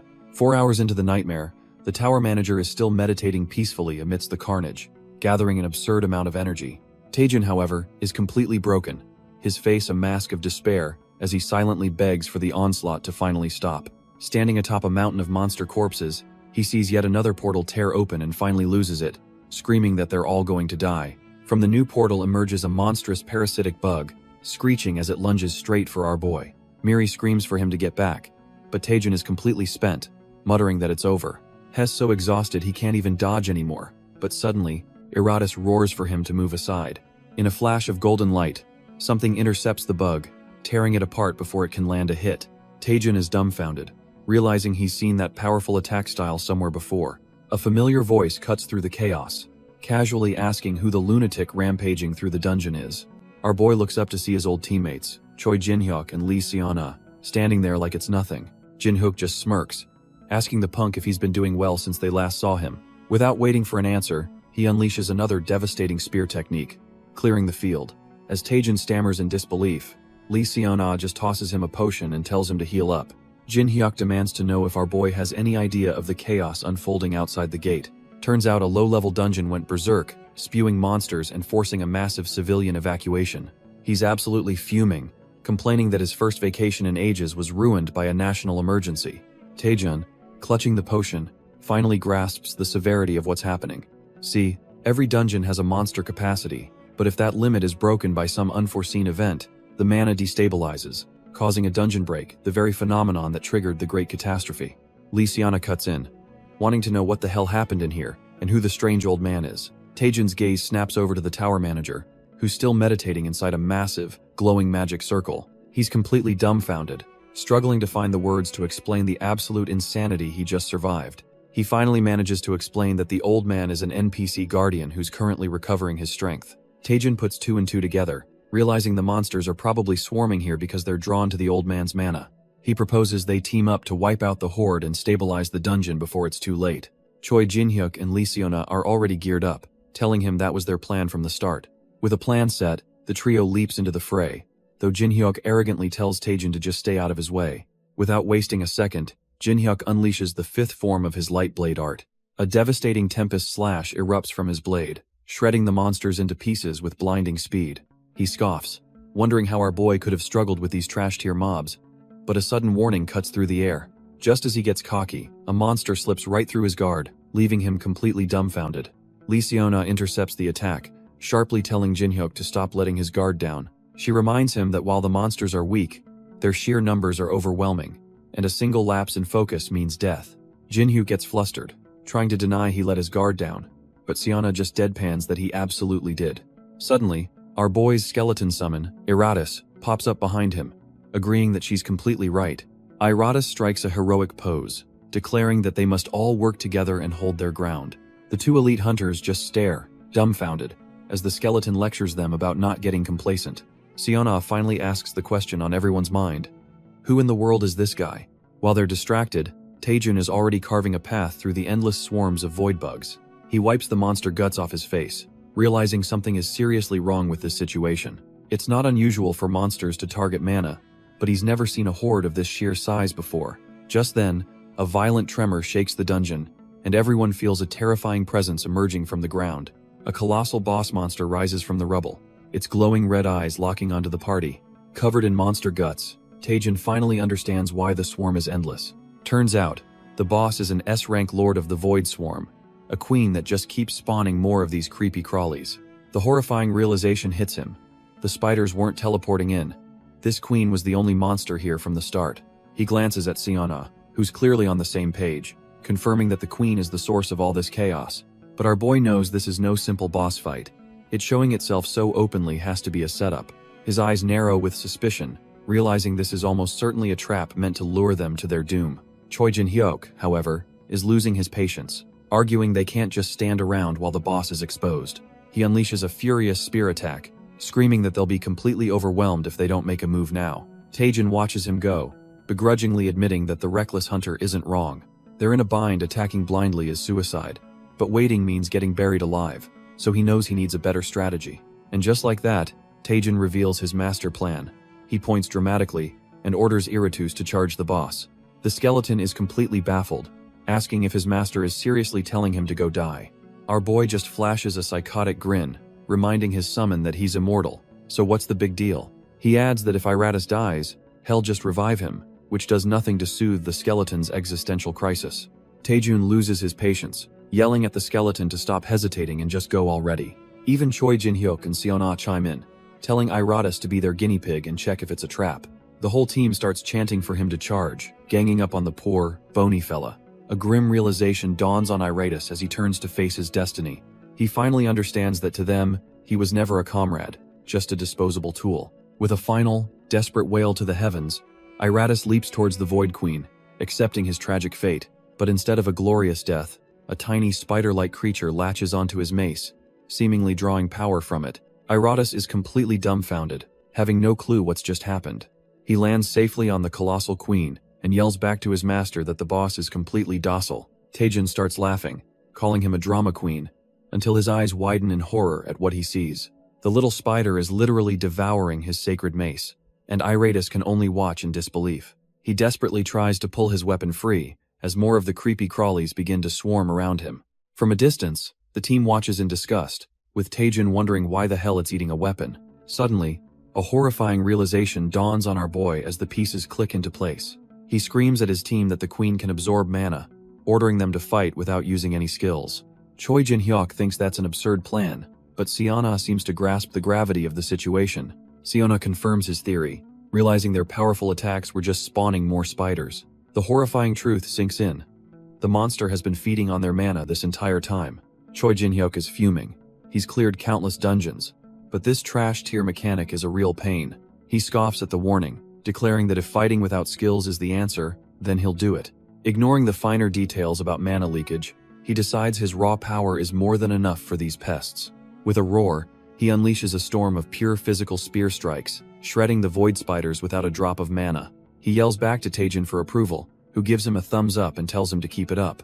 With the minions suppressed, Taejin orders them to hold the line while he handles the queen himself. Jin-hyuk just smirks, muttering about how our boy is trying to hog all the glory again. He warns Taejin not to fail just from showing off, as our boy confirms his strategy was right all along. Our boy realized the queen doesn't just absorb any mana, she's picky and only targets a specific type. Stepping forward, he taunts the boss, asking if she's still hungry for a little snack. He then rips his shirt open and starts charging a massive fireball, seemingly ignoring his own damn rules.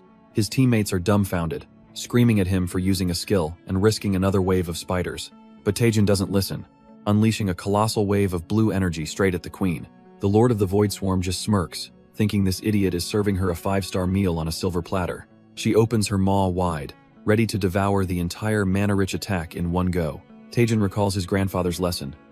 Mana reflects desire, and its properties are tied to one's will. He figured if he could conceal that desire, he could effectively mask the mana's true attributes. It's not a normal skill. It's the greedy Fireball EX, and the queen is about to find out what happens when she bites off more than she can chew. While his teammates panic, our boy Taejin just smirks, telling the boss to enjoy her meal. He's got a downright sinister grin on his face as he offers up the perfectly roasted fireball. The colossal energy ball sails through the air, and his party members can only watch in absolute horror. It flies straight into the queen's mouth, and for a split second, the monster realizes it's made a fatal mistake. The fireball detonates from the inside, and the queen lets out a horrifying shriek of pure agony. His teammates are left completely speechless, wondering how the hell he damaged a monster that's supposed to absorb mana. System messages confirm the truth. The queen has suffered a fatal wound from impure mana, and her spider production skill is now offline. Lee Seon-ah puts the pieces together, realizing Taejin used a mana property the creature was unable to digest. But that just blows her mind even more, since altering mana properties is a skill reserved for 5th circle mages. She stares at Taejin's back, his aura flaring, and is forced to wonder if he's somehow already reached that god-tier level of power. Taejin screams at his party, letting them know the queen's mana absorption is completely shot. He gives the order to finish the boss off once and for all, as the wounded creature thrashes about. Choi Jin-hyuk is utterly dumbfounded by the turn of events, but decides to just roll with it. He leaps into action, declaring they'll mop up the trash-tier spiders first, and smashes one with his spear. Lee Seon-ah joins the assault, telling Choi Jin-hyuk to keep the main boss occupied. But there's a problem. After that massive attack, Taejin's mana is running on empty. Lee Seon-ah unleashes a devastating chain attack, slicing through the remaining spider minions. The void spider lets out a final shriek as it's torn to shreds by her assault. Choi Jin-hyuk looks up, thinking it's all over. But Taejun tells him they're not done yet. Our boy grits his teeth, determined to wring out every last drop of his mana for one final blow. He unleashes his ultimate skill, the Eternal Greed Fireball, to completely exterminate the boss. The blast leaves nothing but a smoking crater and an utterly exhausted Taejun. Our boy breathes a sigh of relief, but a voice warns him to never let his guard down. Suddenly, his skeleton summon Iratus appears and smashes the boss's corpse, just to be sure. A system window confirms the kill, proving the skeleton's paranoid check was necessary. Iratus proudly introduces himself as a summon who knows to always double tap. The entire party just stares, completely dumbfounded by this sassy skeleton. As the gate closes, Taejin spots a strange, fluffy pile left behind in the rubble. It turns out to be a baby spider, the offspring of the Void Swarm Lord they just killed. The tiny creature crawls onto his hand as Miri appears, disgusted by the thought of the boss giving birth mid-fight. A system window reveals the little creature can produce valuable void silk thread using ambient mana. Taejun's mind races as he realizes he's stumbled upon a walking, infinite resource generator. The system then announces the offspring is absorbing his mana, its many eyes sparkling with adoration. It officially recognizes him as its parent, and the little furball nuzzles his finger while our boy looks absolutely horrified. He's so disgusted he wants to sell it immediately, but Miri warns him that would cause major problems for her.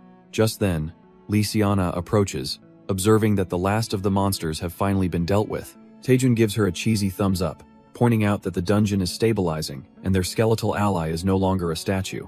But she isn't having it, her expression hardening as she demands he explain what's really going on. She questions what exactly happened, and why a hunter of his caliber is even in a place like this. Choi Jin-hyuk walks over, backing her up and stating that it makes zero sense for Taejun to be in this trash-tier dungeon. Lysiana corners him, her eyes narrowed as she asks if he's hiding some big secret from them. Our boy is panicking internally, knowing there's no way he can confess to being the cause of the dungeon break. But he's already got a plan, deciding to use a scapegoat he prepared for just this kind of situation. He boldly declares that he knew the dungeon break was coming all along, claiming his priority was protecting the citizens. Lee Seon-ah is completely dumbfounded, demanding to know how he could have possibly known that. She points out the obvious flaw in his story. No one has ever been able to predict a dungeon break before. With a sly grin, Taejun clarifies that he wasn't the one who knew. Someone else tipped him off. And the organization he's about to throw under the bus is none other than the infamous Hwiryeong Guild. The scene suddenly cuts to a massive press conference, with cameras flashing from every direction. Taejun is now the center of media attention, being grilled by reporters about how he predicted the unpredictable disaster. A reporter kicks things off, asking about Hunter Taejun's major role, while the Hwiryeong Guild's representative, Go Youngmin, sweats bullets in the background. Our boy puts on his best hero face, humbly stating he was just a hunter doing his duty to protect the innocent. Then, he drops the bombshell, pointing right at Go Youngmin and declaring he only knew because the guildmaster himself warned him in advance. Taejun washes his hands of the whole affair, telling the press that he knows nothing, and all questions should be directed to the real source. The entire press corps is left completely dumbfounded, unable to process the insane accusation that was just thrown out. Leaning in with a smug grin, Taejun pressures Go Youngmin to confirm the story, asking if he wasn't the one who gave him the tip. With a downright maniacal laugh, he reminds the poor guy that he told him exactly when the dungeon break would happen. Go Youngmin is internally screaming, realizing this crazy bastard is trying to pin the entire conspiracy on him. Before anyone can recover, Taejun casually announces he has other business to attend to and is heading out. And just like that, our boy literally leaps over the crowd, leaving a stunned Go Youngmin to be swarmed by the ravenous reporters. After that chaotic escape, Taejun finally makes it back to the safety of his vice guildmaster's office. He slumps into his chair, relieved he's safe for now, though Miri seems to be questioning his methods. Our boy just laughs it off, waving away her concerns and insisting that everything is totally fine. With a downright demonic grin, he reveals that Go Youngmin taking the fall was all part of the contract's fine print. He reasons that the lazy guildmaster might as well handle the press, which makes Miri call him a devil for his cold-blooded scheming. Miri quickly changes the subject, announcing he's completed the explosive growth quest and can finally relax. Taejun breathes a sigh of relief, realizing they had just barely managed to beat the quest's time limit. The whole mess was to acquire a unique item, the Dragon Spirit Iron Thread, a gauntlet that boosts all his stats. Its real power is an insane EX rank skill that lets his attacks ignore 50% of a monster's physical defense, leaving Miri speechless. He slips on the gauntlet, thinking all the suffering was worth it to get such a game-changing piece of gear. Our boy reflects on his journey, thinking that this explosive growth is a dangerous tightrope walk. But he knows that as long as he clears the quests in time, the rewards will put his growth on a whole other level. Back in the present, he tells Miri that training with the old tower manager made him realize he'd forgotten his dream. Miri's a little dumbfounded, since she always figured his only real goal was his obsession with money. Taejun just leans back with a smirk, saying it's best to aim high, since even achieving half is a win. With a confident smile, he declares his new goal is to become a top-tier hunter. Miri is stunned by his sudden seriousness, and he insists this isn't some half-baked idea. He then says that to accomplish such a grand goal, there's one thing he'll need above all else. His face twists into a greedy sneer as he holds up the baby monster, revealing he'll need a mountain of cash, of course. Turns out the little void spider has imprinted on him, and now both he and Miri are completely grossed out by their new pet. Despite his disgust, Taejun admits that this new pet is an incredible discovery. He checks the thread it produces and is stunned to find it's a top-tier material called void silk thread. His face twists with pure greed as he realizes this little monster is a walking, infinite gold mine. The only catch is that the creature needs a constant supply of mana to keep producing the valuable silk. Just then, a knock at the door startles both him and Miri, as a voice asks for Hunter Taejin. With a creepy, unsettling grin, our boy tells the visitor to come on in. A man stumbles in, looking completely drained from dealing with the press, and asks what on earth Taejin has been up to. The man is panicking about the dungeon break, calling it an unmanageable mess, but Taejin just smiles calmly. He smoothly reassures the man that Guildmaster Go Youngmin is handling the situation perfectly. Taejin then gets chummy, telling him to just keep things going as they are, leaving the poor guy utterly confused. The Guildmaster is internally freaking out, convinced the reporters will expose their lie, and thinking he's a fool for not understanding the world. But Taejin cuts him off with a smirk, explaining that to the public, the how doesn't matter, only the glorious result. He paints a picture of a legendary story, the Guildmaster who predicted the crisis and the hunter who single-handedly stopped it. A tale that will boost their guild's tier reputation for a decade. Our boy makes the universal sign for money, boiling his entire point down to one thing. He spells it out: this whole disaster is a golden opportunity for the Hwyryong Guild, and the Guildmaster's eyes light up with greed. Despite his reservations, Go Youngmin finds himself completely sold on Taejun's twisted but convincing logic. Snapping back to the present, the Guildmaster asks why they're in this desolate, unused dueling arena. Taejun reveals his plan to set up a workshop right here, adding that Go Youngmin has a crucial part to play in it. He then presents a small, fluffy creature, leaving the Guildmaster utterly confused. Taejun drops the bomb. It's the offspring of the S-rank boss, and with a bit of mana, it can endlessly produce silk worth 1,000,001 per gram. The Guildmaster's mind is completely blown, frantically asking about the total profit as our boy smirks, knowing he's got him hooked. Taejun then hands the creature over to a nervous subordinate, asking him to take care of their cute little poppy. The scene shifts to the grim, web-covered interior of the abandoned dueling arena, now their secret workshop. Following orders, the subordinate presents a massive mana crystal to the creature. He tells it to eat well, but a monstrous shadow looms over him, hinting that something is very wrong. The creature, now a giant spider, lets out a low growl, causing the terrified man to flinch and drop the crystals. It slams its leg down with terrifying force, and the subordinate can only scream out an apology, fearing for his life. Go Youngmin is absolutely dumbfounded, wondering how in the world it grew so massive so quickly. He realizes with dawning horror that at this rate, the monster will devour the entire building. Just then, he gets a call asking for a progress report, and he struggles to keep the panic out of his voice. On the phone, Go Youngmin forces a smile and lies through his teeth, claiming the project is going perfectly. The person on the other end is none other than our boy Taejun, chilling like a villain as he casually takes the call. Go Youngmin sweats profusely, asking if this monstrous creature is truly safe, his voice trembling with fear. Taejun just laughs and reassures him that their little puppy doesn't bite, while the beast roars behind the terrified man. He then drops a bomb, telling Go Youngmin he's going on a business trip and leaving him in charge of the monster. Taejun reveals his destination is the Daewado Guild, a foreboding island surrounded by a sea of blood. He feigns surprise at the panicked reaction, smugly asking if there's some kind of problem with his travel plans. Go Youngmin completely loses it, screaming that Daewado is a Class 1 danger zone requiring S-rank clearance. He frantically explains that getting permission requires his uncle's approval, but the man is suddenly unreachable. Taejun just says he understands, but his inner thought reveals the cold truth. He's the one blocking the call. Go Youngmin, trying to regain some composure, tells Taejun he has a wide network and will figure something out. He then asks why our boy is in such a rush to visit Daewado and see his uncle. Taejun casually explains that as the new Vice Guildmaster, he needs to introduce himself. Plus he heard there's a gift waiting. But the real reason is far more pressing. As a sly grin gives away his hidden agenda, a system notification reveals the truth. He has a timed quest to learn blood magic, with less than 5 days on the clock. With the timer ticking down, he realizes he needs to see his uncle immediately, one way or another. So, while Go Youngmin is left to stress, Taejun takes matters into his own hands and arrives at the Cheongyeon Guild. Inside, the guild's representative, Seo Yeonhwa, is working when she hears a knock and tells the visitor to enter. In walks Taejun with Miri on his shoulder, casually greeting the powerful representative, as if they're old friends. Seo Yeonhwa greets our boy with a casual warmth, asking how he's been doing since they last saw each other. She's clearly been keeping tabs on him, immediately bringing up the recent news about him stopping a dungeon break. With a smirk, she wonders how he always ends up at the center of major incidents, teasing that he must be haunted. Leafing through a thick binder, she admits it's a real shame he chose the Hwyryong Guild.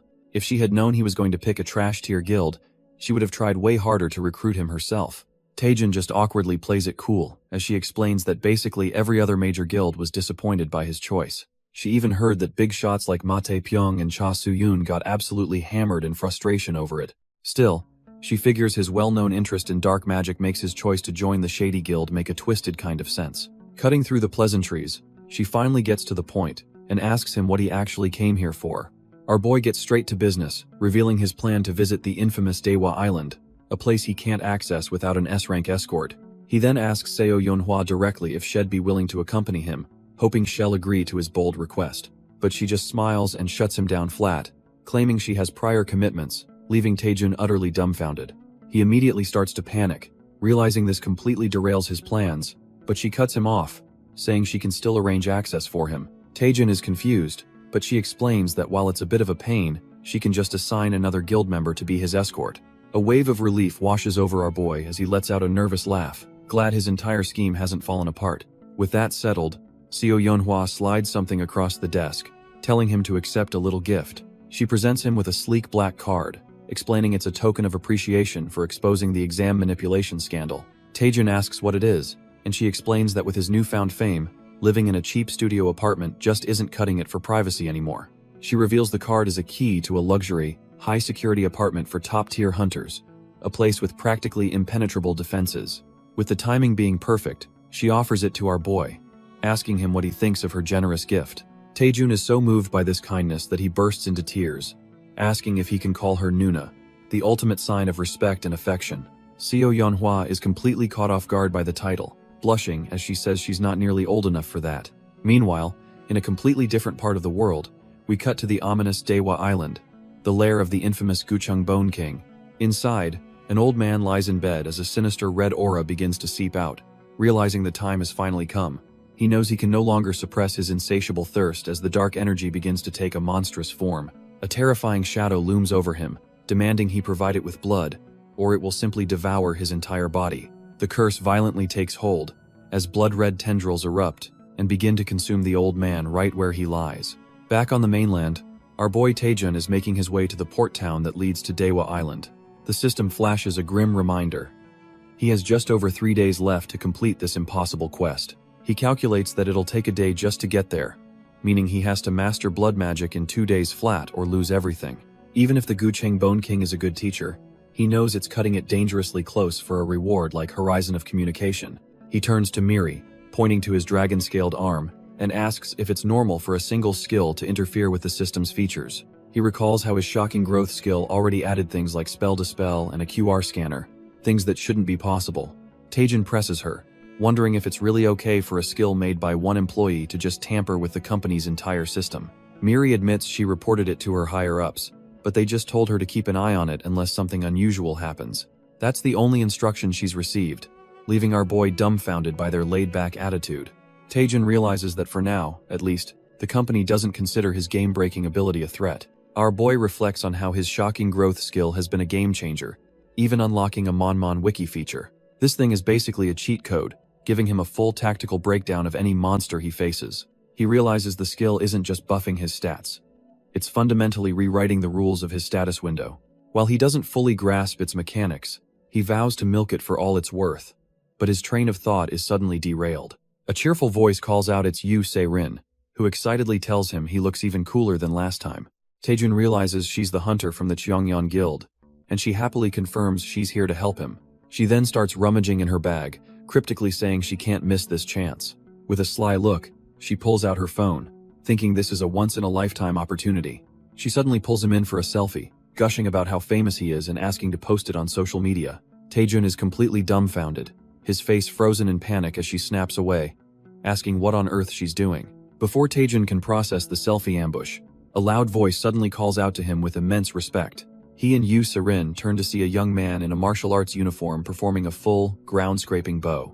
The guy introduces himself as Hunter Kang Jian, leaving our boy completely dumbfounded, having no idea who this is. Even Yu Se-rin is confused, but Kang Jian claims it's only natural for a younger brother to assist his young. Turns out, he was one of the hunters Taejun saved, and ever since that day, he's vowed to follow him as his lifelong senior. Kang Jian grabs onto Taejun's leg, begging to be taken along, while Yu Se-rin clings to his arm, not about to lose her spot.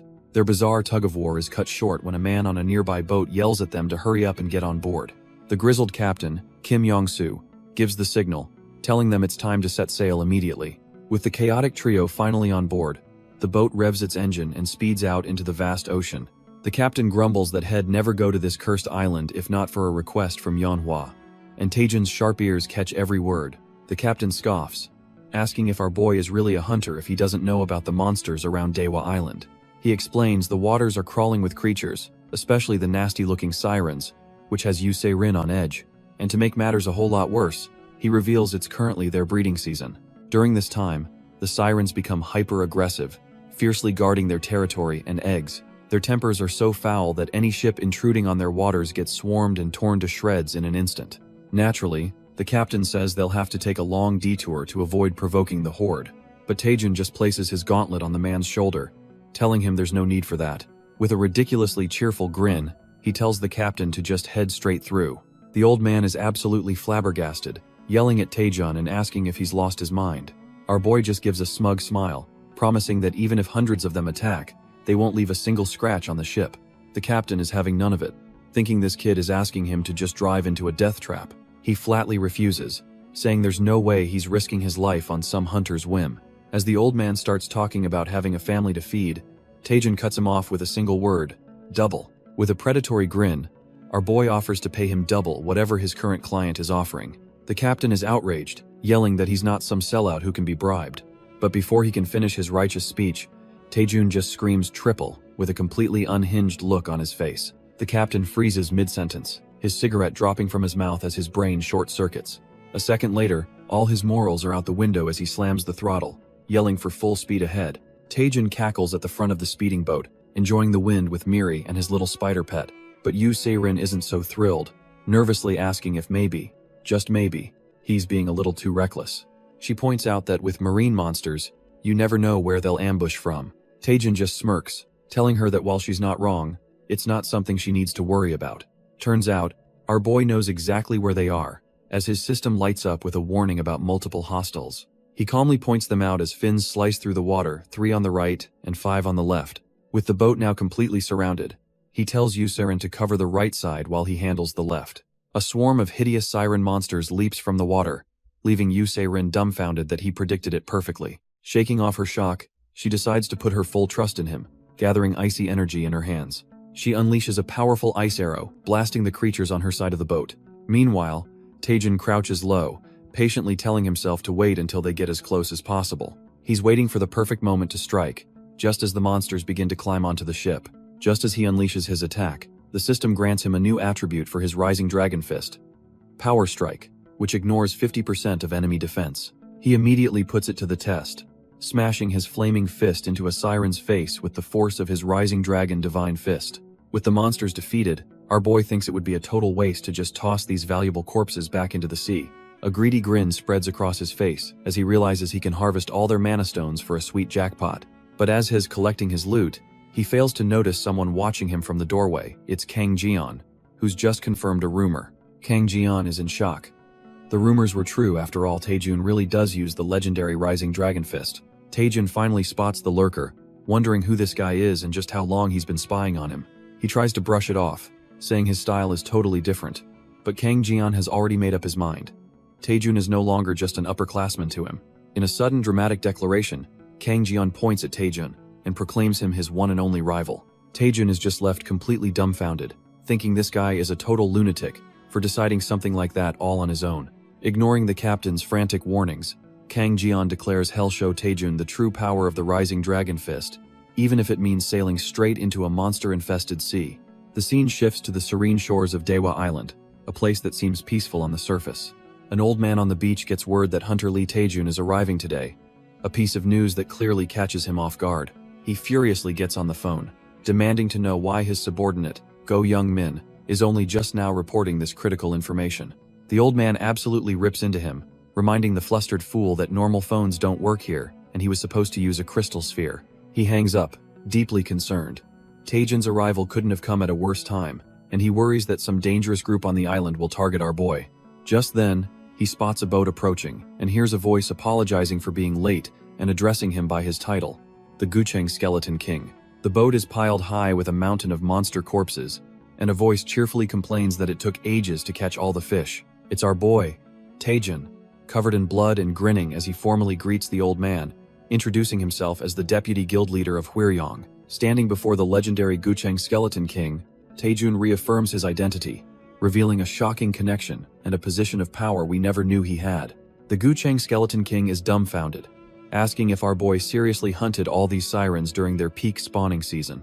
The exhausted boat captain chimes in, insisting this wasn't just some ordinary hunt. Turns out, Taejun went on an absolute rampage, hunting down every last siren with a crazed grin on his face. He lands on the beach and explains they cleared the path to the island, but it's too early to say they're all gone.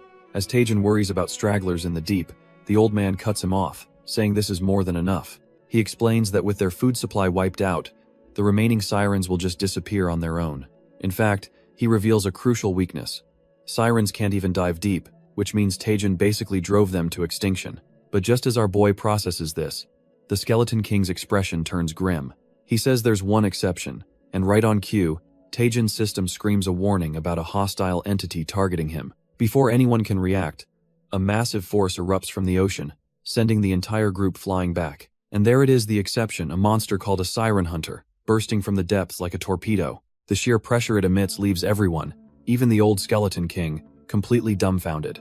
But Yu Se-rin quickly recovers, pinpointing its location and identifying it as a Siren Hunter. Without wasting a second, she gathers her mana, vowing to immobilize the beast on the spot. She unleashes her powerful Ice Chamber spell, instantly freezing the creature in a block of solid ice. For a moment it seems to work, but then a sinister red energy pulses from the monster as Yu Se-rin feels a sharp backlash. The Siren Hunter shatters the ice prison as if it were glass, completely unharmed. The magical feedback slams into Yu Se-rin, sending her flying back in agony. She clutches her chest, realizing the horrifying truth. The monster has a passive skill called Magic Immune. Bleeding from her mouth, she can't comprehend how a mere B-rank siren could possess such a broken ability. From the boat, the injured Yu Se-rin screams a desperate warning to Taejun that this is no ordinary siren. The beast proves her right, letting out a piercing screech as it lunges from the water straight for the shore. On the boat, the captain and the mysterious old man are completely dumbfounded by the sheer scale of the monster. Turns out, this trash-tier mob is actually a Siren King, whose scales nullify and reflect all elemental magic. Our boy Taejun processes this, his glowing eye sizing up the new boss-level threat as Miri trembles behind him. He quickly deduces his usual tactics are useless. Fireball would be reflected, and without ice, he can't set up a combo. Realizing a direct assault is a fool's errand, he decides they need to fall back and come up with a new plan. But just then, the old man on the shore reveals his true power, his cane melting into a pool of sinister blood magic. He calmly tells the other hunters to stand down, declaring that he will handle this one himself. With a flick of his wrist, tendrils of blood erupt from the sea, effortlessly ensnaring the Siren King and hoisting it into the air. The old man scolds the Siren King like a disobedient dog, questioning how it dares bare its teeth at its own master. He declares that the beast needs to be disciplined, and with a single motion, his blood magic erupts to crush it. The once unstoppable Siren King can only let out a final, pathetic screech as it's completely overwhelmed. In an instant, the A-rank boss is reduced to nothing but bloody chunks floating in the sea, leaving everyone dumbfounded. On the boat, Yu Se-rin is in utter disbelief, unable to process how a monster of that caliber was defeated so effortlessly.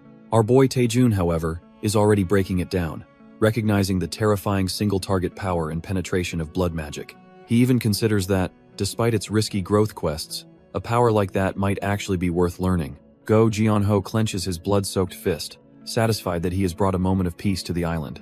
He then turns his attention to Taejun, calmly stating he'd planned to deliver a gift for his new Vice Guild Master position. With an unnerving smile, he thanks our boy for coming all this way, formally acknowledging the new powerhouse in the room. With the battle over, Go Jianho calmly extends a hand, inviting them to his residence. It turns out the legendary hunter lives in a massive, luxurious mansion, completely out of place on this remote island. As they enter, Taejun is shocked to see skeleton servants cleaning the place.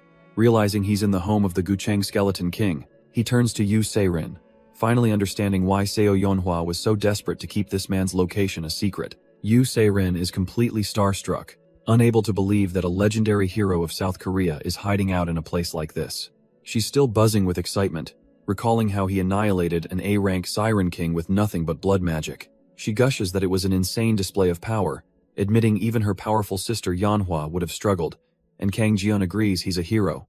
But Kang Jian's pride flares up, and he clenches his fist, declaring that his own master is much stronger. Taejin and Yu Se-rin just stare at him, completely baffled by his childish outburst.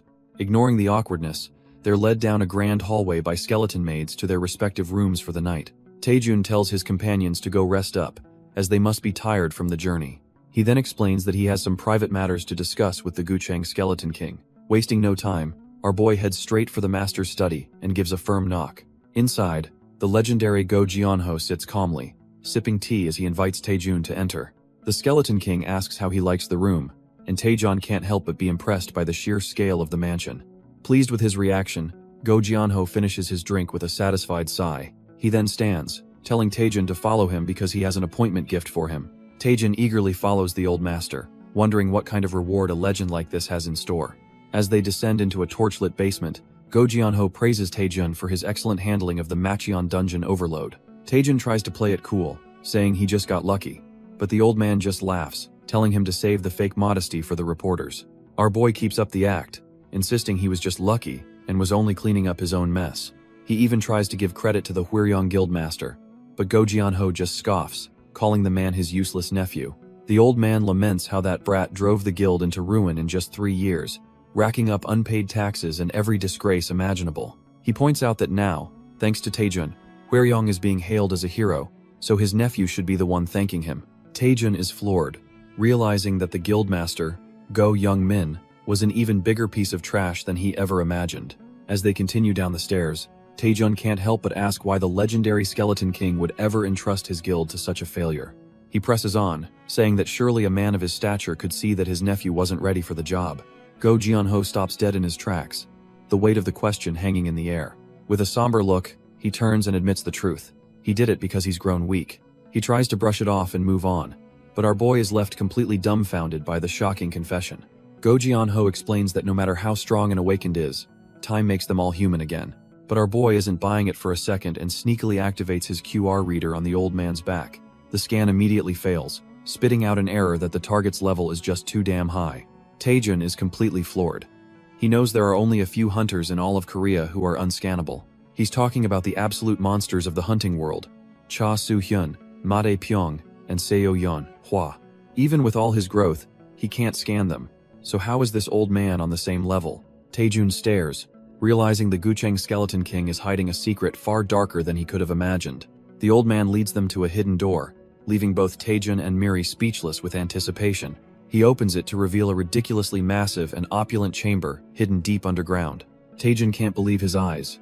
A secret library filled with artifacts and potions lay before him.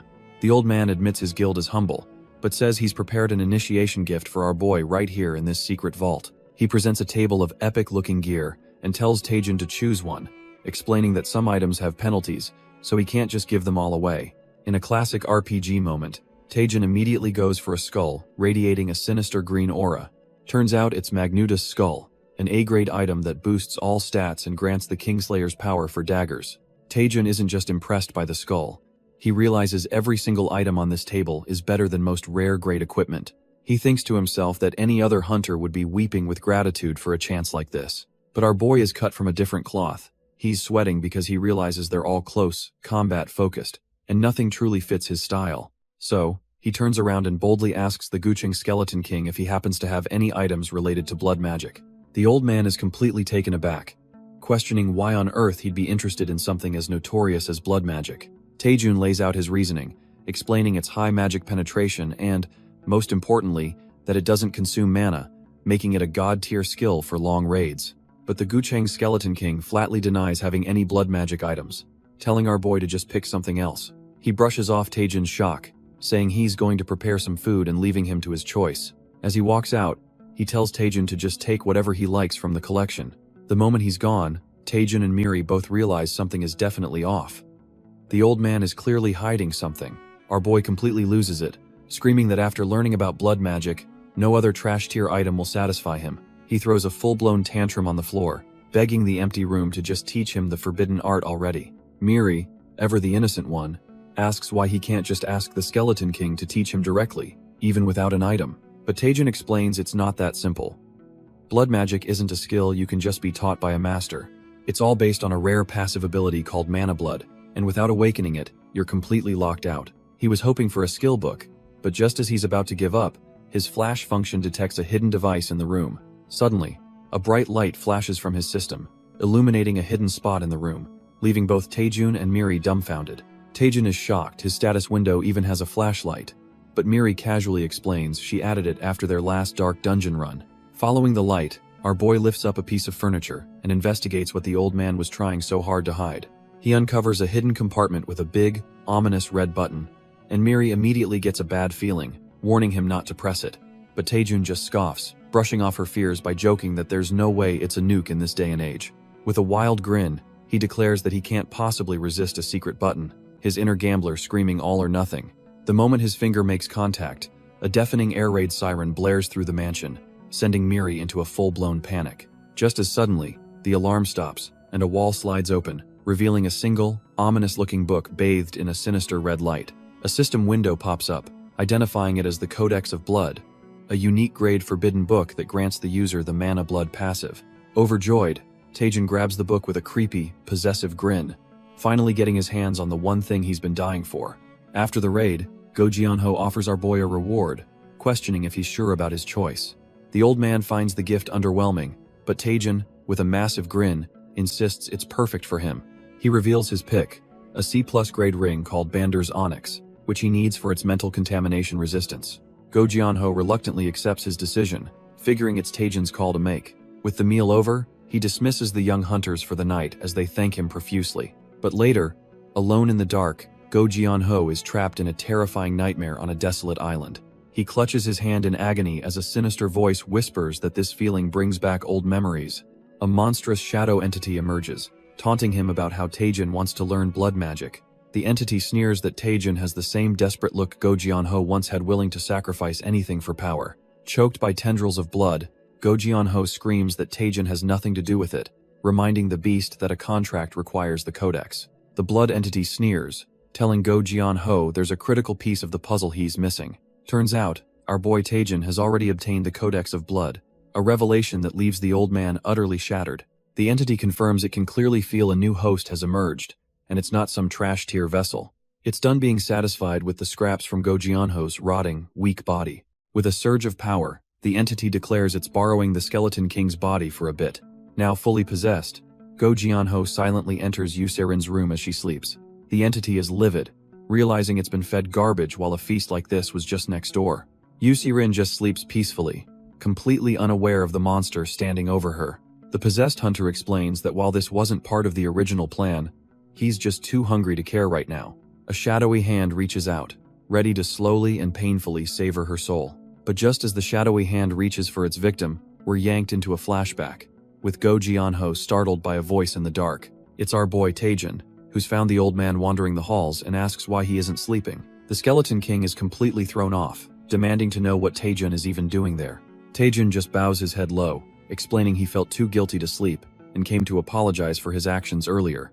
He admits he wasn't being entirely truthful about the initiation gift Head asked for. With Miri floating silently beside him, he reveals what he was truly after, the Forbidden Codex of Blood. He apologizes for taking the book without permission, but insists he has a desperate reason he must learn blood magic. His eyes burn with an unshakable resolve, declaring he's willing to sacrifice absolutely everything for his goal. A sinister red light suddenly glows from beneath Go Jianho's hand as the entity within asks if he's truly ready for this path. The possessed old man warns him that blood magic is a power beyond imagination, and it will come with a terrible price. Without a hint of fear, our boy looks up and declares that he's been ready for this his entire life. The entity possessing Go Jianho cracks a sinister, bone-chilling grin, pleased with the answer he's received. With a dark aura flaring to life, he announces it's time to begin, leaving Taejin utterly dumbfounded. Suddenly, a monstrous wave of red and black energy erupts from the old man as a terrifying voice echoes in Taejun's mind. Clutching the codex, Taejun stumbles back in pure shock, demanding to know who or what this thing is. The entity introduces itself as an ancient sorcerer of blood magic, a being who reigned over death itself and will now grant him new power. But here's the catch. The entity reveals it will now reside within Taejin's body, needing only a little nourishment to sustain itself. Before Taejin can even process this, The entity declares the contract will proceed as its shadowy hand reaches for him. A system window suddenly flashes a dire warning as bloody tendrils shoot out from the book, wrapping around our boy's arm. Taejin completely freaks out, screaming that this wasn't part of the deal and demanding to know what it means by entering his body. The entity cackles that it's far too late for regrets now. It screams that his flesh is now its own as the bloody tendrils completely consume Taejin. A system window warns of an unauthorized sync as our boy realizes he still has so much to achieve. The entity discards its old vessel, thanking the now possessed Taejin for surrendering his body. It's impressed, noting how superior this new vessel is to the decrepit old one. But just as it starts laughing maniacally, the body begins to twitch and contort uncontrollably. The ancient sorcerer is utterly baffled as its new body starts doing bizarre, spastic poses. It screams internally, questioning why it has absolutely no control over its new limbs. The body continues its ridiculous dance as the entity demands to know why it won't listen. Turns out, this was all a vision of a possible future. As we cut back to Taejin finding the book and wondering why it was hidden, Miri immediately gets a bad feeling, warning our boy that touching the book is a terrible idea. Taejin figures the Gucheng Skeleton King hid this for a reason, since blood magic is already incredibly risky. A vision flashes of what could happen if it's misused, a painful, body-twisting death. His eyes glow as he considers the other major catch mentioned in the text. It's a unique item called the Tome of Heavenly Blood, and it explicitly warns that a price must always be paid. He's dumbfounded. Just how severe could this price possibly be for the system to warn him up front? He asks Miri if items this sketchy exist in other dimensions. She stammers, explaining that ancient tomes are usually collected by specialists, not just found lying around. Then, a light bulb goes off, and she recommends getting it appraised at the parsley market. Taejin's face lights up as he remembers the place, the perfect spot to figure out what he's dealing with. Without a moment's hesitation, our boy decides to log into the parsley market to get some answers. He quickly drafts a post, asking the community if anyone recognizes the sketchy tome he's acquired. To speed things up, he even offers a reward for anyone who can provide solid details on the item. And just like that, a user named Knowledgeable Wanderer sends a chat request almost instantly. The Wanderer asks if Hez selling the book, but Taejin clarifies Hez just trying to figure out what it is first. After a bit of back and forth, the user casually identifies it as a soulbound codex. He explains it's a forbidden book that grants skills at the cost of your life, bluntly calling it a trap. The horrifying truth hits Taejin and Miri like a lightning bolt. The price the system warned about was his own life. Dumbfounded, Taejin frantically asks what that even means, needing to understand the full extent of the danger. The Wanderer lays it out cold. The moment you make a contract, the consciousness of a mage sealed inside fuses with your body. The Wanderer elaborates that the user becomes a permanent battery, their life force and mana endlessly drained by the sealed mage. Taejin can barely process it, wondering if it's truly possible to just overwrite a person's soul using a book. But then the Wanderer drops a bombshell, saying there's something weird about this specific book. It's complete and utter trash. He explains it's such an old model that any modern magic system too would instantly block its outdated curse with security protocols. A sly grin creeps across Taejin's face as he thanks the guy for all the juicy info. Then, with a terrifyingly manic expression, our boy says he's sending over a generous reward. Turns out, the Wanderer was trying to hack Taejin all along, but a sudden warning about his own firewall activating stops his evil laughter cold. The cocky hacker just scoffs, thinking it's impossible for some nobody to breach a modern status window. He launches his own dark virus to finish the job, but his face twists in horror when he realizes something is terribly wrong. His attack slams into a solid access-denied wall, leaving him completely dumbfounded. A status window this powerful shouldn't even exist. The Wanderer's mind shatters as a dark presence demands to know just who the hell Taejin really is. Before he can process it, a psychic shockwave from Taejin's reward blasts him across the mental space. Our boy just watches the chaos unfold, his eyes glowing a menacing crimson, utterly unfazed by the hacker's plight. Back in his own mind, a notification confirms it. His god, tier firewall, has effortlessly blocked the pathetic virus. Taejin smirks, thinking to himself how this trash-tier hacker was pathetic right to the very end. With the mental battle won, he casually picks up the cursed book, deciding he'll be taking it as his prize. The system immediately lights up, granting him the Tome of Heavenly Blood and the passive skill Blood Magic. But the quest reward leaves him scratching his head, wondering what a feature called Horizon of Communication even does. He writes it off as a useless function, just as the Wanderer, now back in reality, stammers out his name in pure terror. In a flash, Taejin's cold demeanor vanishes as he grabs the guy, feigning concern and asking if he's all right. The old man, Go Jeonho, is speechless, so Taejin just smiles and asks if the Gucheng Skeleton King is the one who's not alright. Go Jianho stammers, demanding to know how this is possible, accusing our boy of making a contract with that demon. He insists he saw it with his own soul, the demon's essence pouring directly into Taejin's body. But if that's true, he can't wrap his head around why nothing has happened to him yet. He asks if Taejin somehow managed to defeat the demon, Azazel, all by himself. Our boy just shrugs it off, cheekily explaining that he simply chose not to listen to the demon's whispers. Go Jianho is left completely dumbfounded by this ridiculous-sounding answer. Taejin then spins a tale about how he broke the contract at the very last second, causing the demon's soul to be violently rejected. He declares that no matter how powerful blood magic is, he would never sell his soul to a demon to get it. With a passionate look, he proclaims that true strength can only ever come from oneself.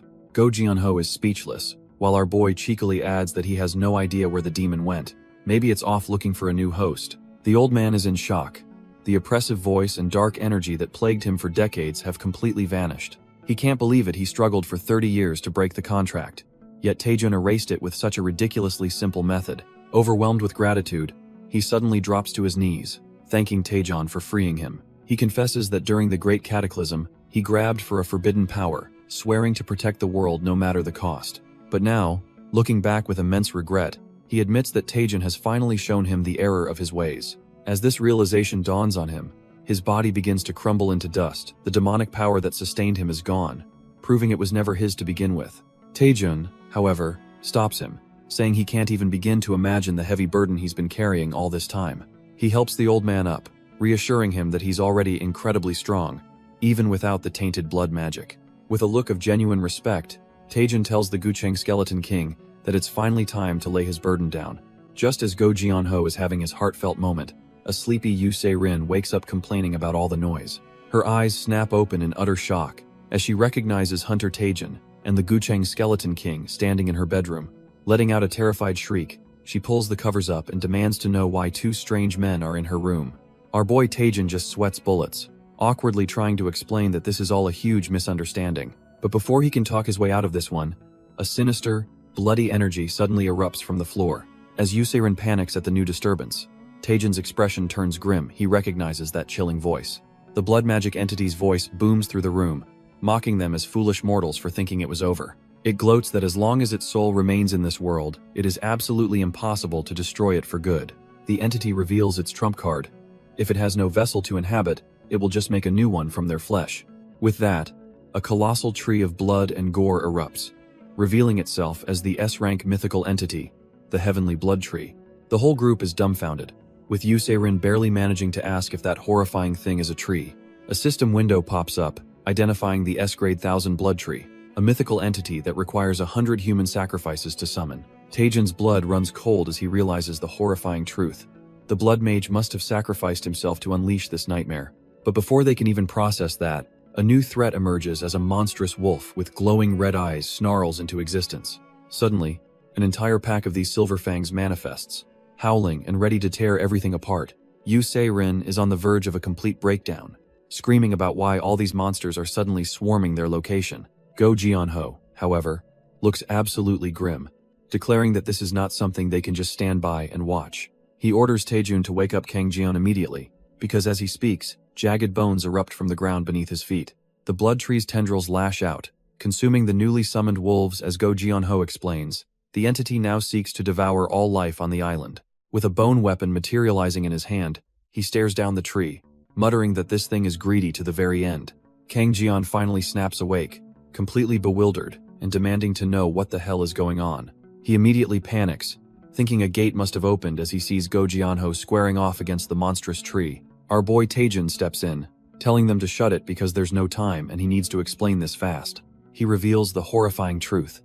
That grotesque tree is the lingering remnant of the blood mage that tormented Go Jianho for ages. Taejin explains he thought the entity vanished after failing to make a contract with him, but somehow it has returned. Yu Se-rin is absolutely floored, and Go Jianho grimly confirms it, admitting all his blood magic came from that very power. With a heavy heart, he confesses that this is the price for selling his soul, a consequence he never imagined would grow so catastrophic. He apologizes to the group, feeling ashamed to even be called a hero of the cataclysm after causing this mess.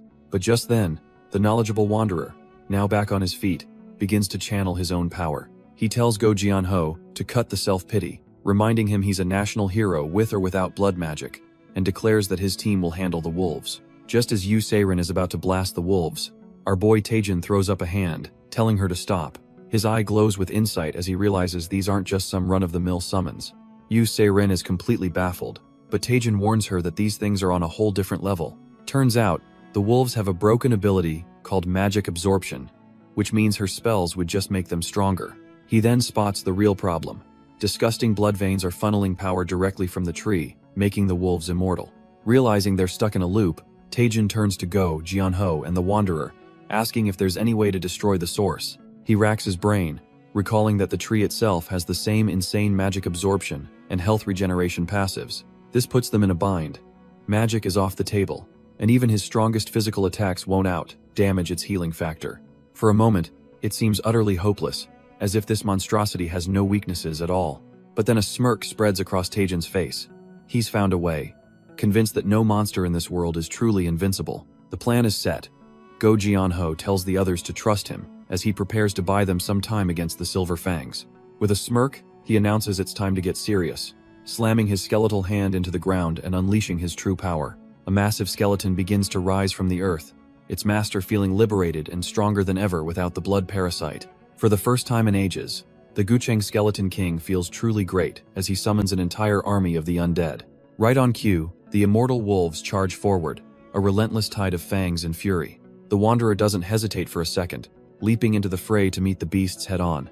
He unleashes his triple-step charge, a pure physical assault meant to stall the seemingly unkillable monsters. Meanwhile, Yu Seirin begins her own incantation, calling upon the spirits of the frozen earth to aid them.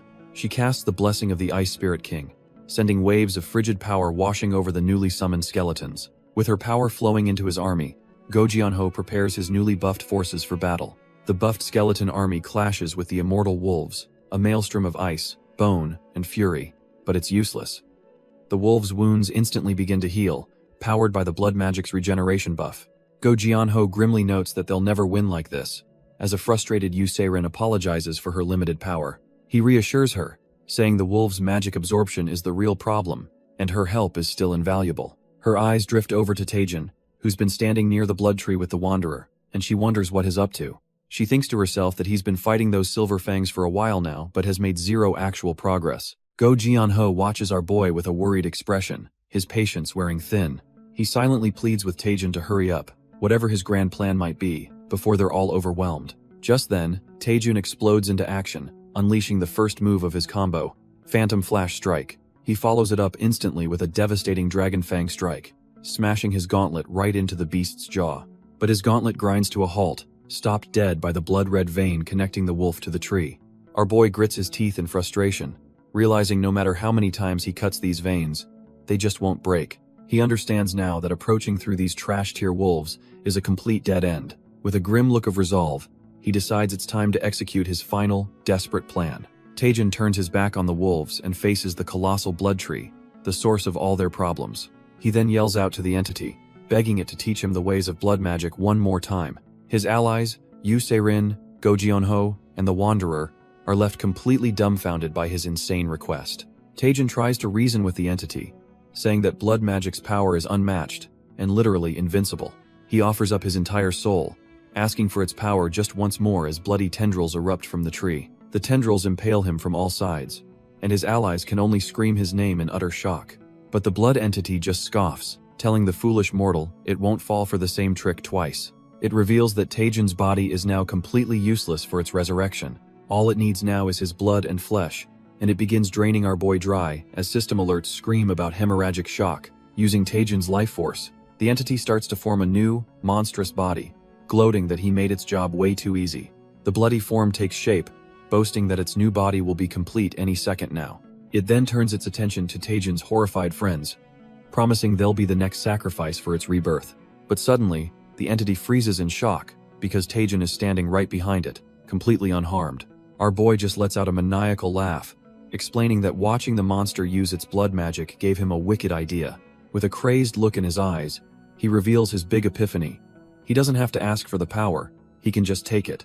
The blood entity is left completely dumbfounded, demanding to know what on earth he means. Taejin just laughs, telling the monster that now it'll understand what it feels like to be drained. With a psychotic grin, he places his hand on the blood tree and declares that all its power is his now. From a distance, his friends and the skeleton army can only watch as the grotesque tree begins to convulse. Suddenly, the version of Taejun that was being sacrificed shatters into ice, and his friends scream in pure terror. Yu Se-rin is furious, realizing the tree's magic absorption is what's stopping her from doing anything to help. She screams that she's coming to save him and tries to charge forward, but Go Jianho grabs her. The old man holds her back, telling her it's hopeless now that their strongest fighter has fallen. He pleads with her, asking if she realizes she'll just be throwing her own life away by rushing in. Tears streaming down her face, Yu Se-rin asks if he really expects her to just stand there and watch him die. She screams back that she would rather die fighting by his side than abandon him for even a second. Go Jianho is crushed by guilt, believing this is all his fault for waking up this ancient evil. He thinks that if he had just left it alone, our boy Taejun wouldn't be in this horrific state. But just as all hope seems lost, the massive eye on the tree starts glowing intensely. Suddenly, a voice booms out, introducing itself to the skeletons and wolves as the legendary mage, Azazel. Yu Se-rin, Kang Jian, and Go Jianho are left completely dumbfounded by this bizarre turn of events. The entity, now calling itself Azazel, announces it has been reflecting on its selfish life and wants to apologize. Kang Jian immediately shouts a warning to Go Jianho, telling him not to be fooled by this trash-tier acting. Azazel insists its apology is genuine, even claiming that it's been hurt by their fight. It declares that it no longer wants to torment them and will now leave without any regrets. With a final farewell, the eye begins to dim, leaving everyone speechless and confused. Go Jianho and Yu Se-rin are left completely stunned, unable to process what they just witnessed. The old man is sweating bullets, thinking this makes no sense. After all that, the monster just wants to apologize? He knows the real Azazel would never do something like this, concluding it has to be some kind of trick. But before he can overthink it, Yu Se-rin yells for him to look, pointing out a change on the battlefield. She's right, the vicious red skeletons, the silver fangs, are de-summoning and returning to their posts. It's not just them. The summoned wolves are also retreating, their bloodlust completely gone. Go Jianho realizes the entire cursed land is reverting to normal, wondering why Azazel would give up when it was so close to revival. His eyes then lock onto a figure lying at the base of the now dormant tree, and a wild theory sparks in his mind. Staring at the hunter's body, he wonders if this entire bizarre retreat was actually part of the kid's plan. Turns out, while being absorbed, our boy Taejun was just laughing, thinking he was on some kind of twisted avatar blind date. Turns out, Taejun's mana is so immense that the system just handed him the keys to the entire Thousand Blood Wood. He cackles, loving the power trip, while the blood entity screams in pure terror, demanding to know what he's doing. The entity's shadow form materializes, ordering him to get out, but our boy just smirks and tells it that's not happening. Without a second thought, Taejun grabs the trash tier entity by the face, showing it who's really in charge now. He declares it's payback time, reversing the flow and starting to drain every last drop of blood magic from the wood. The entire cursed land begins to shake and crumble, as system warnings flash about insufficient blood to sustain it. The entity is completely dumbfounded, unable to process how a mere human could hijack its ancient power. It screams in agony, lamenting that it was so close to revival, only to be thwarted at the last second.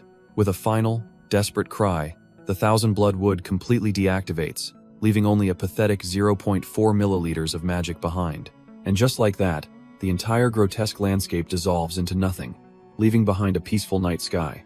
As the last remnants of blood magic flow into him, a system window confirms our boy's vitals are finally stabilizing. Taejun jolts awake, coughing and gasping, realizing he just barely scraped by with his life. He stares at his hand, thinking that blood magic is every bit as dangerous as the rumors say. One wrong move and he'd have been toast. Suddenly, he hears his name as Yu Se-rin and Go Jianho rush over, absolutely stunned to see him alive. Yu Se-rin crashes into him with a desperate hug, overwhelmed with pure relief. She's a complete mess, crying and admitting she genuinely thought he was a goner. Our boy tries to play it cool, awkwardly telling her he was just knocked out for a second. He then asks her to maybe let go, causing her to snap back to reality, blushing and apologizing. After a moment, she looks around, completely bewildered, and asks what in the world just happened. She explains that Go Jianho bizarrely restored the wolves to their original state before vanishing without a trace. Just then, the knowledgeable wanderer pops up, smugly remarking that while things worked out, they have no clue why. With a puffed-out chest, he shamelessly declares that he's the sole reason for their success. Taejun and Yu Se-rin just stare back, completely deadpan, not buying his trash-tier excuses for a second. But the comedy hour is cut short when Go Jianho appears, placing a hand on our boy's shoulder and saying he has questions. He gets straight to the point, explaining that the feats Taejun pulled off tonight were simply impossible for any single hunter. The old man theorizes that some unknown entity must have been helping him, causing Taejun to break out in a cold sweat. Go Jianho just smiles, playing it off by saying an old man like him couldn't possibly guess the truth. He then gives his blessing, hoping that this mysterious power inside Taejun continues to grow stronger. Taejun nervously thanks him, his mind racing as he wonders if the old master has already figured everything out. He reflects that the Gochan Skeleton King is terrifyingly perceptive, almost as if he can see right through him. Just as Go Jianho tells everyone to rest, a sinister voice declares that it's not over yet. The blood magic entity begins to reform from the carnage, screaming that it's not finished. Our boy Taejun is completely dumbfounded, wishing this trash-tier monster would just stay dead already. Go Jianho recognizes the entity as Azazel, who mockingly asks if the Skeleton King truly thought it was defeated. The entity vows that even in death, it will wander the abyss and haunt them for eternity. A massive blood-red magic circle appears, as it prepares to drag all the mortals down with it. Yu Se-rin and Taejun can only watch in horror, cursing the monster for its sheer persistence. The entity is pouring every last drop of its life force into a single, catastrophic magic sphere. Everyone realizes with dawning terror that if that thing explodes, the entire battlefield will be wiped out. Taejun panics, his mana completely depleted, but suddenly a voice rings out, telling him they'll take it from here. Taejun screams at Miri, demanding to know where the management team has been, but she just chirps that they were busy but are here now. Before he can even question what she means by personnel, a blinding blue light freezes him, and the exploding blood magic in their tracks. Our boy is completely paralyzed, staring at a ghostly blue figure that has materialized right in front of him. Turns out, time itself has stopped, and a new, bored-sounding voice complains about being sent on a business trip to this dump. Two figures, a man and a slime, casually observe the apocalyptic scene, noting it's a distribution site for an old status window they haven't seen in 150 years. The mysterious enforcer steps forward, his boots crackling with energy, and asks Taejun if he's the illegal status window user. He tells his slime partner they need to wrap this up quickly so they can go home, and she eagerly agrees. The enforcer looks at the frozen hunters with disdain, muttering that they look nothing like her and are just a bunch of monsters. But his slime partner pipes up, pointing out that he might have missed something because she's detecting another active user. He dismisses her, confident he matched the dimensional code, only to be dumbfounded when his own system starts flashing with an alert. The enforcer is dumbfounded as his slime partner confirms his fears. Our boy has been watching them the entire time. Turns out, Miri conveniently forgot to mention in her report that Taejun has the latest version of the status window. The little slime completely loses it, having never dealt with a situation like this. But the enforcer tells it to calm down. He turns to Taejun and formally asks if he's a holder of a status window version 2 or higher. Still trying to process the frozen world, our boy dazedly confirms that he is. The enforcer sighs, realizing his intel was trash tier, and offers a stiff apology for the major inconvenience. But Taejun cuts him off, demanding to know what the hell is actually going on here. The enforcer hesitates for a moment, clearly unsure how to even start explaining this mess. He begins by stating that anyone with a version 2 window should already be aware of their company. Taejun confirms he knows about the entity that manages status windows, and the enforcer agrees that's correct. The enforcer finally explains they're from the Special Security Division of the company that manages status windows. Their mission, he reveals, is to apprehend an illegal status window user right here in this frozen wasteland. Our boy is dumbfounded, realizing the enforcer is talking about the monstrous blood magic entity. The enforcer confirms it, stating that this shadowy being is officially wanted by their company. While the exact reasons are classified, he can say the guy was exploiting the system for his own selfish gain. Taejun is reeling. Head heard Miri complain about her company but never thought he'd meet anyone else from it. He always just assumed she was making up excuses about overtime to get out of work, but it turns out it was all real. Just as he's processing this, the little slime interrupts, getting an earful from the enforcer for speaking out of turn. But it's an emergency. The slime frantically points out that their target is starting to break free from containment. The blood magic entity is just as confused, demanding to know who these new guys are and if Taejun summoned them. The blood entity roars in fury, accusing them of coming to this forsaken land just to torment it. It's had enough, vowing to burn its very life force to annihilate every last one of them. The enforcer, however, is completely unfazed, telling his slime partner they've wasted enough time talking. He calls out the entity's true name, Azazel von Arceus, as a blade of green energy forms around his arm. In a flash, a massive magic circle appears, and the enforcer officially places Azazel under arrest by company law. The entity is stunned, unable to comprehend how they managed to get so close without it noticing. It's the little slime partner who's doing the heavy lifting, sucking Azazel's shadowy form into the seal. Our boy Taejin can only stare with his jaw on the floor, wondering what the hell he's even witnessing. He's in utter disbelief that this guy subdued that monstrous sphere of blood magic without even moving. And just like that, the colossal entity is vacuumed up and sealed into a tiny, smoking canister. The slime partner suddenly morphs into a full-sized humanoid form, striking a pose as if the job's done. The enforcer turns to our boy, formally apologizing for the whole mess. He explains that, since Taejin cooperated, they're going to give him a little token of appreciation. Taejin is completely baffled, but the enforcer just tells him he'll find out soon enough. Then, with a sly grin, he casually mentions that our boy is about to lose consciousness. Before Taejin can even process what that means, the enforcer and his partner start to phase out through a portal.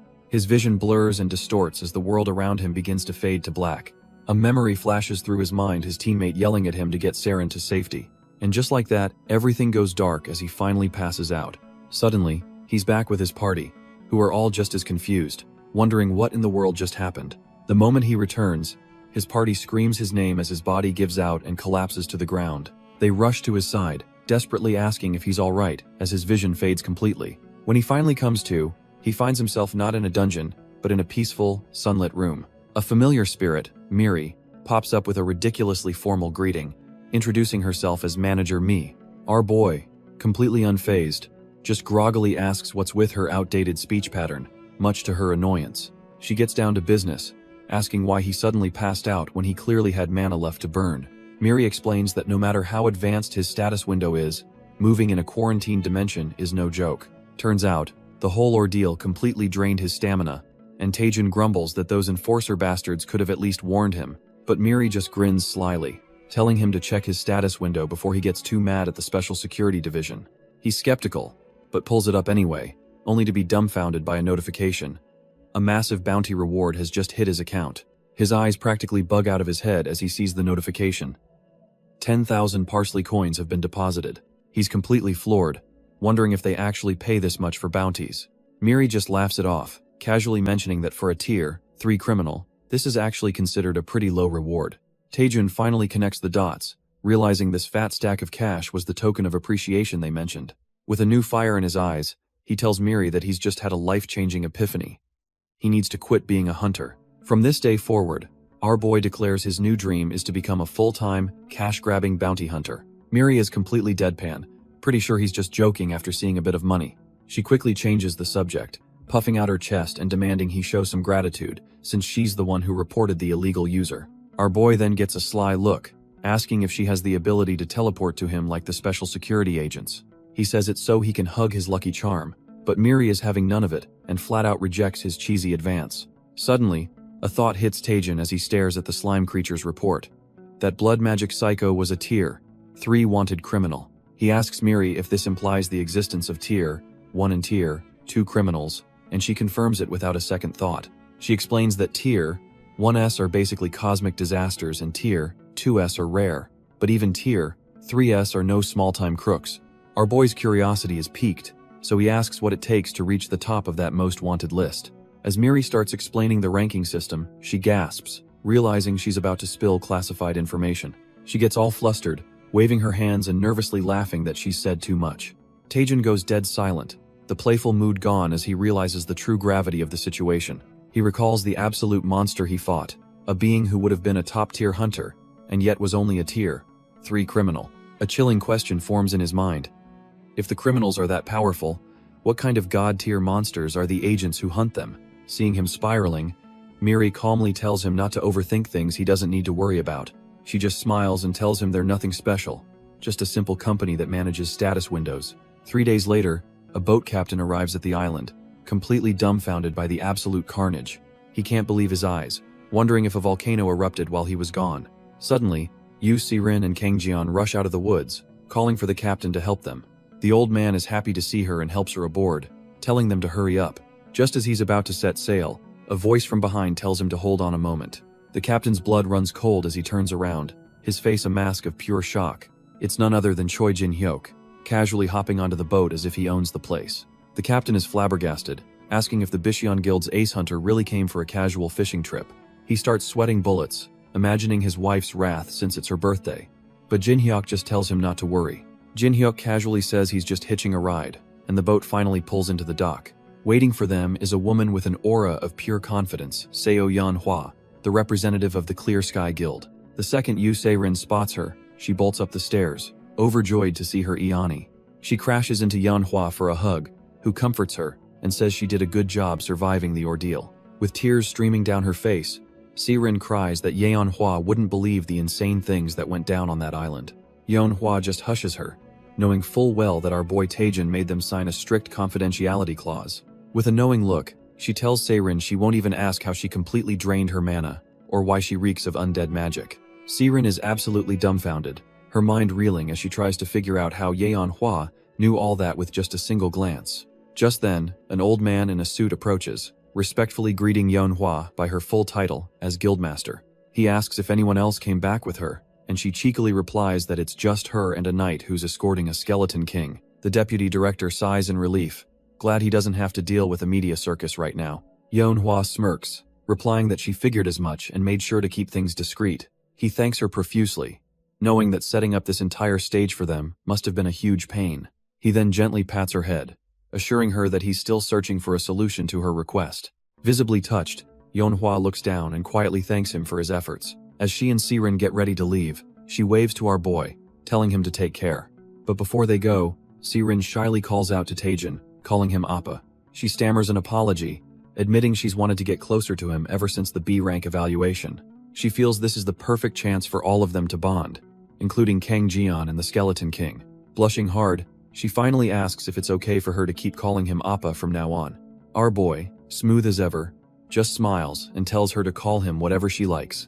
Much to Miri's shock, Yu Seirin is completely overwhelmed with joy, breathing a huge sigh of relief that he agreed.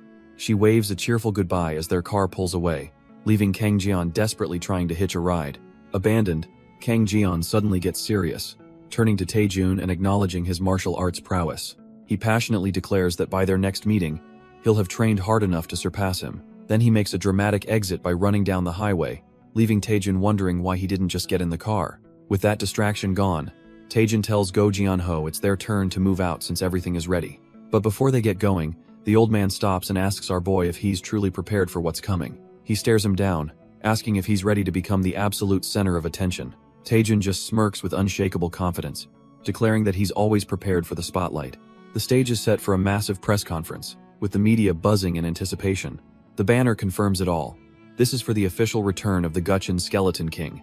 As Go Jianho finally steps into the light, the entire room erupts in a frenzy of camera flashes. But one photographer stops dead in his tracks, his eyes wide with disbelief at what he sees. Because trailing right behind the legendary hunter is our boy, Lee Taejin, leaving the press utterly dumbfounded. The reporters start whispering, confused about why he's there and noting he looks nothing like the monstrous rumors described.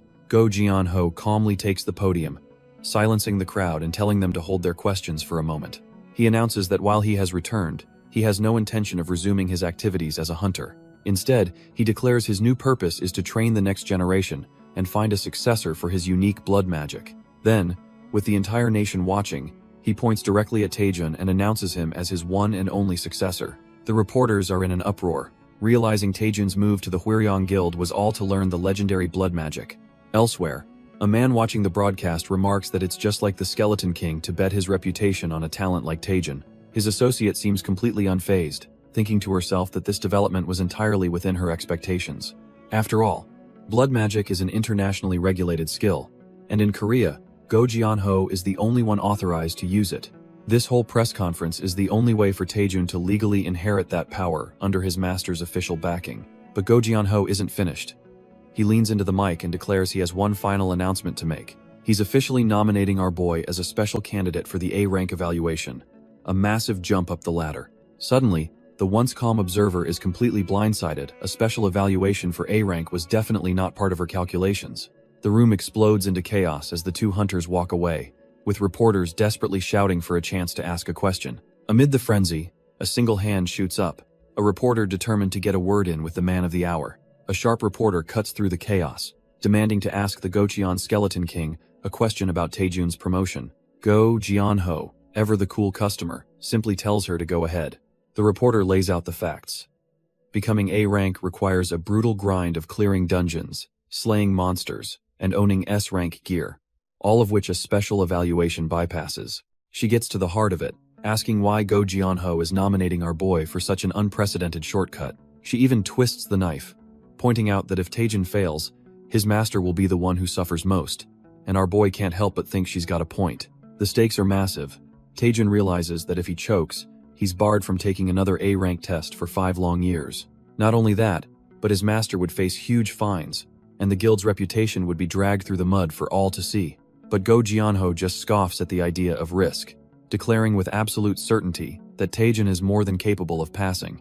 Seemingly satisfied, the reporter acknowledges his answer and prepares to move on. But she's not done yet, turning her attention directly to our boy and announcing her next question is for him. Our boy, looking like he's about to face a firing squad, nervously agrees to take her question. The reporter lays it on thick, stating that with the Skeleton King's return, all eyes are now on his chosen disciple. She cuts to the chase, asking what kind of person he is to earn such support and why he deserves a special A-rank evaluation.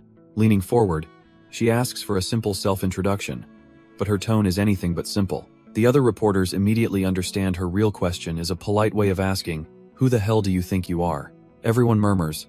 They know she's really asking why this nobody is getting special treatment. Taejun grips the microphone, realizing there's no way to weasel out of this question. But just as he's about to answer, a deafening shout rips through the entire conference hall. The room is thrown into chaos as everyone wonders what that noise was, with some noticing a sudden chill in the air. The reporter is absolutely livid, thinking some idiot is treating this serious event like a kid's prank. The reporter is completely thrown off, asking if she misheard him talking about ice. But our boy just gives a smug look, telling her to chill out like ice in a cold coffee. She's left speechless as he asks if she really needs to know what kind of person he is. He calls her out, saying trying to manipulate the public with fancy words isn't chill at all. Picking up a can, he declares that a hunter should prove themselves with skills, not talk. He'll just stay chill, he says, and let his abilities do all the talking for him. With that, he finishes his answer, leaving the entire press corps in stunned silence. The reporter, who was just trying to tear him down, now looks at him with a smirk of interest. She thinks to herself that while he looks normal, the kid has guts and knows how to handle pressure. It's been a long time, she muses, since there's been a rookie actually worth covering. Meanwhile, all the way over in Moscow, Russia, another major player is watching the world turn. Inside a lavish penthouse, a man muses that he hasn't lost a night's sleep in 3 years. But today, of all days, he woke up at dawn. This is Sergei Mavrodi, the leader of the St. Winter's Guild. He wonders if it's because of that old man, the Skeleton King, that he's feeling so restless. Turns out, an old wound in his shoulder from the king's blood magic is aching, a grim reminder of a past battle. A subordinate appears, asking if they should take care of the situation. Hess talking about the Skeleton King's newly recognized disciple, our boy, Lee Taejun. Sergei asks what they know, and his team leader, Jin Weijung, reports that Taejun hasn't even been B rank for 6 months. Jin rattles off his insane achievements, smashing rigged tests, clearing an S-rank dungeon, wiping out a villain team, and even defeating a high vampire. Taking a slow sip, Sergei concludes that this rookie is definitely someone worthy of the Skeleton King's endorsement. Sergei turns to his subordinate, a grim look on his face, and asks him what the plan is. Jin Weijung smirks, suggesting they propose a joint expedition with the Hwaryong Guild for the A72 gate. He explains that if they refuse, it's the perfect excuse to stir up a scandal and drag the Skeleton King's reputation through the mud. A wicked grin spreads across Sergei's face. He absolutely loves the sound of this scheme. Hess fired up now, eager to see how the Skeleton King's precious disciple will handle the heat. Meanwhile, we cut to Taejun's new high-rise apartment, a generous gift from Seo Yeonhwa. Our boy, completely oblivious to the plot against him, is about to devour some well-deserved fried chicken. Hess just kicking back on the couch, thinking there's nothing better than this after an exhausting journey. As he chugs his drink in pure bliss, a worried Miri asks if he's really okay just lazing around. She remembers the Skeleton King's warning, knowing that powerful enemies are already plotting against him right now. Miri keeps nagging him about the A-rank evaluation, but our boy just laughs it off, saying he'll deal with that stuff later. He knows he's a target after the press conference, but figures it's impossible to hunt down every single enemy gunning for him. Besides, he thinks a good rest is exactly what he needs to get even stronger, especially after clearing that last emergency quest. For now, his only plan is to crush this chicken and catch up on dramas, leaving Miri to sigh in defeat. But just as he's getting comfortable, a sudden system notification pings, catching his full attention. A bizarre message pops up, informing him that his horizon of communication has been downgraded to version 1.1. He finally remembers this was a quest reward, but he's dumbfounded that it was actually downgraded. Miri points out that the icon looks way more primitive now, confirming this is a real change and not some bug. She's completely baffled, thinking a system downgrade is totally unheard of. It's always supposed to be an upgrade. She begins to explain what she knows about the skill's initial version as Taejun listens intently, sensing this is more than it seems. Our boy Taejun connects the dots, realizing his abnormal growth must be messing with the status window's functions again. Miri isn't even surprised anymore, but she can't wrap her head around why it would downgrade instead of upgrade, suspecting a hidden purpose. Getting straight to the point, Taejun asks his manager Miri what this horizon of communication even is. Miri struggles for a good analogy, calling it a superior or maybe inferior version of some online marketplace. She finally lands on it, patting his head and explaining it's basically a community board for interdimensional users, leaving him dumbfounded.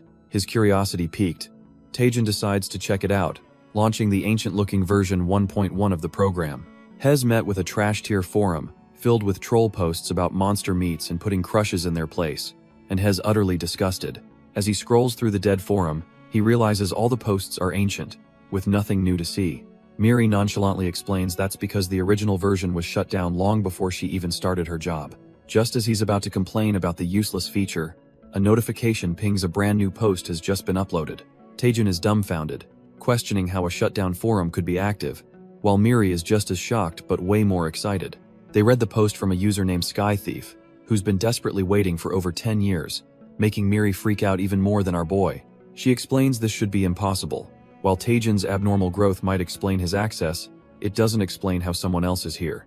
A dark thought crosses Taejun's mind: what if this person is cut from the same cloth, also possessing an abnormal growth skill? Miri immediately shuts that down, confirming that officially, Taejun is the only user left with that cheat tier ability. Our boy ponders this, realizing if he's the only one, then something else must be going on with this mysterious poster. Deciding to test the waters, he types a simple hello, and the original poster instantly notices someone is there.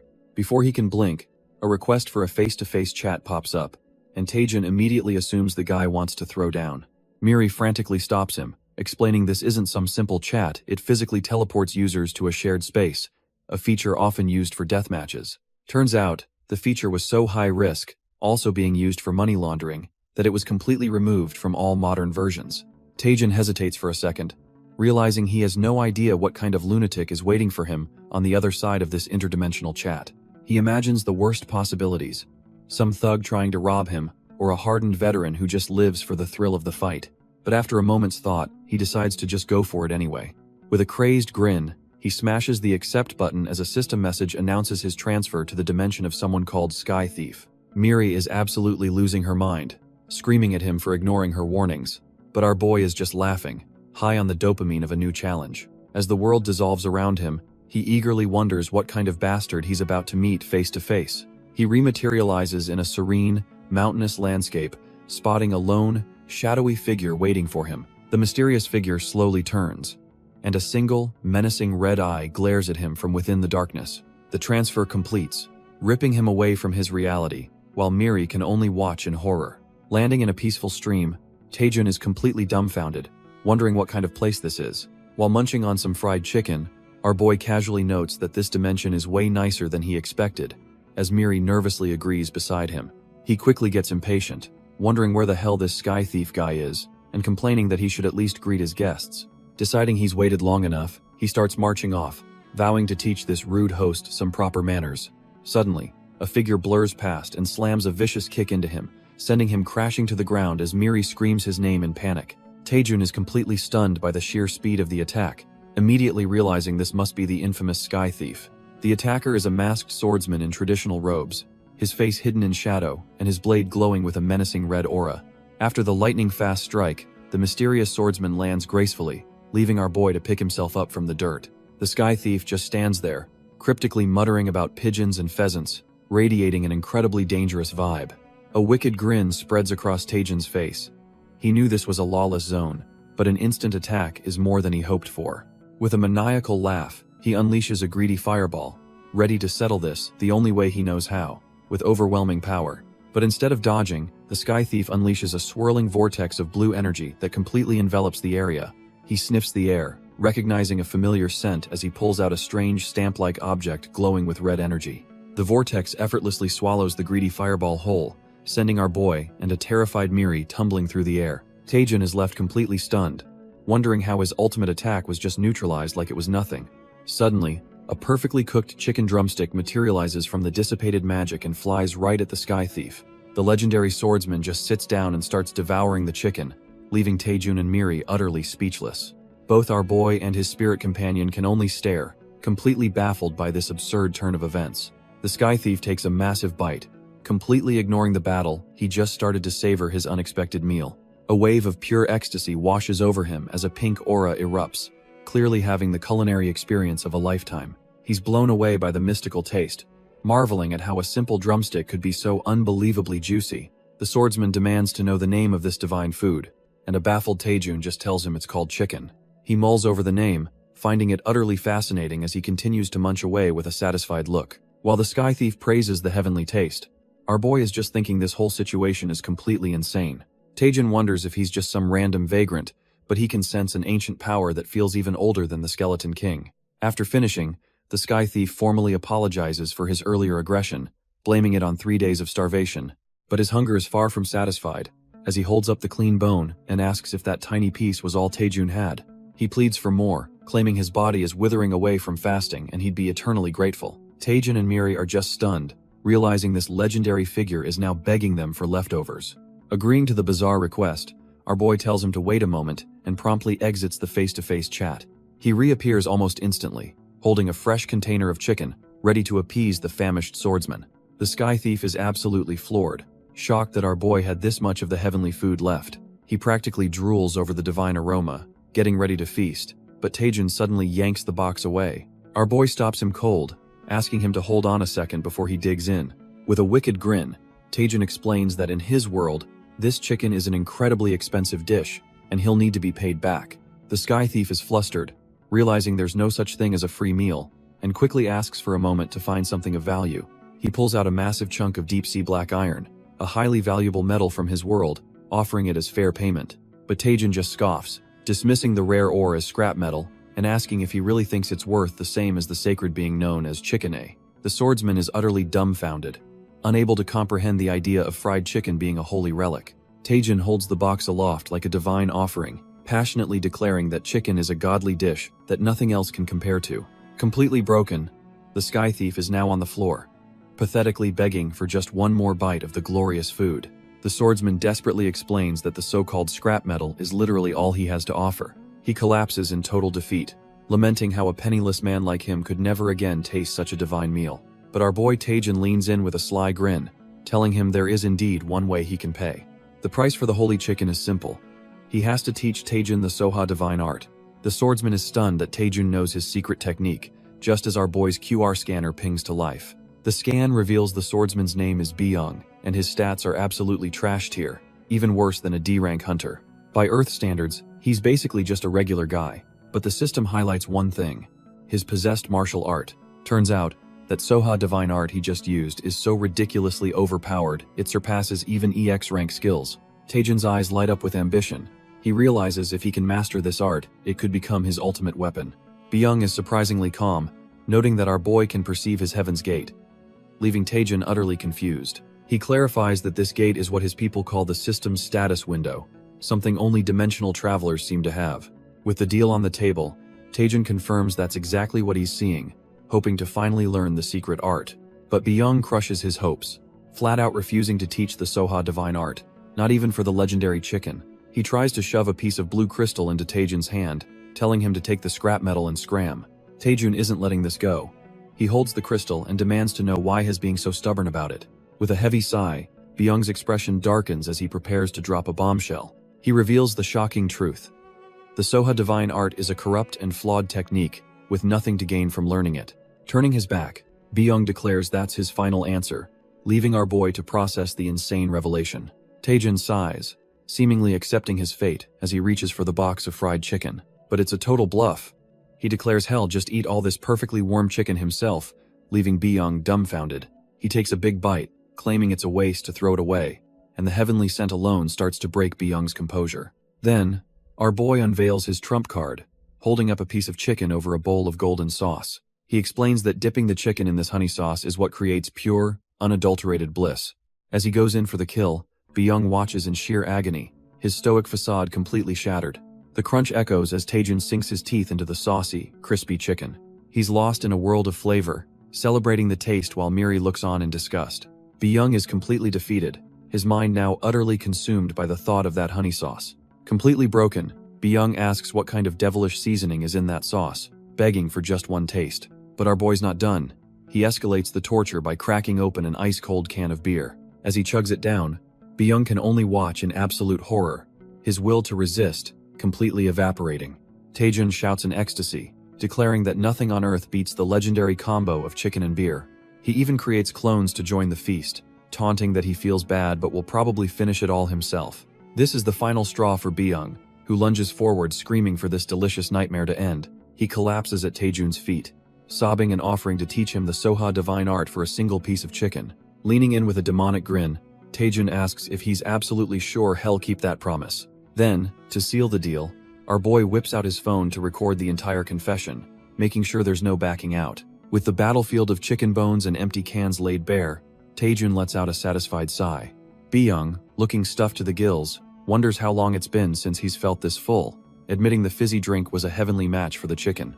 Our boy just smirks, glad the fresh experience worked, and immediately goes for the kill. He pulls out his phone, dangling images of endless delicacies as the ultimate bribe for the Soha divine art. Byung's mind is completely shattered by the vision of pizza, sushi, and other dimensional wonders, leaving him drooling and utterly mesmerized. Defeated, he agrees that a promise is a promise, but before they start, he has a question of his own. He looks at Taejun dead serious, and asks why he's so desperate to learn this specific technique. Byung presses on, sensing there's a much deeper reason behind this whole ridiculous setup.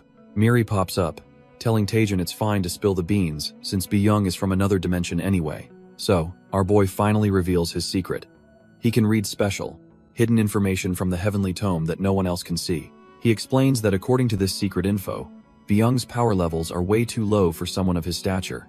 The heavenly tome points directly to the Soha divine art, a technique Byung apparently created to defy his own fate. Byung seems to understand, softly acknowledging that our boy can see a passage meant only for him.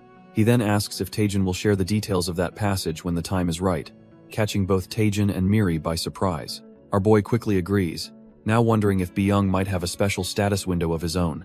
With the deal struck, Byung begins the lesson by saying he needs to prepare some materials, leaving Taejun utterly confused. Byung roasts him, pointing out his body is trashed here, with no internal energy or even a dantian to store it. He explains that Taejun first needs a special elixir to open his acupoints, and is just about to list the ingredients.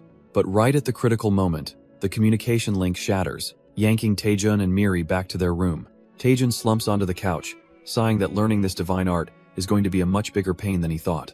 Miri notices our boy's troubled look and suggests they need to investigate his breakthrough growth skill more deeply. She points out that it's no simple skill, since it upgrades his entire status window and even unlocks sealed message boards. Taejun agrees, concluding that it feels less like an ability and more like a whole system dedicated to his growth. He thinks back on how the skill has given him quests with unique rewards, like learning the Soha divine art, as if it has its own will. Miri presses him, asking if he doesn't find the whole situation incredibly strange. Our boy just kicks back, admitting it's a little weird but reasons that the skill has never led him astray. He casually tells her to look into it, and just report back if she finds anything suspicious. Fired up, Miri gives a thumbs up, telling him to just focus on getting stronger while she handles the details. They share a fighting, cheer, totally in sync with their new plan. With that settled, Taejun immediately gets back to business, launching the parsley market to find Byung's ingredients. He immediately starts searching for the 1000-year Hisho Wu and other rare ingredients. But one look at the market prices makes his face scrunch up in agony. This stuff is ridiculously expensive. For a second, he wonders if he should just give up on the Soha divine art. But his thoughts are cut short by a commotion at the Hwaryong Guild. Suddenly, his assistant bursts through the door, looking like he's seen a ghost and screaming about a situation. Turns out our boy is busy harvesting the Void Swarm Lord's corpse, and he's not thrilled about being interrupted. The panicked assistant blurts out that a Russian mercenary guild has sent an official request for a joint expedition. And to make matters worse, their representatives are already here. waiting to meet Taejun in person. Taejun isn't completely shocked, having expected other powers to start sniffing around, but he's surprised they moved this fast. He lets out a sigh, internally grumbling that he's busy trying to make money, but decides he should at least hear them out. With his mind made up, he tells the assistant to bring them in, ready to face this new challenge head-on. The elevator dings, arriving on the 19th floor where the meeting is set to take place. As the doors slide open, Taejun and his crew are met by the imposing figures of the Russian mercenaries. Their leader, a guy with flashy teal hair, introduces himself as Jin Wijong, team leader from St. Winters. Our boy's eyes narrow slightly. He knows that name all too well. Turns out this guy is a big deal, a top disciple of a Chinese sword saint and a rising star in the mercenary world. Taejun can't help but let a sly grin slip, thinking this dude is really playing on the world stage. Putting on a professional face, Taejun introduces himself as Hwiryong's deputy guildmaster and offers a handshake, but Jin Wijong is already judging him, scoffing internally at the idea that this weakling is the Skeleton King's disciple. He decides to test him on the spot, using an S-rank insight technique to secretly invade Taejun's mana. But the system instantly throws up a firewall, blocking the attack and blasting Jin Wijong back, leaving him completely dumbfounded. Jin Wijong is completely floored, his mind screaming in disbelief at the sudden rejection of his power. Our boy just laughs it off, blaming static electricity, while Jin Wijong internally panics, realizing his S-rank probe was just casually blocked. Taejun, ever the gracious host, ushers the stunned mercenaries inside, suggesting they get down to business. Once they're seated, he cuts right to the chase, mentioning he heard they wanted Hwiryong's help. He asks if they're looking to collaborate on the A-72 Gate expedition, all while keeping up his harmless facade. Jin Wijong, regaining his composure, confirms that's exactly what they're here for, a slight smirk returning to his face. But Taejun isn't a fool. He points out that the gate cost over $1 billion, so their offer to share it for a fraction of the price is highly suspicious. He lays it out plain and simple. The deal sounds way too advantageous for his guild to be legitimate. That's when Jin Wijong drops the bomb, revealing their intel shows the dungeon is crawling with the infamous Roshan giants. The mere mention of those monsters makes the poor assistant next to Taejun break out in a cold sweat, his face pale with fear. Jin Wijong explains that Roshan giants are best handled by using undead summons to draw their aggro, and since Hwiryong is Korea's top sanctuary for necromancers, they're the perfect partners for this expedition. Taejun, with a dark glint in his eye, asks if the payment terms will be properly outlined, and Jin Wijong assures him it'll all be by the book. Then comes the real kicker. Jin Wijong reveals they only have one condition, that Hunter Lee Taejun must personally join the raid. The room falls silent as the assistant practically has a meltdown, grabbing our boy's arm in a panic. He frantically whispers that the whole deal smells fishy, but Taejun just calmly agrees with him. With a terrifyingly wide grin, Taejun says he's fine with the deal, but asks if he can just slightly adjust the conditions. The scene cuts to a highway in Moscow, where the leader of St. Winters, Sergei Mavrodi, is getting an update. He's dumbfounded, asking his subordinate if Taejun really accepted the offer without any hesitation at all. Sergei stares at his screen, convinced something is off. He figures the old Gochon Skeleton King must have tipped Taejun off to their plan. His subordinate reports that Taejun made one specific, unusual request. Our boy, with that trademark maniacal grin, wants mana stones distributed based on contribution. Sergei is dumbfounded, asking if that's really all the rookie wanted. Thinking it's just greed, he gives the green light and tells his man to wrap it up. But back in the room, Jin Wijong is sweating bullets, staring at Taejun with pure dread. He's internally losing his mind, wondering how a trash tier B ranker just completely blocked his mind-probing art. A vision flashes through his mind. He realizes Taejun is cut from a different cloth entirely. He sees a memory of a desperate Taejun using the spider silk palm technique, screaming about needing money. The scene then cuts away to a quiet, ancient-looking village. Lying on the ground is a massive, gnawed-on bone, hinting at something monstrous lurking nearby. A young, scruffy boy with curly hair cautiously reaches for the giant bone, but before he can touch it, he gets a boot to the back, sending him flying. A crowd of other kids gathers, led by a smug-looking bully who screams at him for daring to set foot there. The orange-haired bully orders his lackey to bring him the bone, and the goon happily obliges. Holding the prize, the bully calls the boy a low-life thief named Chiando. He then dangles the bone, offering to return it if the boy answers a simple question. Leaning in close, he asks if it's true that he was cursed by the heavens and born without a heavenly outer gate. The bully mocks him in front of everyone, saying without a gate, his calculations must be trashed here and he can't even access the market. His crew joins in the laughter, sneering that he probably doesn't even know what a monster stone is. Growing impatient with the silence, the bully kicks the poor kid again, demanding an answer. The bully clocks our boy right in the face, screaming that he can't give the bone back if he's just going to take the beating. He grabs Byung's collar, mentioning he heard a nasty rumor and wants to see if it's true. With a twisted grin, he leans in and tells him to admit that he has a gate, but his stats are just too pathetic to increase. Byung just glares back, utterly silent, refusing to give the punk the satisfaction. So the bully proposes a bet, saying if Byung's gate stat is higher than even one of his crew, he'll apologize. The catch?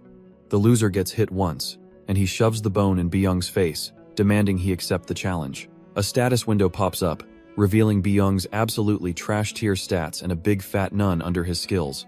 The bully smirks, thinking this is in the bag. It's the easiest win of his life. His own stats flash, revealing numbers that are worlds apart, and he smugly wonders if this even counts as a victory. But somehow, against all odds, he loses the bet and starts screaming for his crew, completely baffled how he lost to a kid whose gate was supposedly stolen. This triggers a traumatic memory for our boy, a flashback of him getting stomped on after losing yet another bet.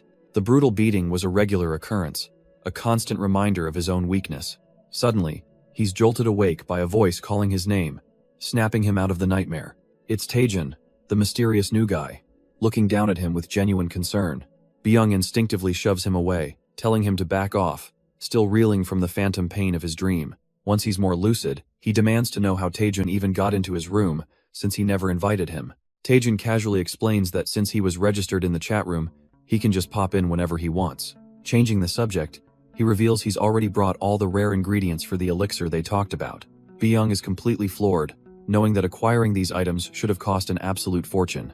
He realizes that while this kid's internal energy is trash tier, his financial power is on a whole other level.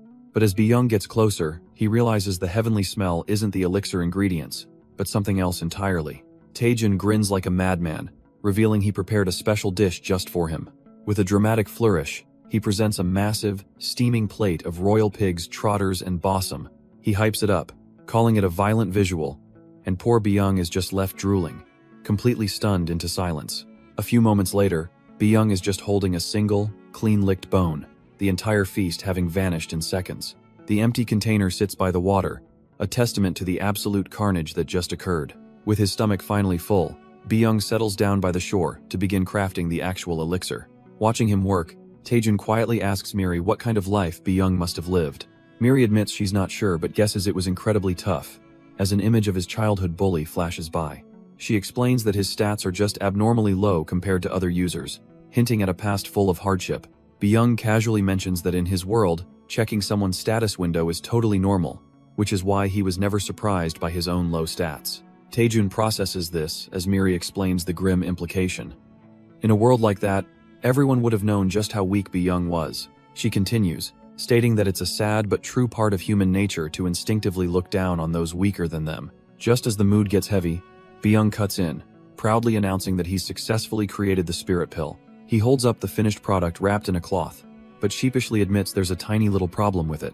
Our boy asks what's wrong, but Byung just says it's the kind of thing that's difficult to explain with words. He offers the bundle over, suggesting Taejin should just see the issue for himself. The moment Taejin unwraps it, he's hit with a foul stench from a pile of what looks like literal dung, making him gag in disgust. While Byung looks completely unbothered, Taejin decides to ignore his senses and fire up the item analyzer to get some real answers.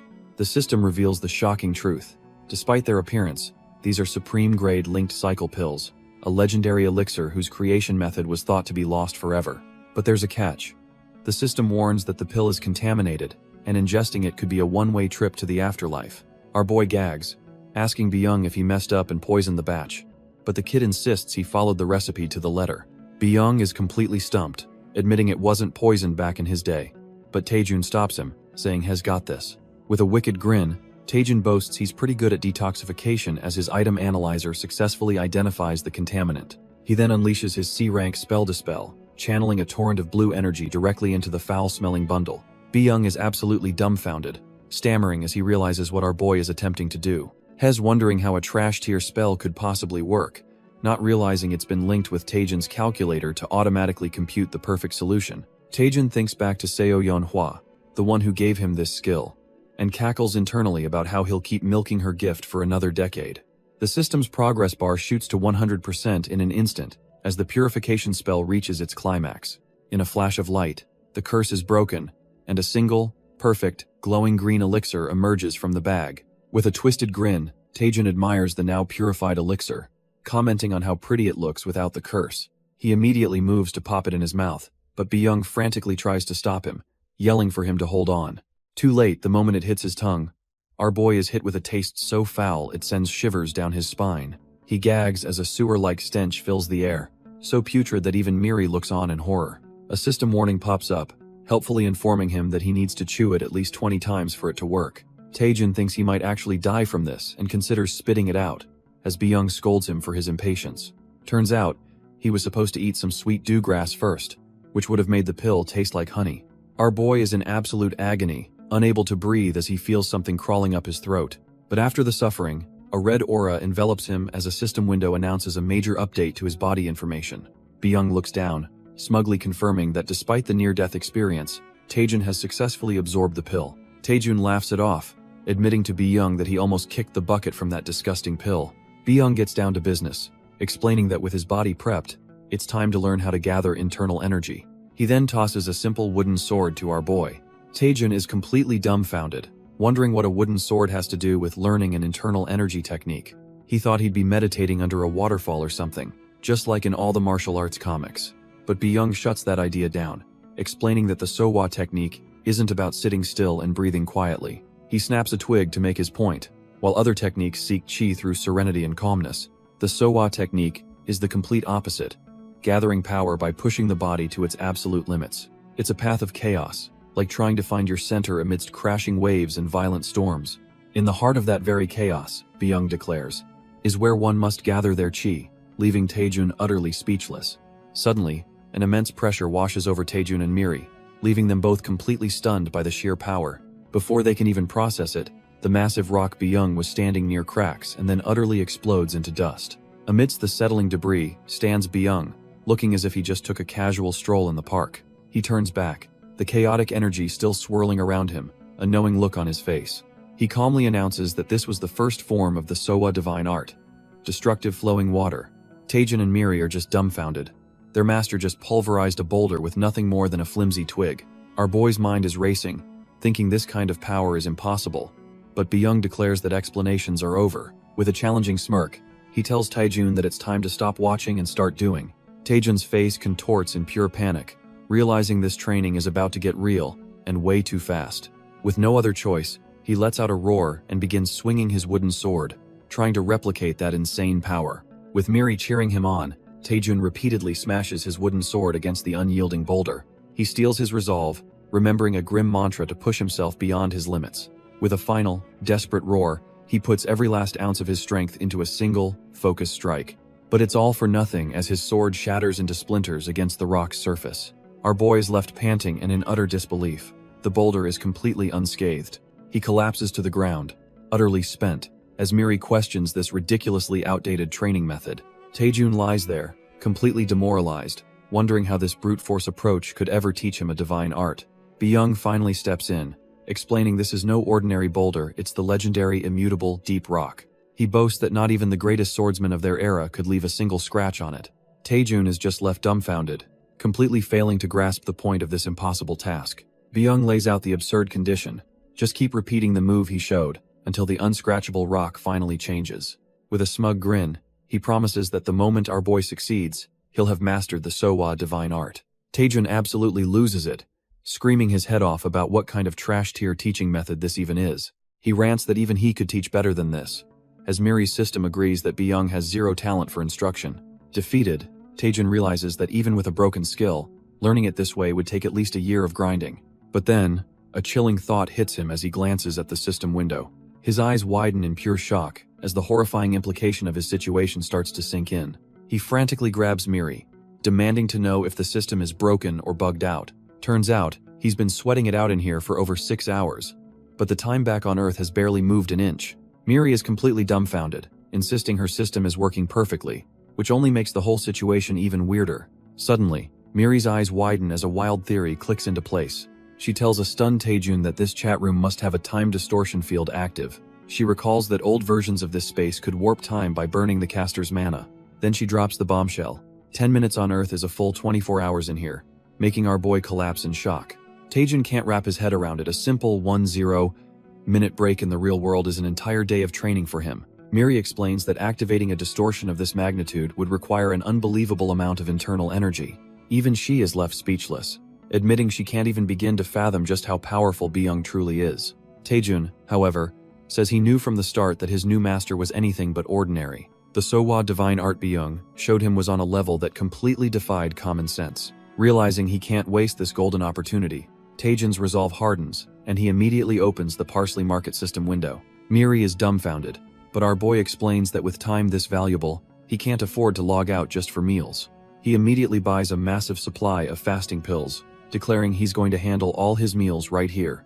The realization hits Miri like a truck, as she asks if he's seriously planning to stay logged in indefinitely. Taejun is completely unfazed, but she desperately tries to warn him about the mental toll of experiencing so much time. She argues that his mind won't be able to handle training for days on end, but he just tells her not to worry. Popping a pill, he reminds her that after surviving at rock bottom for 7 years, this is nothing to be scared of. He grips his staff with renewed determination, stating he doesn't care if it takes a month or even a year. With a look of pure grit, he vows that he will absolutely break this damn rock before he even thinks about logging out.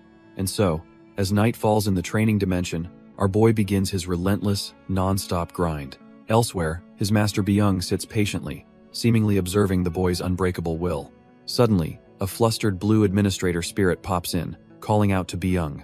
He calmly notes it's rare for her to reach out, but she snaps back that it's because he never contacts her. Byung admits her way of talking frustrates him, which is why he avoids it, but insists he holds no ill will, making her tear up and apologize. She's racked with guilt, believing he suffered so much because of her actions as an administrator. But Byung just brushes it off, saying he knows she never had any malicious intent. He then cuts straight to the point, asking what she's so curious about. The administrator gets serious, demanding to know why he activated the dangerous time distortion feature. She frantically explains that one mistake could have permanently destroyed Taejun's energy center. Byung just smirks, thinking about his reason for taking such a massive risk. Turns out, in his long and meaningless life, he's finally found his very first disciple, and that changes everything. He admits he was just being whimsical, curious to see just how far our boy could possibly grow. Byung then reassures the panicked administrator, promising he won't give Taejun any more special advantages from now on. With that settled, he declares that it's finally time to make his move. He decides to pay his very first disciple a long overdue visit, initiating a face-to-face communication link. In a flash, Byung appears in a lush, green landscape, immediately sensing the aftermath of some serious training. A small smile creeps onto his face as he fondly thinks about his foolish, hard-working disciple. The scene shifts to Taejun, standing before a massive crater he carved into the earth, with Byung remarking on the mess he's made. Our boy looks absolutely drained, but there's a fire of determination still burning in his eyes.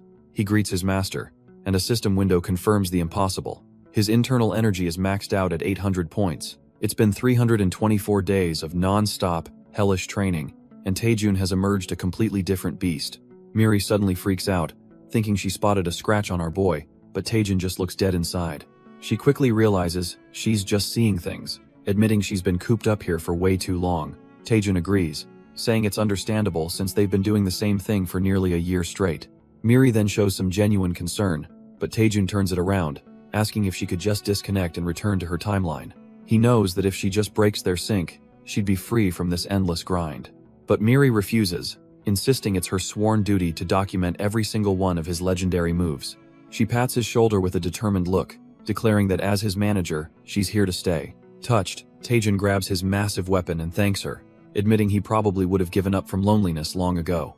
He reflects that without her, he would have gone completely mad, becoming a mindless machine that only knows how to swing a sword. But then, his eyes glint with purpose as he reveals there was a second, crucial reason he managed to survive this hell. That second reason was this: the slow, satisfying grind of his power increasing with every single strike. He thinks about how this tiny bit of progress kept him sane, and just then, the system dings he's unlocked a new skill, Weak Spot Insight. Turns out, it's an S-rank passive that lets him detect an opponent's weakness, getting more accurate the longer he fights.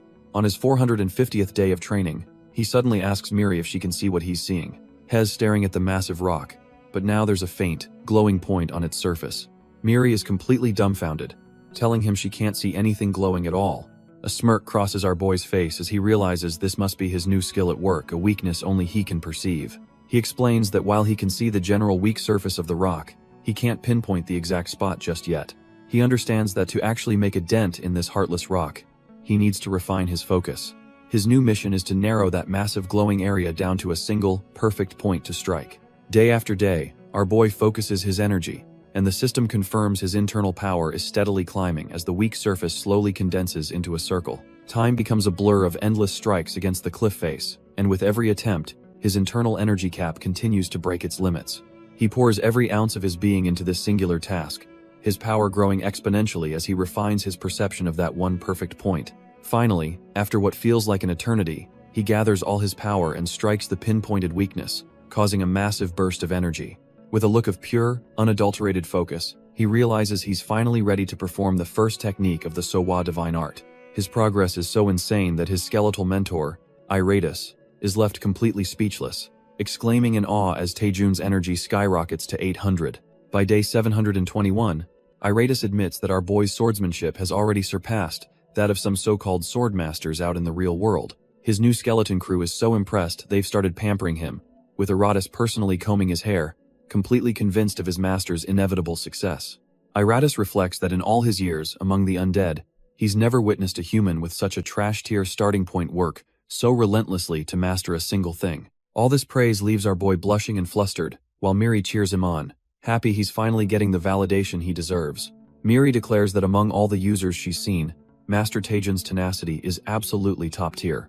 Our boy can only offer a humble thanks, still a bit overwhelmed by the genuine praise. He stares at the massive boulder, musing that he never imagined this isolated training would last 2 whole years. But now, he thinks with grim determination, this dreadful training is finally coming to an end as his skill pinpoints the rock's weakness. With 500 internal energy consumed, he activates the first form of the Sowa divine art, Piercing Flow. He channels every ounce of his refined power into his wooden sword, unleashing it in a single, perfect strike. The impact is immense, sending a shockwave of pure energy that begins to tear the boulder apart from the inside out. With a final, deafening crack, the rock shatters into 1,000 pieces around him. A grin spreads across his face as he realizes that after all that hell, he's finally mastered the damn skill. Suddenly, his master Byung appears, and Taejun greets him, acknowledging it's been a long time. Byung smirks, pointing out that this is the first time our boy has ever called him master. Taejun respectfully explains that since he received proper guidance, the title is well-deserved. But his master presses on, asking what he was before, and Taejun cheekily calls him a mukbang YouTuber. Byung just scoffs, calling him a completely ungrateful disciple. He then gets serious, explaining that while Taejun can perform the technique, it still needs a ton of refining. In fact, he declares that his execution of Piercing Flow was far from perfect. Taejun humbly accepts the criticism, vowing to improve his form. He reflects on how Byung's attack turned a rock to dust while his only broke off a fist-sized chunk. The power gap is immense. Changing the subject, Taejun asks a simple question. How long did it take his master to learn the Sowa divine art? Byung is suddenly struck completely silent, looking away as if he's trying to avoid the question entirely. Byung finally answers with a single phrase that completely shatters our boy's perception of time. 1 gapya. Taejun's mind races to do the math, realizing his master is talking about a mind-numbing 60 years of training. The old master just smirks, letting the insane number sink in as Taejun wonders if he really spent 30 years perfecting a single move. Having thoroughly humbled his student, Byung casually dismisses him, telling him to go get some fresh air and bring back food. Taejun agrees but warns his master that it might be a long time before they meet again. This catches Byung's attention, and he grabs our boy's shoulder, asking if he's about to put his new skills to the test. With a dangerous glint in his eyes, Taejun confirms he's ready to show the world the power his master has given him. The scene abruptly shifts from the timeless training ground back to a modern, high-rise apartment building. A system window flashes as Taejun logs out of the face-to-face chat room, ending the intense session. He materializes back in his room and immediately collapses, gasping for air as if he'd been suffocating for the entire duration.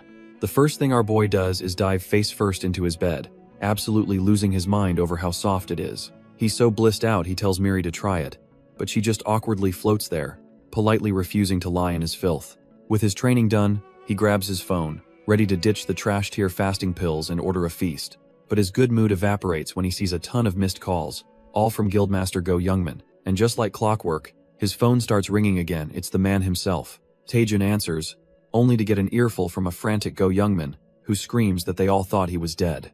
Our boy calmly explains he was just training, which leaves his guildmaster completely dumbfounded. Go Youngmin absolutely loses it, yelling that the joint expedition with the Saint Mercenary Corps is imminent and Taejun has done zero prep. He continues to spiral, paranoid about whatever schemes their rivals are cooking up behind the scenes. But Taejun just smirks, thinking to himself that his boss really needs to chill out. Taejun coolly asks if his boss really thought he was unprepared, which makes Go Youngmin instantly change his tune. Our boy just leans back, smugly telling his guildmaster to sit back and relax. He declares that his preparation was simply getting strong enough to wipe the floor with every last one of them. With the call over, a taxi pulls up to the gates of a desolate, forgotten place. Taejun steps out of the car, taking in the dreary atmosphere of his destination. Miri suddenly appears beside him, completely creeped out and asking what this horrid place is. She looks over the crumbling architecture, shuddering that it feels like something straight out of a nightmare. Taejun calmly explains that this ruin was once the most famous and beloved theme park in Korea. But about 10 years ago, an A-rank gate spawned right in the middle of it, wrecking everything. He then looks on with a determined glint in his eye, stating this nightmare park is their next stop. He declares this hellscape is where the joint expedition with St. Winters will take place. Miri recognizes the infamous A72 gate, and Taejun confirms it's recently shown signs of activity. Our boy analyzes the swirling red vortex, thinking it looks like a standard precursor-type gate. He explains that unlike spontaneous gates that pop up randomly, these give weeks of warning. Still, no matter the type, what's actually inside is a complete mystery until it opens. Luckily, modern tech like the Dungeon Observer can at least predict the opening time. It even gives a rough sketch of the monster types they can expect to face. But suddenly, Taejun's hunter senses go haywire, detecting an unexpected presence. He whips around with a sharp look, completely startling the floating Miri beside him. He's dumbfounded to hear someone nearby already setting up cameras for the show. Turns out, it's a whole broadcast crew already on site, barking orders and scrambling to set up their gear. Our boy Taejun sighs in disgust, completely creeped out that the media vultures are already circling. Deciding he wants no part of this circus, he tells Miri they're leaving, and activates his Ring of the Hiding Hound to go invisible. The scene cuts to the Hwyryong Guild's base camp, a much more orderly-looking operation. Inside one of the tents, Guildmaster Go Youngmin is pacing back and forth, completely stressed about how to handle the situation. A voice suddenly calls out to him from the shadows, interrupting his frantic thoughts. He snaps around, ready to tear into whatever idiot decided to bother him while he's losing his mind. But he's left dumbfounded as Taejun appears out of thin air, deactivating his stealth ring with a casual greeting. The tough-as-nails guildmaster's composure completely shatters, and he starts stammering like a starstruck fan. With a cry of pure joy, he launches himself at our boy for an over-the-top spinning hug-style tackle. Taejun immediately shoves him away, clearly not a fan of the over-the-top welcome. Go Youngmin whines about the cold shoulder, but our boy just deadpans that he's not a hugger. The guildmaster's demeanor shifts, noticing that Taejun feels fundamentally different, more powerful. Taejun just smirks, casually mentioning he's done a bit of secluded training. He cuts straight to the chase, asking for the details on the A72 gate expedition. Go Youngmin's face falls as he confirms the gate opens in 17 hours and it's crawling with Byrosan giants. But he gravely warns Taejun that the monsters are the least of their problems. This whole thing is a political trap, a setup by their rivals designed to destroy the Hwyryong Guild's reputation. Just as Go Youngmin promises to protect him, Taejun cuts him off with a knowing look. A sly grin forms as he realizes he can turn this entire conspiracy to his own advantage. Taejun puts on a comically cowardly act, announcing he's too scared and will just join the support team. Go Youngmin is left completely speechless, unable to process what he just heard. Elsewhere, at the St. Winters mercenary base, a sinister plot is unfolding. Jin Weijung reports to his boss, Sergei Mavrodi, that they're all set to enter the A72 gate with Taejun. Sergei is pleased, believing their plan is proceeding perfectly, and victory is within their grasp. But his subordinate quickly adds that there's one very strange detail he needs to report. He explains that according to Hwyryong's leader, Taejun isn't joining the main raid party at all. Instead, our boy is inexplicably joining the support team, a move that throws a wrench in their assumptions. Sergei is completely baffled, trying to figure out if Taejun is a coward or just a complete idiot. In the end, he smirks, deciding it doesn't matter, their plans will move forward regardless. Sergei gives the final, chilling order. Stick to the original plan and eliminate Lee Taejun inside the gate. 15 minutes before the raid, a sinister red aura seeps into the staging area, thick with tension. The other hunters are in an uproar, completely baffled that the most crucial guy is ditching the main party. But amidst the chaos, one sharp-eyed reporter stands silently, piecing things together. She reflects on his career, knowing from years of experience that our boy never makes a losing move. He stepped down from the spotlight like it was nothing, even though it looked like a massive loss. Suddenly, she tells her cameraman, Jung Myung-hun, to pack his gear because they're on the move. Hez totally confused, but she retorts that there's no point filming a meal without the main dish. With absolute certainty, she declares they're ditching the main event to follow Taejin's support team, and just 8 minutes before the gate opens, Taejin and his new crew are ready to go, feeling it's almost time.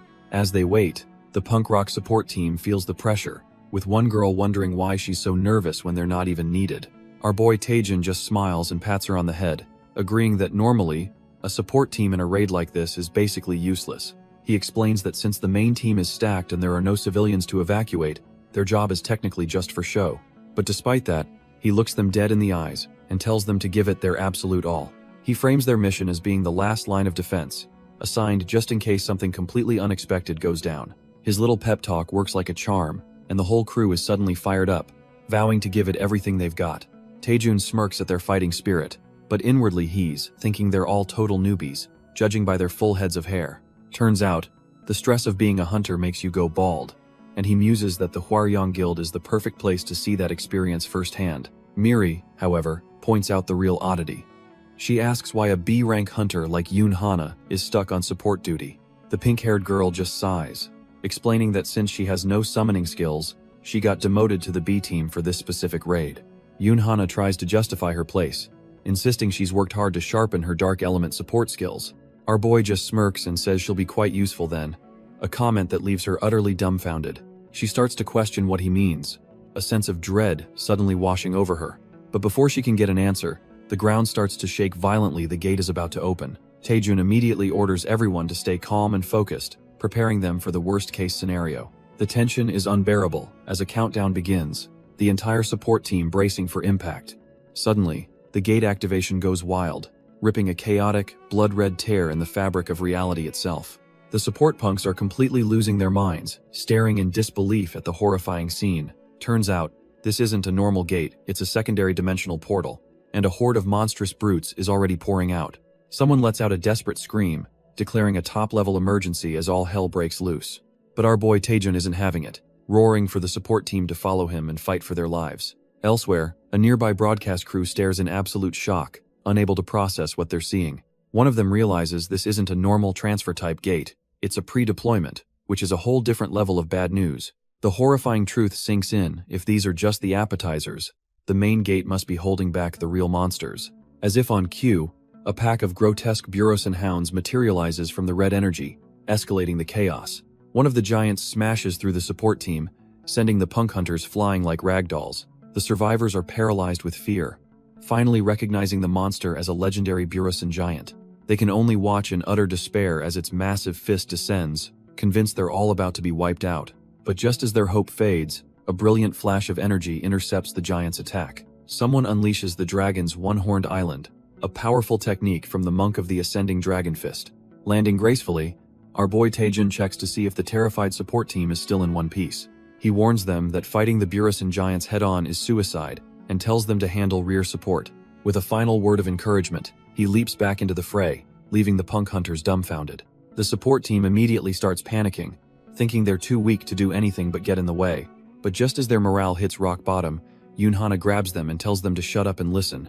She admits that even working together, they'd struggle to take down a single one of these brutes. However, she reminds them they have Deputy Guild Leader Lee Taejun fighting on their side. With their hope reignited, she rallies the troops, telling them to give Taejun their absolute all. Meanwhile, Taejun is already weaving between the giants, a blur of motion against their overwhelming size. Back in the support line, Yoon Hana's skeletal staff begins to glow with a sinister pink energy. Yoon Hana unleashes her bone prison skill, and one of the brutes is suddenly trapped, completely dumbfounded by the attack. The monster shatters the bones with brute force, roaring in fury as Yoon Hana worries if Taejun is okay. But our boy is completely unfazed, admitting to himself that her specialty is actually pretty damn useful. He didn't expect much from the trash tier support team, but their buffs make the hunt a whole lot easier. With the table nicely set, Taejun gathers a swirling vortex of blue energy in his hand.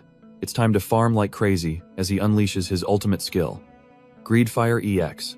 The blue flames engulf the brute's head, not just burning it, but seemingly ripping its very soul from its body. The monster collapses into a lifeless husk as Taejun and Miri calmly walk past, looking for their next target. From a distance, a broadcast crew films the incredible sight of multiple brutes trapped and falling from the gate. The cameraman is losing his mind, telling his boss her instincts were spot on and that their stream is about to blow up. The cameraman notices his boss's grim expression and asks if something's wrong, but she just tells him to keep the camera rolling. In her mind, the pieces are clicking into place. She realizes this Burrison giant wasn't part of a swarm, but a lone unit. That means it was a direct transfer from the main gate, a rare and dangerous occurrence. Yet our boy Taejun acted like he knew from the start, even patrolling the area as if he was waiting for it. The reporter is dumbfounded, wondering just how many steps ahead this guy is operating. Meanwhile, Taejun is giddy with excitement as he activates one of Miri's hidden functions. A system window pops up. The Parsley battle map is analyzing the nearest gate for him. The results are insane. It shows the gate's name, type, activation time, and even the number and rank of monsters inside. He grins at Miri, realizing they'll never be caught off guard by these pre-deployment ambushes again. With this intel, he thinks to himself, even clearing one of the world's top 10 labyrinths will be a piece of cake. He remembers the grueling training on Dragon's One-Horned Island where he first unlocked the Soha Divine technique. Back in the present, our boy puts that very technique to use, rocketing forward like a golden comet. He smashes right into one of the dimensional brutes, his strike tearing through its massive arm. The monster is utterly obliterated, its limbs shattering into pieces from the sheer force of the impact. Taejun just laughs, absolutely thrilled by the satisfying feeling of combat. He even takes a moment to admire the loot, hoisting a ridiculously huge mana stone from the brute's corpse. With his prize secured, he rallies his personal support team, pointing them toward the next dimensional gate. Suddenly, an urgent message comes through, ordering him to return to the main squad immediately. Turns out the main force is getting swarmed, with monsters transferring to a completely unexpected location. But Taejun just fakes static, pretending his comms are trash so he can keep on his glorious rampage. With a blood-splattered, psychotic grin, our boy tells the main squad he'll be giving the briefing instead.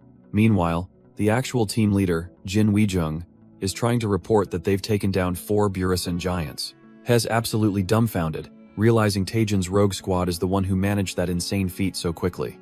Taejun, however, is already calculating his next move, estimating 3 more giants will take him about 15 minutes. He casually informs the main squad that he'll rejoin them after his little side quest is complete, but Jin Weijung is too busy fighting for his life to listen, desperately screaming Taejun's name as monsters swarm him. He's completely losing it, roaring into the comms for that trash-tier hunter to get over here right now. The situation is grim, with his own men getting torn apart by the Burrison hounds and screaming his name for help. The entire main squad is on the verge of being wiped out, completely overwhelmed by the endless tide of beasts. All Jin Weijung can do is seethe, a vein throbbing in his head as he grits his teeth, utterly furious at Taejun's betrayal. Finally snapping, Jin Weijung declares he's done being treated like a clown dancing in someone else's palm. With newfound rage, he cuts through the Burrison hounds, vowing that today, the clown will be the one doing the killing. The scene flashes back to a similar pile of monster corpses, setting the stage for a past incident. In a deserted amusement park, Taejun arrives on the scene, having just finished his own patrol. Our boy, with Miri floating beside him, casually asks where the Hwyryong Guild members are, ready to proceed. The Shavel Tiger leader informs him he must have missed the comms. The Hwyryong Guild pulled out after their leader was critically injured. With a smirk, he says it looks like the boss subjugation will be handled by just his team and Taejun. Taejun just laughs it off, completely unfazed by the sudden and dangerous change of plans. But the leader's tone shifts, asking Taejun if he's really that clueless about what's happening. He then drops a bombshell. The critically injured hunter was from Taejun's own support team. Taejun plays dumb, claiming he was so focused on the monsters he didn't even notice his support dropped out. Internally, Hez laughing his head off, mocking them for thinking he'd fall for a lie he orchestrated himself. Turns out, the whole story was a trash-tier bluff to lure our boy into the gate alone with the Shavel Tiger team. But Taejun's already one step ahead. As his system confirms all 11 of them are hostile, he's just dancing in the palm of his hand. The whole crew steps into the boss's domain, a massive temple-like structure radiating a sinister red aura, and sitting on a throne at the far end of a grand hall is the dungeon boss, waiting patiently. The boss sniffs the air, a grim look on his face as he recognizes an unmistakable scent. It's the smell of his subordinate's blood, and the system confirms this is the Burrison giant, though his info is hidden. The Shavel Tiger team finally enters the throne room, completely oblivious to the real danger. Their leader just gawks at the place, commenting on how the boss field looks like some kind of ancient temple. The leader smirks, noting that the boss monster hasn't even been activated yet. He internally debates his next move, a cold look in his eyes. Should he eliminate Taejon before the boss fight, or use the battle to weaken him first? It doesn't matter. He's already destroyed all the suit cameras, ensuring there's no evidence of their betrayal. His only hesitation is that he still can't grasp the true extent of our boy's power. He decides to play it safe. They'll kill the boss together, then Hell immediately backstab Taejon. But just as he's feeling smug, one of his subordinates frantically reports that Hunter Lee Taejun has vanished. The whole team is dumbfounded. He was with them just a second ago, but now he's nowhere to be seen. Another hunter grabs the subordinate, furious that he was ordered to keep a close eye on their target. As they argue about the rookie slacking off, their leader cuts them off, demanding silence. The leader grabs his subordinate, demanding to know the last time he saw Taejun. But the guy can only stammer that he knows they entered the gate together. Convinced our boy couldn't have left, the leader slams his hand on the ground, activating a tracking skill to find him. His senses flare out, scanning the area with a deep red energy as he focuses his mind. A cold sweat runs down his back as he wonders if Taejun somehow figured out their entire backstabbing scheme. His skill reveals a vast, complex web of mana, and hidden deep within it is a faint trace of Taejun's energy. His eyes widen in shock as he recognizes the unique signature of a legendary concealment item, the Elixir of Obscurity.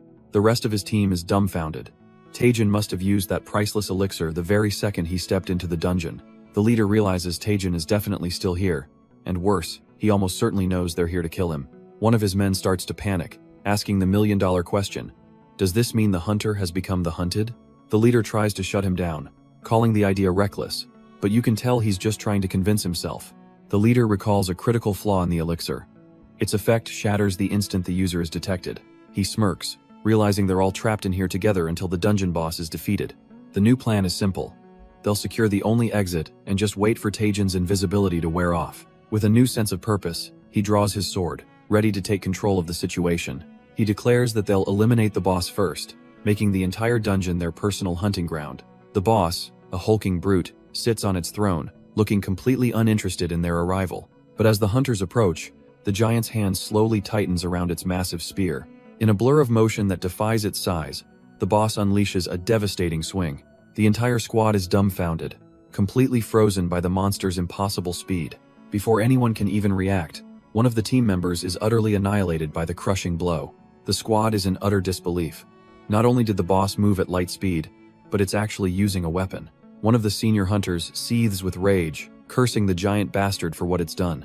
He roars in fury, activating his power of the Minotaur skill to avenge their fallen rookie. Screaming that he'll kill the beast, he launches himself forward in a blind, rage-fueled charge. But his all-out punch is caught with zero effort, the boss not even flinching at the impact. The giant effortlessly lifts the transformed hunter by his face, who can only stare back in dawning horror. He desperately begs to be let go, as the boss begins brutally slamming his head against the throne. The rest of the team can only watch, frozen in terror as their comrade is turned into a bloody mess. With their captain now a mangled corpse, the remaining members stammer, completely broken. The giant finally stands, now armed with a sword and shield, making them question if this is even a Burusan giant at all. The beast immediately goes on a rampage, tearing through the remaining hunters like they're made of paper. One of the men screams for help, his body already being torn in half by the monster's overwhelming power. His desperate cries are cut short as the giant's blade finishes the job, painting the hall in blood. The squad leader can only watch in horror, completely dumbfounded by the monster standing before him. He quickly analyzes the situation, realizing this thing's strength, speed, and intelligence are on a whole other level. This creature, which he now recognizes as Barud, is no mere Burusan giant. It's something far, far worse. Glancing at the mangled corpses of his comrades, the leader's expression hardens with grim determination. He knows this is it. Surrounded by his fallen team, this is his one and only chance to use his ultimate technique. The blood of his allies begins to pool around him, swirling into a vortex of dark, crimson energy. With his eyes glowing ominously, he raises his blade to the heavens, channeling all that power for one final, desperate strike. This is a forbidden skill, an art so dangerous it's been banned by every guild on the planet. But the giant brute just watches, unimpressed, as the blood-soaked blade closes in on his neck. The leader's weapon is now a conduit for pure, unmatched, destructive power, ready to be unleashed. He launches himself forward, a blur of motion fueled by the sacrifice of his entire team. With eyes burning red, he screams that this freak of a variant is about to die. The attack rips through the air, a devastating crimson arc aimed to cleave the monster in two. As his life flashes before his eyes, he thinks of Lee Taejin, telling him to wait for him. The blade connects, and for a split second, he believes he's won, telling the beast it's next. But his triumphant grin instantly morphs into sheer, dumbfounded horror. The giant didn't even flinch, and with a single, brutal punch, sends the squad leader flying. Lying in a crater, the squad leader can only mutter in disbelief, his body completely shattered.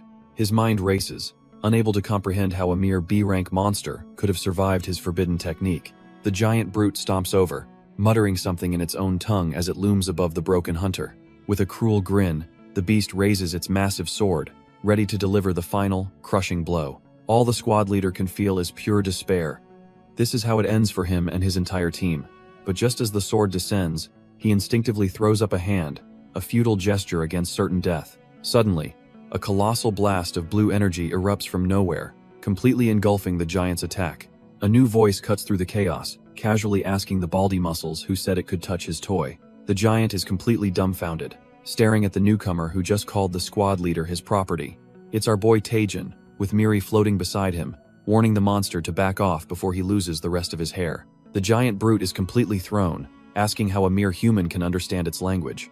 Our boy Taejin, holding the squad leader like a rag doll, just scoffs, asking if the monster's brain is purely for decoration. Recovering its composure, the brute grins, sizing up this interesting new prey. It then reveals that all of its subordinates were wiped out the second they stepped out of their gate. The giant glares down, putting two and two together, and accusing Taejin of being the one behind the massacre. Taejin doesn't even flinch, calmly initiating a scan on the big guy while Miri floats nearby. The scan takes a while, revealing this brute has the latest status window, which makes Taejin realize this isn't just some trash-tier monster. Turns out, the brutes had just emerged from some kind of dimensional structure when they were ambushed. Without another word, Taejin unleashes a torrent of brilliant blue flames right at the giant's face. The attack lands perfectly, and Taejin laughs, bragging about his headshot, and calling the monster nothing special despite its size. But instead of just dying, the giant starts mumbling something, and Taejin mockingly tries to repeat the alien words. The monster, still wreathed in blue flames, continues to speak, leaving both Taejin and Miri completely dumbfounded. Our boy scoffs, wondering if the beast is trying to utter some last words, prompting his system to activate a translator. The translation starts to trickle in, revealing a chilling message about a king who is waiting for something. With its last breath, the giant grabs its burning face and screams a prophecy that all humans are doomed to die. The final piece of the message lands, clarifying they will all perish before the giant's king, stunning our boy into silence. Taejin is floored. The fact that these Burrison giants serve a king is brand new, top-tier intel he's never encountered. He realizes the real threat at this gate isn't the dungeon's mechanics, but this unknown boss and its mysterious leader. After mulling it over for a solid 8 minutes, he decides enough waiting around it's time to make a move. Suddenly, it all clicks for our boy. He finally understands the giant's entire scheme. He lays it all out, calling the giant's plan to use the hounds as a diversion pretty clever. The giant boss just stares back silently, offering no response to Taejin's taunts. But there's a catch. His QR reader can't find any weak points, and the boss is immune to his blood magic. With his usual tricks off the table, Taejin clenches his golden gauntlet, knowing what comes next. If hacks won't work, then it's time for pure, unadulterated brute force as he ignites his fist in flames. He launches himself into the air, activating the Rising Dragon God technique for one devastating punch. The giant barely has time to react, desperately throwing up its shield to block the incoming attack. With a look of pure grit, our boy puts every ounce of his strength into this final, decisive blow. The Rising Dragon strike smashes into the giant's shield with the force of a meteor. Thinking Hez won, the boss grabs our boy's fist and gloats that he's caught the human. But Taejin just smirks, revealing this was the plan all along. He's the one who set the trap. With his fist firmly held, he activates his EX rank divine power, much to the giant's shock. He then unleashes Rising Dragon strength, a point-blank explosion of pure energy. The boss is completely dumbfounded, unable to process the insane power erupting from his hand. The sheer recoil from the blast sends Taejin hurtling backwards through the air. The giant's shield and arm are completely obliterated in the blinding flash of light. Our boy is still flying back, caught in the aftershock of his own devastating attack. He crashes through the ancient pillars, the sheer force of his own attack sending him flying. But amidst the dust and chaos, the giant boss is somehow still standing, completely unfazed. Taejin lands, Miri appearing beside him, finding it hard to believe the boss isn't even exhausted. Knowing this is the great Burrison giant king, he grits his teeth and charges back in. A massive shockwave erupts from the boss's position, but our boy seems to have anticipated this. A grim smirk crosses his face as he realizes his terrible theory was correct. The giant stands there without a single scratch, his arm and shield perfectly regenerated. Taejin is at a loss, trying to comprehend what kind of insane power he's fighting. The horrifying truth dawns on him. This monster is immune not just to blood magic, but even to his defense, ignoring divine power. Taejin reels back, his mind racing. What's the point of his system if none of his attacks can even touch this beast? But then, a crazy thought hits him, and he wonders why he didn't see it sooner. He stares at the giant, the horrifying truth dawning on him. This monster is cut from the same cloth, using the exact same system he is. Our boy imagines the boss casually using the system's features, just like any other user. If that's true, it means the giant has access to all the same functions Taejin does. A wicked glint appears in his eyes as he realizes this includes the parsley market, and he immediately activates his QR scanner on the boss. The scan reveals the source of the boss's power, a unique armor that reduces all damage by a staggering 90% and grants S-rank regeneration. Taejin is left utterly dumbfounded, realizing it wasn't some godly immunity, but just a broken item effect, much to Mira's amusement. He points accusingly, asking if the giant bought that cursed armor from the parsley market, leaving the boss speechless. The giant tries to play dumb, insisting there's no such thing as a market in his savage dimension.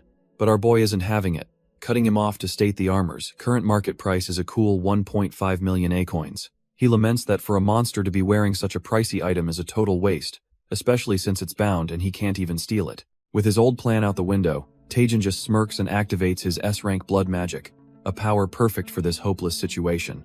He grins like a maniac, telling the giant to hold onto his precious coins tight, because a world of hurt is coming his way. With a blood-red weapon now in hand, our boy lunges forward, ready to test his theory.